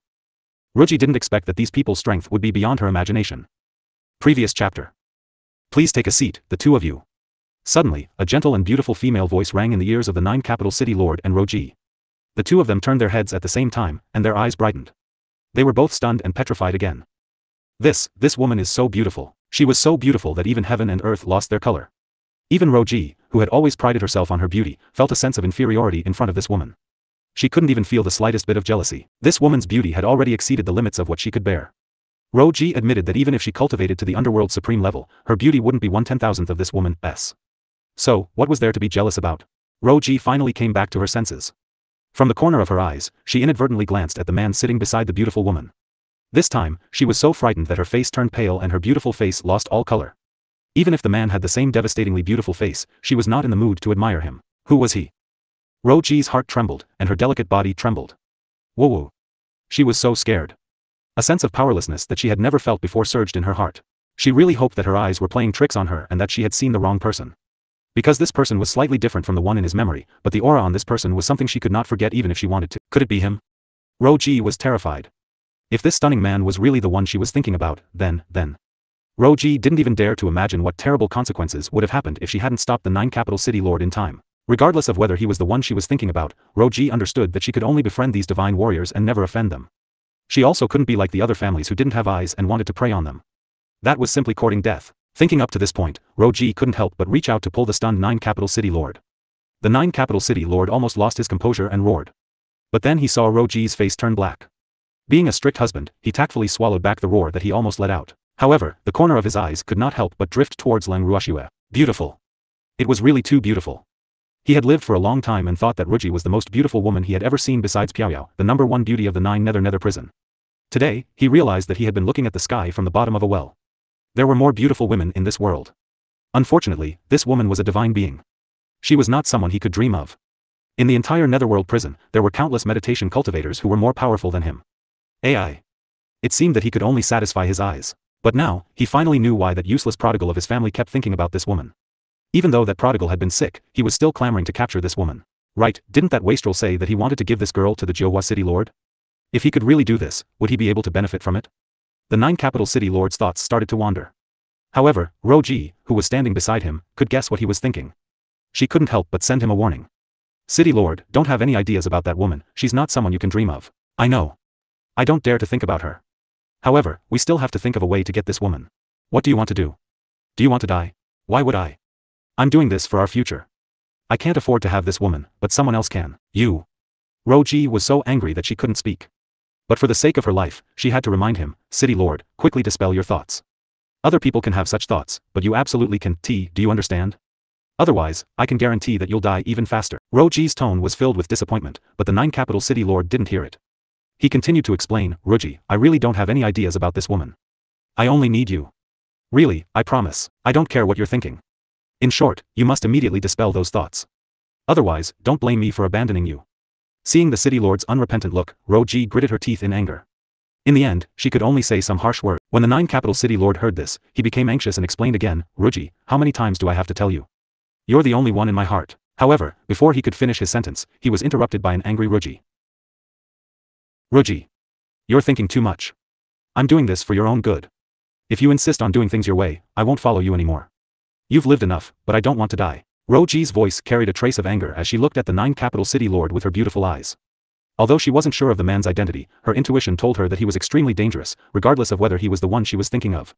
Especially when the man was just sitting there calmly, it made her feel even more pressured. Unfortunately, the lecherous man was so immersed in Leng Ruoxue's beauty that he didn't notice the danger that was about to arrive.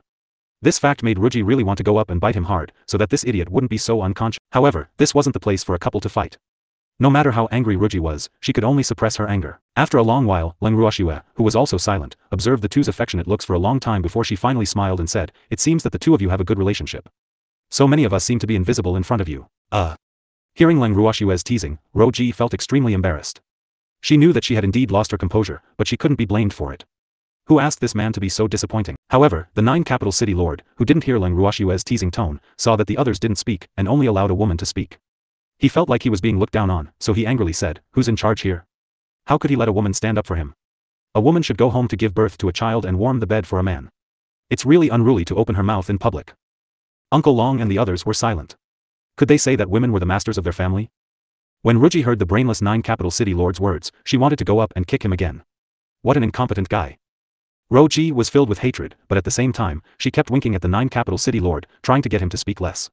Didn't she see that everyone's faces had changed? Wasn't it obvious that this woman's position among them wasn't low? What an idiot, can't you tell? Unfortunately, the 9 capital city lord, who was just about to show off his manliness, didn't understand the meaning behind Ruoxue's glance. He was too focused on showing off his might in front of Leng Ruoxue. Leng Ruoxue listened to the 9 capital city lord's words and glanced at the woman beside him who was giving him a look. She continued to smile nonchalantly and said, I heard that the 9 capital city lord's family is also led by a woman. Why are you acting like a tiger outside? Pfft. Uncle Long and the others couldn't help but laugh at this. The 9 capital city lord's face instantly turned red. Just as he was about to get angry, Ruoxue couldn't hold it in and shouted at him, "Damn it, shut your mouth." This further confirmed the fact that the 9 capital city lord was afraid of his own family. Uncle Long and the others laughed even louder, and the poor 9 capital city lord, whose face was so red that it looked like blood was about to drip out, couldn't help but shiver. He whispered to please, "You're so fierce. Didn't we agree that you'll give me enough face when we're outside?" After he finished speaking, the 9 capital city lord's big eyes seemed to be glistening with tears. The little expression on his face was really aggrieved. The 9 capital city lord was originally a tall, strong man with a bear-like waist. His facial features were quite rough. Although he was not ugly, he could not be compared to a handsome man. However, his current facial features, coupled with his aggrieved expression, looked quite funny. Uncle Long and the others saw this and laughed even more. Ruoxue wanted to find a hole to hide in when she heard this hearty laughter. Her beautiful little face quickly turned red. At this time, she saw that the 9 capital city lord seemed to want to say something, so she immediately glared and shouted, "Shut up, or I'll teach you a lesson." Upon hearing this, the 9 capital city lord immediately became obedient. From time to time, he would secretly glance at Ruoxue with a wronged expression. Seeing that he had finally stopped, Ruoxue finally let out a sigh of relief. At this time, she didn't have the time to care about whether she was embarrassed or not. As long as this man didn't say anything wrong, she would thank the heavens. After dealing with the 9 capital city lord, Ruoxue looked at Leng Ruoxue with a smile on her face. She said with an embarrassed look, "I'm sorry, I've made a fool of myself." "It doesn't matter, you're a man. You have to manage it well," Leng Ruoxue said with a smile. These words immediately made Ruoxue feel like she had found a soulmate. She immediately agreed, "That's right. Men have to be properly controlled, in case they don't fight for a day and tear down the roof." Seeing Ruoxue's excited expression, Uncle Long and the others couldn't help but sympathize with the 9 capital city lord. It wasn't scary to be afraid of one's wife. What was scary was that this wife was not the ordinary kind of intrepid They could already foresee that from now on, the 9 capital city lord would not have a good life. However, Ruoxue didn't know what Uncle Long and the others were thinking.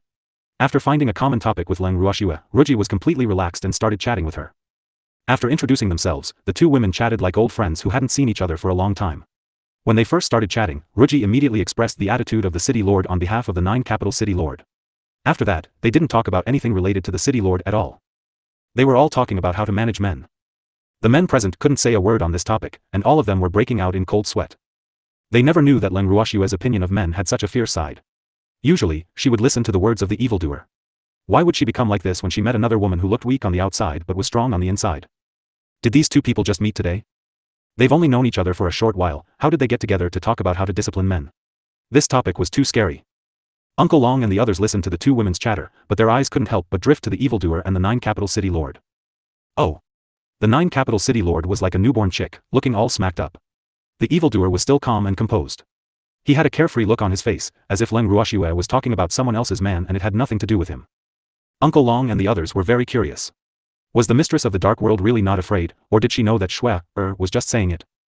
It was a pity that no matter how curious they were, the demon would not tell them his true thoughts. After a long time, the two women finally realized that it was getting late, so they had no choice but to give up and plan to continue tomorrow. When the crowd heard the promise that Leng Ruoxue and Ruoxue had made before they left, they knew that they wouldn't be able to leave tomorrow. After Ruoxue left, Leng Ruoxue heaved a sigh of relief. She was so tired that she collapsed on the chair. Uncle Long and the others couldn't help but tease, "Shui, you guys have a good time chatting today." Leng Ruoxue rolled her eyes at Uncle Long and the rest. She then said in an unpleasant tone, "What's the fun for? I'm so tired." "Then why did you chat with her for so long?" Uncle Long and the others were quite confused. As far as they knew, Shui wasn't someone who liked to talk. Moreover, he was chatting with a stranger. This was definitely not normal. That woman kept testing me, so I had no choice but to continue chatting with her. She seems to know the evildoer. Leng Ruoxue spoke the truth. After she finished speaking, she even looked at the innocent-looking handsome man beside her with a profound look. "I don't know her," the demon immediately explained. So you guys were just testing each other by talking about how to discipline men." At this moment, Uncle Long understood Leng Ruoxue's meaning and could not help but ask. "Of course. Didn't you guys hear her? She asked me several times if the evildoer was my man. She must have suspected the identity of a demon, so I had to discuss with her how to discipline men." Leng Ruoxue replied matter-of-factly. His words made Uncle Long and the others speechless. Shui's acting was so realistic that they all believed her. "Shui, are we not leaving the 9 capital city tomorrow?" After hearing Leng Ruoxue's words, Feng Chuan confirmed. "Stay for a few more days. Let's see what that Madame Ruoxue is up to," Leng Ruoxue said after some thought. Everyone had no doubts about this. At the same time, Ruoxue, who had returned to the city lord's mansion, looked depressed. She sat on the chair in her room without saying a word. The 9 capital city lord, who thought she was still angry, was like a mistreated little wife, obediently standing on the side and smiling foolishly to please her. After standing for a long time, Jiao Ducheng's legs were a little sore. He finally mustered up the courage to speak. You're still angry with me. I really don't have any designs on that woman, you have to believe me. Believe your head. I'm warning you one more time, don't have any ideas about Leng Ruoxue. Otherwise, you'll definitely die an ugly death. Ruoji said coldly. She felt even more depressed. In reality, she had chatted with Leng Ruoxue for so long today because she wanted to find out more about the other party, especially about that handsome man. Unfortunately, she didn't know if Leng Ruoxue really didn't take that man seriously or if she was just acting dumb. In any case, she didn't get any clues about anything related to that man. Instead, she was tricked by Leng Ruoxue into saying a lot. Thinking of this, Ruoji was furious. However, she believed in her intuition. Even though she did not manage to get any information from Leng Ruoxue, she was not willing to jump to conclusions so easily. She would not allow the brainless 9 capital city lord to provoke the other party. In short, before she could find out the suspicious points on the man, she would not allow anyone to provoke the other party. Otherwise, no one would be able to save them if they really caused trouble.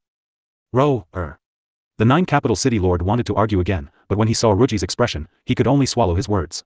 The next day, after Ruoji finished her breakfast, she went to the inn alone to look for Leng Ruoxue. To put it nicely, he had to do his best as a host.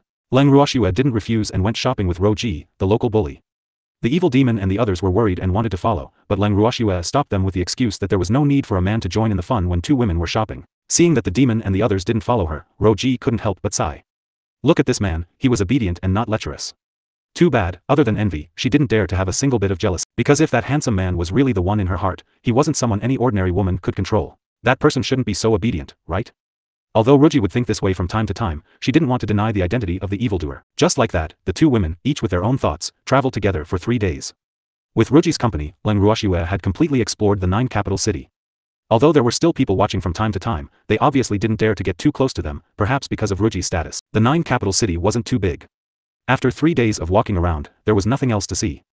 Ruoji then warmly invited Leng Ruoxue and the others to visit the city lord's mansion. Leng Ruoxue gave it some thought and agreed. When they knew that they were going to visit the city lord's mansion, Uncle Long and the others didn't have much of a reaction. The one who reacted was the 9 capital city lord. After the 9 capital city lord heard this news, he was so angry that he was about to explode. Damn it! Since he didn't want him to have any ideas about Leng Ruoxue, why did he still bring her to him? Wasn't this clearly wanting him to remember her? However, Ruoji still did as she pleased and ordered the servants of the city lord's mansion to prepare a lot of delicious food for Leng Ruoxue and the others. Seeing that the city lord's mansion was busy welcoming the gods, the 9 capital city lord was very worried. Oh my god! What should he do? Who could tell him? The 9 capital city lord really didn't want to entertain those people. He was afraid that he wouldn't be able to control himself and would want to take them down in one fell swoop, especially that woman. With her, his status would definitely rise to a new level. However, he still remembered Ruoji's warning to him. Therefore, even though he was drooling over Leng Ruoxue and the others, he didn't dare to act rashly. Otherwise, if he angered Ruoji, he would definitely have to bear the consequences. It had to be said that the 9 capital city lord could be considered a fool with luck. But now, he still had some plans. However, he was afraid of Ruoji's threat and didn't dare to do anything to Leng Ruoxue and the others. The 9 capital city lord paced back and forth in his study gloomily. At this time, standing not far away, he could see that the 9 capital city lord's confidant was a little conflicted, and with the intention of sharing his master's worries, he said, "City lord, are you worried about how to entertain those gods? Madame Ro is in charge of this matter. You're not worried? City lord. Do you have any orders for this subordinate?" "No, I didn't." The confidant was not stupid. Suddenly, a guard's voice came from outside the study. The 9 capital city lord casually looked at the letters. "He'll arrive tomorrow." This piece of news instantly made the 9 capital city lord smile. This fact made the 9 capital city lord ecstatic. After the 9 capital city lord left, his confidant kept muttering, "Entertain him well? Was it tomorrow? It can't be such a coincidence, right? Is the city lord planning to go against Madame Ro?" When he thought of this possibility, it was his confidant's turn to be conflicted. However, since he was the city lord's man, he naturally couldn't betray the city lord for such a small matter. However, if he didn't send a letter to Madame Ro, when Madame Ro got angry, he would be the one in trouble. With this thought, the confidant didn't think that he had betrayed the city lord by tipping off Madame Ro. He thought that he had done it for the harmony of the city lord's mansion. Otherwise, if the 2 of them fought, the little ones would also suffer. In addition, Ruoji's combat strength had always been above the city lord's. Even if he was the city lord's confidant, he didn't want to offend Ruoji. Otherwise, if Madame Ro tried to spread some pillow talk to the city lord, he would be the one in trouble. After understanding this, his confidants happily began to act as spies. After Ruoji heard this, she just sneered and looked at the 9 capital city lord who was acting like an idiot in front of her. He really didn't know what was good for him. Ruoji's eyes became more and more unfriendly as she looked at the 9 capital city lord. However, she was smart and didn't act up immediately. On the contrary, the 9 capital city lords saw Ruoji's face turn ugly after hearing the servant girl's whisper and didn't know what to do. Who made you unhappy? Tell me and I'll definitely punish him. Humph. You must be tired of living if you dare to provoke my City lord, I heard that a few city lords will be coming tomorrow. Ruoji's expression suddenly changed as she said with a smile. The 9 capital city lord's heart trembled when he heard this. Hee. They're coming to the 9 capital city in person. As the city lord, I can't just avoid them. You're right. Then you'll have to entertain them well tomorrow. As for Leng Ruoxue and the rest, I will be entertaining them in my courtyard. There's no need for city lord to attend. This isn't very good, is it? I'm a guest of the city lord's mansion, can I not show myself? What's not good about it? They were invited in my name, so it had nothing to do with you. Then, Ruoji changed the topic and warned again, tomorrow, no matter what those city lords say, you have to pretend to be deaf and dumb. Don't worry. I won't agree to anything, I promise. Ruoji's angry look was so beautiful. Ruoji couldn't help but feel proud when she saw the 9 capital city lords' infatuation. The next day, Leng Ruoxue led a large group of people to the city lord's residence. After being led to her courtyard by the enthusiastic Ruoji turned to Leng Ruoxue with an apologetic look, young Miss Leng, I'm really sorry. Today, there are a few city lords from nearby cities coming. Therefore, I gave up the main courtyard to them and can only entertain you here. I hope you don't mind. It's fine. Leng Ruoxue smiled faintly. Seeing that Leng Ruoxue truly didn't mind, Ruoji was relieved. The banquet began. Ruoji pulled Leng Ruoxue to eat and chat passionately. The evildoer and the others automatically pretended to be invisible again, burying their heads in their food and not saying a word. After an unknown period of time, Ruoji's gaze finally landed on the evildoer and the rest. She whispered to Leng Ruoxue, Miss Leng, your man seems to be quite introverted. He hasn't said a word. He's very shy. Leng Ruoxue said calmly when she saw Ruoji testing the waters again. Hearing these few words, the evildoer sitting by the side eating couldn't help but feel his forehead fill with black lines. Was he shy? However, in order to match Leng Ruoxue's words, he deliberately lowered his head and leaned into Leng Ruoxue's arms. Leng Ruoxue took the evildoer into her arms and kissed him on his handsome face. In an instant, the evildoer's fair and tender face was stained with a hint of pink. Ugh. Seeing this, Ruoji didn't know what to do. Her suspicion of the evildoer's identity wavered. If he was that man, he wouldn't let a woman take advantage of him in public. However, every time she thought of this, she couldn't convince herself. She sighed and decided to ignore this scene. In any case, she would not be able to figure out the true identity of these people in a short period of time. Leng Ruoxue was really cunning. She glanced at Leng Ruoxue, who had a sweet smile on her face and was holding the evildoer in her arms. A sense of powerlessness welled up in her heart. At this moment, Ruoji heard a commotion outside the courtyard. A servant girl asked, the lord of the 9 capital city is here. Instantly, a wave of anger replaced the sense of powerlessness in Ruoji's heart. Damn it! Didn't I tell him not to disturb me? Ruoji was very angry, but the 9 capital city lord had already strode into the courtyard with a few middle-aged men in luxurious clothes following behind. The 9 capital city lord came in front of Ruoji with a smile. He pretended to be calm and said, Ruoji, the city lords of 9 Mountain City heard that you were in the manor and came to see you. Are you here to see me? Ruoji's fiery eyes shot towards the 9 capital city lord, making him tremble. Sob. Ruoji's expression was so scary. At this moment, he regretted listening to the instigations of the 9 Mountain City lords. After everyone left, he would probably suffer. Since the city lord of 9 Mountain City and the others are here to see me, I'll have to ask you to leave now that you've seen me. I have an important guest today, so I don't have time to entertain you. Hearing her words, the city lords of 9 Mountain City felt even more embarrassed. Never in their dreams would they have thought that a little concubine would not even give them face.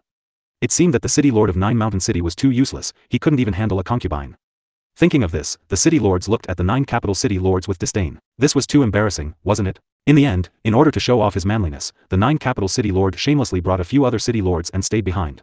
When Ruoji saw this, she could do nothing but glare at him. Ruoji had no choice but to send a message to Leng Ruoxue to apologize.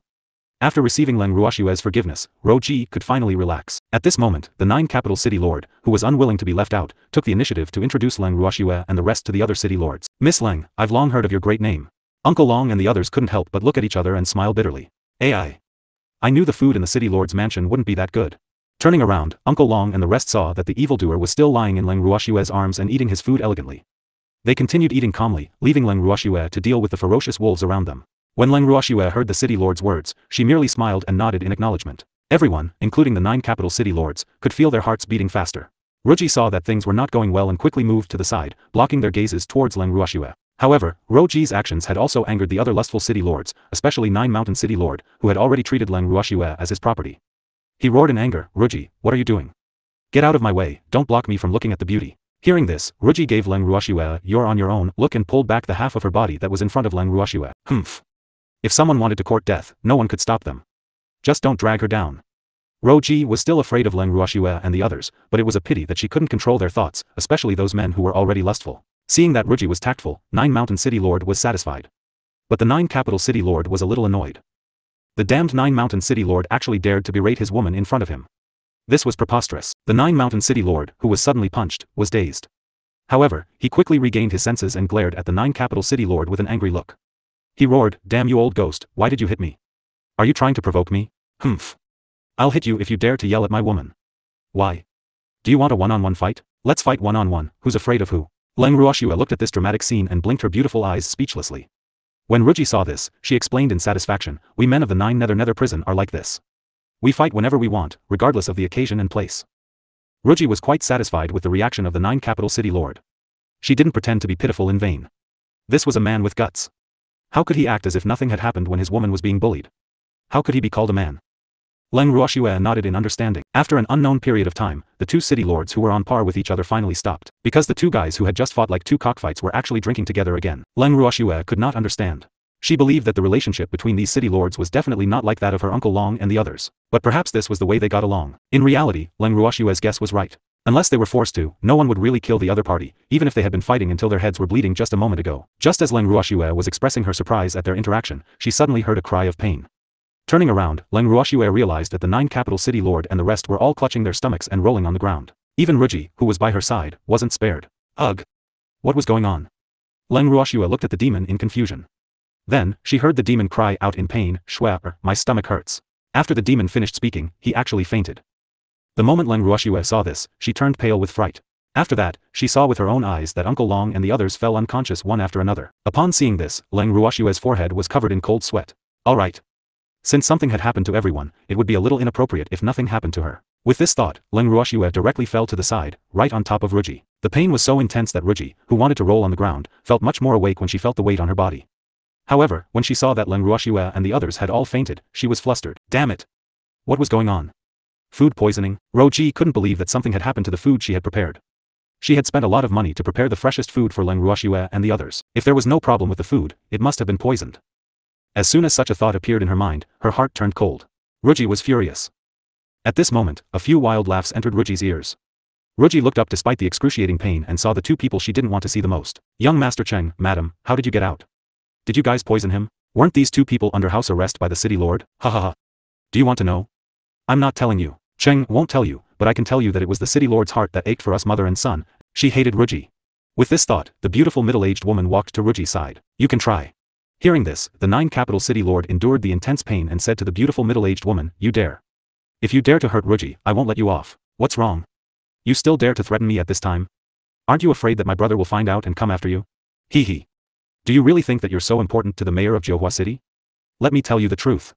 The Lord of Jiuhua City has warned me more than once not to spoil you and your son. It's all because we're husband and wife, and I've been tolerating you for the sake of the Lord of Jiuhua City. So, you'd better know your place. If you dare to hurt Ruji, don't blame me for being ruthless." These words made the middle-aged woman furious, and Ruji burst into tears. City Lord, Ruji was so touched that she called out softly. Although this man's strength wasn't high, and he bullied the weak and feared the strong, she really had nothing to say to him. More importantly, he knew how to protect her at the critical moment. "Ruji, I won't let anyone bully you." Their affectionate interaction deeply provoked the beautiful middle-aged woman. She turned to her son in anger and said, "Cheng, haven't you always been interested in this bitch? Today, I'll reward you with this slut. Don't you dare." Upon hearing this, the 9 Capital City Lord's eyes were spitting fire as he glared fiercely at the mother and son not far away. "What's there to be afraid of?" The beautiful middle-aged woman said in a disapproving manner. "Mother, I'm no longer interested in Ruji." Originally, he had planned to give this woman to his father. However, after his father refused to avenge him after he was injured, he changed his mind. Young Master Cheng was quite satisfied with his plan. However, Ruji's expression changed drastically when she heard his words. "You're looking for death." This was simply courting death. Seeing young Master Cheng walking towards them, Ruji's face turned pale from the pain. This wasn't to say that she was kind or had a sense of justice. Enduring the bone-piercing pain in her body, Ruji's eyes became more and more determined. "Move!" he shouted. Young Master Cheng rebuked coldly. "Don't even think about it." Seeing this, young Master Cheng was furious. He immediately stretched out a leg and kicked at Ruji's heart. Ruji, who was already extremely weak from the poison, couldn't withstand the force of the kick. She spat out a mouthful of blood and her face turned paler. Ruji stretched out a snow-white hand to wipe the dark red blood from her lips. She looked at young Master Cheng coldly and said, "I won't let you have your way." When young Master Cheng heard this, he angrily kicked out again. This time, the strength of his kick was quite strong, and it directly sent the weak Ruji flying. With a bang, Ruji hit the wall and fainted. When the 9 Capital City Lord saw this, he quickly dragged his sick body over. When the beautiful middle-aged woman saw this, the hatred in her heart deepened. At this moment, young Master Cheng had also come close to Leng Ruoxue. Just as he was about to reach out to touch Leng Ruoxue's beautiful face, she suddenly opened her eyes. Leng Ruoxue glanced at Ruji, who had fallen to the ground like a broken doll, then turned to look at Child Cheng. After sizing up young Master Cheng, Leng Ruoxue deliberately put on a fearful expression and exclaimed, "What do you want to do?" "Hee hee. What do I want to do, doesn't the beauty know? Don't worry. After having fun with me, I'll find you a good family to marry into." "You want to marry me off? Where to?" "Of course you're going to marry my uncle. He's the mayor of Jiuhua City, one of the 10 major cities. What do you think? I'm good to you, right? Why are you still wasting your breath on her? Hurry up and do it." The beautiful middle-aged woman was burning with jealousy. After hearing her son's words, she urged him impatiently. Suddenly, she turned around and saw Leng Ruoxue's beautiful face. The anger in her heart grew even more. Damn it, another vixen. The city lord's wife looked at Leng Ruoxue with jealousy burning in her eyes. At the thought of this, the city lord's wife continued to urge, "Cheng, if you want her, then make your move quickly. We still have a lot of things to do." "Alright, mother." Leng Ruoxue dodged to the side and avoided young Master Cheng's hand. Seeing this, young Master Cheng was furious. F***ck. This was the third time he had reached out to touch this woman. The first time, he had broken both his hands and had to go through a lot of trouble to reattach them. No one could help her now. With that thought, young Master Cheng lecherously said, "Woman, be tactful and quickly give yourself to me. I might treat you gently. Otherwise, don't blame me for being too rough." "What if I don't want you to be gentler?" "Oh. The beauty also likes strong taste." "Very good, I also like this." Leng Ruoxue smiled as well, tacitly agreeing to his words. At this moment, Ruji slowly woke up and happened to hear young Master Cheng's words. She struggled and hurriedly shouted, "Miss Leng, don't be afraid of him. I won't let him have the chance to hurt you." When young Master Cheng heard this, he glared at Ruji and said fiercely, "*tch, you can't even protect yourself, yet you still dare to meddle in other people's business. You will regret this. You'll get your retribution. *tch, I dare you to say that again." The next moment, he rushed in front of Ruji and wanted to teach her a lesson. When the 9 capital city lords saw this, he immediately raised his head and roared, "No, what do you want to do? If you dare to lay a finger on Ro again, I'll immediately banish you from the family. In the future, ha ha ha. How could you treat your son like this for a woman? That's right. You useless man, how could you treat us like this for a cheap woman?" Hearing these words, the 9 capital city lord was a little dumbfounded. At that moment, the 9 mountain city lord, who was in excruciating pain, could not bear to watch any longer. He endured the pain and said, "Why did you drag us into your family conflict? Give us the antidote, and we'll let it go. Otherwise, don't blame us for working together to demand justice from the Jiuhua city lord." F***ck. They had definitely suffered an undeserved calamity from the 9 capital city lord. However, the city lord's wife wasn't threatened by the 9 mountain city lord. She calmly said, "I'm sorry, there's no antidote for this poison." "No antidote? What kind of poison is this?" The dead person he was referring to was Leng Ruoxue. He didn't believe that the other party would allow anything to happen to Leng Ruoxue if they wanted to give her to the Jiuhua city lord. I'm sure you've heard of this poison before. It's called heartbreak. As for the poison that these deities were inflicted with, it's different from yours. Therefore, they won't die. Don't worry, you won't die immediately. I'll let you see my son take the city lord's position with your own eyes." Hearing the word heartbreak, the city lords' faces became even more unsightly. Heartbreak was a legendary poison in the netherworld prison. In the beginning, one would only feel pain all over the body. There was indeed no antidote for a poison like gut-cutting poison. At least, they had lived for so long and had never heard of anyone who could cure the poison. Now that they knew that they had suffered from heartbreak, the city lords were all terrified and furious. "City lord's wife, we have no grudges with you. You poisoned us like this, are you really not afraid that we will join forces and attack the 9 capital city? Ha ha ha. Let's talk about it after you leave the 9 capital city alive. If you die, I believe that some of your families will be grateful to me." Hearing the city lord's wife say so, the other city lords also understood. Since she dared to do such a thing, she definitely had nothing to fear. After thinking it through, the city lords were filled with regret. When she saw that the city lords seemed to be regretting their decision, the city lord's wife did not sympathize with them and was too lazy to care about them. She then turned her fierce gaze towards Leng Ruoxue and said to her son, "Cheng, why are you still hesitating? Hurry up and capture this woman." "Hee hee. I just saw mother chatting with the uncles." Child Cheng laughed evilly and went to Leng Ruoxue's side. Seeing this, Leng Ruoxue couldn't help but heave a sigh of relief. She thought to herself, "This mother and son finally noticed me again. They finally stopped treating me like I'm invisible. It didn't feel good to be ignored, even if it was by your enemy." "Beauty, did you miss me?" "I didn't. It doesn't matter. Once you've tasted my abilities, you won't be able to leave me," young Master Cheng said confidently. "Your ability? Which field?" Leng Ruoxue asked with a pure and innocent look. "Ha ha ha. Of course it's the one on the bed. Wait, you're that young Master Cheng, right?" Leng Ruoxue's words were rather reserved, and young Master Cheng understood the moment he heard it. He laughed wildly again. That's true. Beauty, let's go to another place." With that, young Master Cheng wanted to pull Leng Ruoxue back, but she stood up on her own and said, "I can walk on my own, where to?" She didn't want to be touched by a cheap man. When young Master Cheng saw this, he pointed to the room behind the living room. Let's go there. After hearing this, Leng Ruoxue walked straight to the back of the living room. When Ruji saw this, she was worried and immediately shouted, Miss Leng, don't go with him. Hearing this, Leng Ruoxue stopped in her tracks and said to Ruji, Madam Ro, I'm like a piece of meat on someone's chopping board. I have to go. That's right. Ruji, you'd better behave yourself. Otherwise, don't blame me for being ruthless. Leng Ruoxue and young Master Cheng arrived at the small room behind the living room. The moment they entered the room, young Master Cheng pounced towards Leng Ruoxue. Leng Ruoxue dodged his attack with a slight movement. When young Master Cheng saw this, he wasn't angry, but found it very interesting. Beauty, don't be afraid. I'll satisfy you. Oh. Are you sure you can do it? Young Master Cheng realized that he was being looked down on, so he immediately straightened his back and said confidently, why don't you try it? I guarantee that you've never experienced a man as wild as me. Oh, really? I'll give it a try then. When young Master Cheng heard this, he started to undress excitedly. After a few glances, Leng Ruoxue sighed repeatedly. Damn it, why are you sighing? Young Master Cheng said angrily. Young Master Cheng, your figure is really too bad. I'm very disappointed. Damn it, my body is one of the best in the 9 nether prison, and you're not satisfied? Ranked? Who did he queue with? Detestable. Woman, I'll let you have a taste of your mouth first, and you'll soon know how powerful I am. This time, Leng Ruoxue didn't even try to dodge. Just when young Master Cheng thought he had succeeded, he suddenly realized that there were a few delicate and cute little beasts in front of him, blocking his next move. When did these little beasts appear? Cheap man, let's play with you. Looking at the cold lights flashing in front of his eyes, young Master Cheng shivered when he first saw them. With such a thought, he naturally wasn't afraid of the threat of the treasure. Get out of my way, I want a beauty. Baby and the other beasts were not angry when they heard this, but there was, that's right. We'll let you have a good time too. You have to believe in our abilities. Yao interrupted with a smirk. Oh. I'm thinking about where to start. Ling also said in a matter-of-fact manner. Let me go first. I haven't fought in a long time. Yu, who had not appeared for a long time and had been cultivating all this time, also asked with a look of desire. All right. I'll let you strike first. The few of them looked at each other and agreed. Thank you. Yu was very happy. Then, he directly showed his sharp eagle claws. A stream of light streaked across the sky, and in an instant, 5 deep claw marks were left on young Master Cheng's red chest. The pain immediately made young Master Cheng cry out in pain. Detestable. Young Master Cheng was furious. The consequences would be severe. He had never thought that these little beasts would actually dare to attack him. Unfortunately, before he could react, Bao Bao and the other beasts had already acted at the same time. In a split second, rays of cold light streaked across the sky and landed on young Master Cheng Bangwa's body. Arg! Awo! Young Master Cheng let out a series of earth-shaking and god-weeping howls. Hearing this, the 9 capital city lords and the others in the hall were all trembling with fear. Is this a matter? Following that, loud bangs could be heard, causing the poison city lords to think to themselves that this was quite a big commotion. However, the city lord's wife, who had heard the commotion, was extremely pleased with herself. She laughed wildly with a smug look on her face. Ha ha ha. As expected of my son, you're much stronger than some weak men. When the city lord's wife said this, she even deliberately glanced at the 9 capital city lords.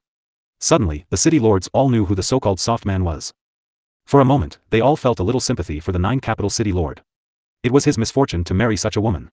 Fortunately, the 9 capital city lord didn't care much about a certain madam's words.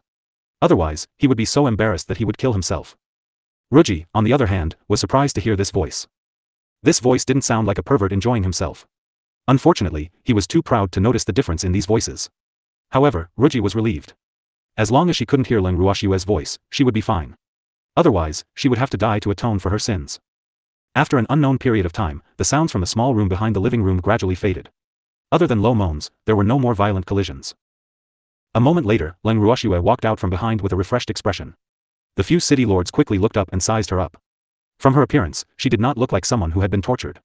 However, the few of them were smart enough not to say their guesses. At this moment, the city lord's wife also looked at Leng Ruoxue and said with an ambiguous expression, "What do you think?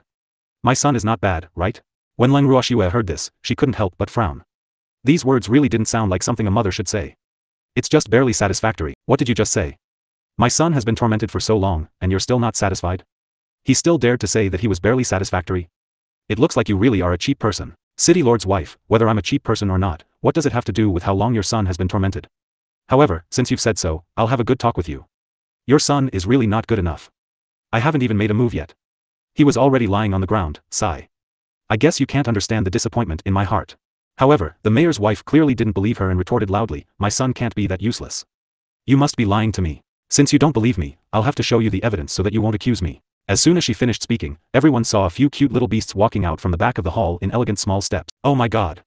Who was this guy? Looking at the bloody piece of meat, the city lords were all frightened and felt a chill down their backs. The city lord's wife naturally saw the piece of flesh as well. Following that, she couldn't help but widen her eyes. Her hand trembled as she pointed at the bloody piece of flesh and said, who is he? Young Master Cheng, your son. Leng Ruoxue sneered. Hearing Leng Ruoxue's answer, the few city lords could not help but shiver.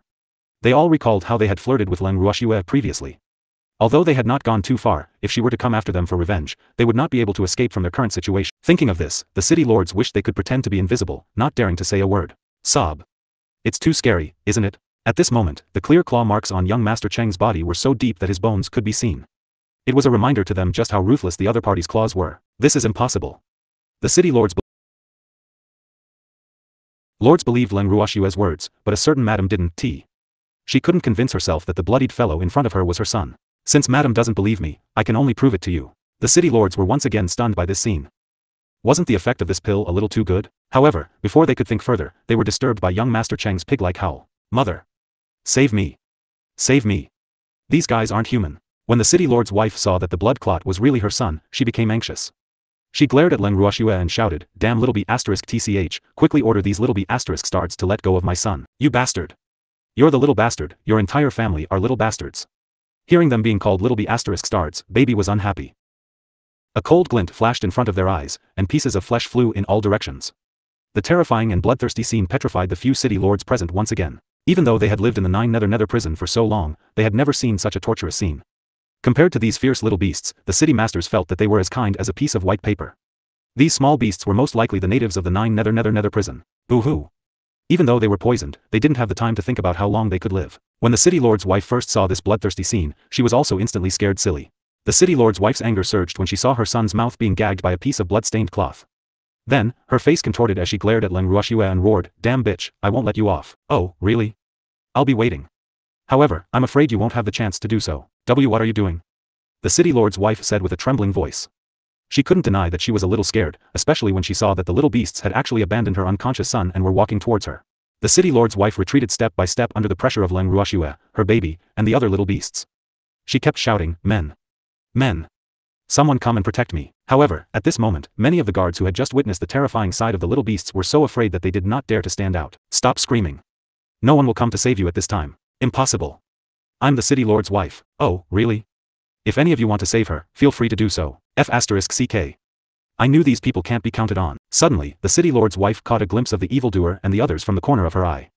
She quickly pointed at them and said, "***tch, if you dare to touch a single hair on my head, I'll make them die with me." "Oh, really? I think you can try. You're really not afraid? Can you just watch them die? I feel that even if all of your family members are dead, they won't lose a single hair. This is impossible. They were also poisoned. I'm the only one who has the antidote for that poison. So what if you have the antidote? I'm an alchemist, would it be difficult for me to concoct an antidote pill?" At this time, the demon's voice also sounded, "Who said we were poisoned?" After saying that, evildoer and the others who were unconscious sat up one by one. "You." The mayor's wife widened her eyes in disbelief. Even Roji, who had been paying attention to the development of the situation, couldn't help but be surprised. "This is impossible. You guys were clearly poisoned." "I'm so sorry. Madam, I'm sorry to disappoint you, but we weren't poisoned. We were just too tired and took a nap." Uncle Long replied with a smile. This answer made the city lord's wife so angry that she almost vomited blood. Even Ruji, who had been watching the show after realizing that they weren't poisoned, couldn't help but be speechless. Ruji now felt that she had never truly understood the background of these deities. But now, could she be considered to have seen their true faces? It seemed that his decision was correct. Unfortunately, there was an accident, and he didn't know how long he could live. "Uncle Long, let's capture this woman." At this moment, Leng Ruoxue saw that the time was right, so she spoke to Uncle Long and the others. "All right," he said. "Yes, sir." Uncle Long replied and led his men to surround the city lord's wife. This action also caused the city lord's wife, who had been somewhat dazed from the blow, to quickly come back to her senses. The city lord's wife held her head high and puffed out her chest, as if she was a fox exploiting a tiger's might, and loudly said, "How dare you? I'm the wife of the Nine Capital City Lord." However, before she could finish her sentence, she was interrupted by the Nine Capital City Lord, who had a rather ugly expression on his face. "You're no longer the wife of the Nine Capital City Lord. You." The city lord's wife heard this and glared at the Nine Capital City Lord.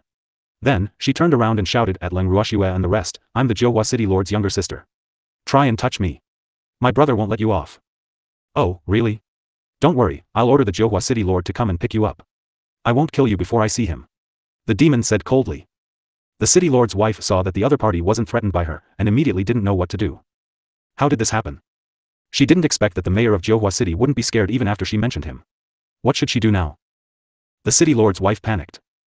Just as the city lord's wife was racking her brain to continue threatening them, Uncle Long looked at the city lord's wife, who was still in a daze, with a little sympathy. Then, he took out a rope and tied the city lord's wife, who didn't have time to struggle, like a dumpling.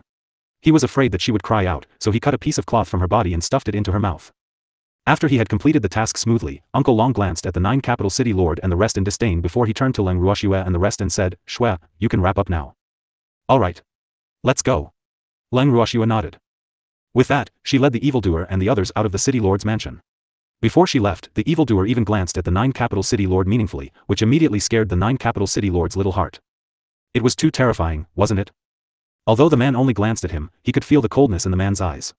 The coldness made him shiver. He had lived for a long time, but he had never felt like he had half a foot in death. Who was that person? Wu. Why did she give him such a terrifying feeling? Even the powerful lord of Johua City didn't make him feel like he was facing the god of death. The 9 capital city lord was filled with fear. After Leng Ruoxue and the others had left, he helped Ruji up from the ground. At this moment, his clothes were already half soaked with cold sweat. What should we do? The 9 capital city lord looked at his beloved woman affectionately, and asked helplessly. City lord, madam and young master Cheng are both in the hands of young lady Leng and the others. What are your plans? Ruoji didn't answer, but asked tentatively. When Leng Ruoxue and the others left, they also took the 2 fellows away. This was to her liking. However, she still had to confirm the city lord's intentions. Otherwise, it would be hard for her to make arrangements for her subordinates. Unexpectedly, when the 9 capital city lord heard Ruji's question, he immediately roared in anger, "What other plans can I have? Those 2 fellows are courting death. Don't expect me to save them." In fact, he could not save her. Regarding this, the 9 capital city lord was still very aware of his own limitations. This feeling became even more intense after he received a glance from the terrifying man before he left. Now, he finally believed in Ruji's words. Ruji had the foresight. Those people really couldn't be provoked. Thinking of this, the 9 capital city lord looked at Ruji with tender eyes. However, Ruji, who had always been generous, blushed under his red and hot eyes. The 9 capital city lord also rarely saw Ruji blushing, so he became even more affectionate. Unfortunately, their affectionate gaze was interrupted by a few people who spoiled the mood. 9 mountain city lord said with a speechless expression, "I say, you two, now is not the time for you to be lovey-dovey. Why don't you think about what to do about the poison in our bodies?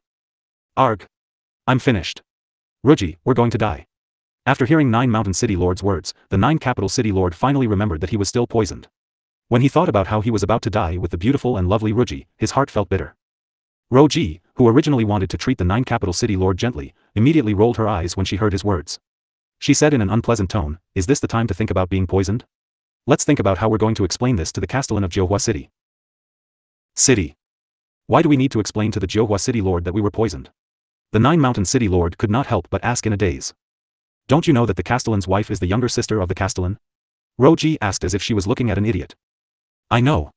Even if the mayor's wife is the sister of the mayor of Johua City, we shouldn't be the ones to answer to her for poisoning us. Instead, he should be the one to answer to us, right? Another city lord couldn't help but ask. To think that you're a city lord, yet you're so simple-minded. Let me ask you, if someone in your family did something like the mayor's wife did and fell into someone else's hands, would you treat it as if nothing happened, or would you save the person? That depends on the situation. In short, such things had to be done randomly and could not be treated the same way. As far as I know, the Johua City lord is always protective of his sister. Although he doesn't care about his sister, he'll definitely come for us if he knows something happened to her. After Ruji finished her words, the city lords all fell silent. Although 9 Nether prison had an unwritten rule that if a family member caused trouble, the family would not get involved, most of the families who did so were small families who wanted to protect themselves. At the thought of this, the city lords' faces instantly turned pale, and they all had the urge to cry. They couldn't be so unlucky as to suffer the wrath of the 9 capital city lord after being poisoned, right? Wu, the ones who injured the city lord and his wife were obviously not them. Thinking of this, the city lords were at a loss. After a long silence, the castellans found that Ruji was quite calm. They couldn't help but ask curiously, "Ruji, do you have any good ideas?" "Yes, I do. I'm just afraid you won't listen. Let's hear it first." The 9 mountain city lord said urgently. "Just go and seek protection from Leng Ruoxue and the others." After hearing this, the city lords couldn't help but look troubled. The other party was a god. Not long ago, they had teased him and treated him as their prey. Seeing through their thoughts, Ruji sneered, "I've already said my opinion. It's not up to me to decide if you'll listen.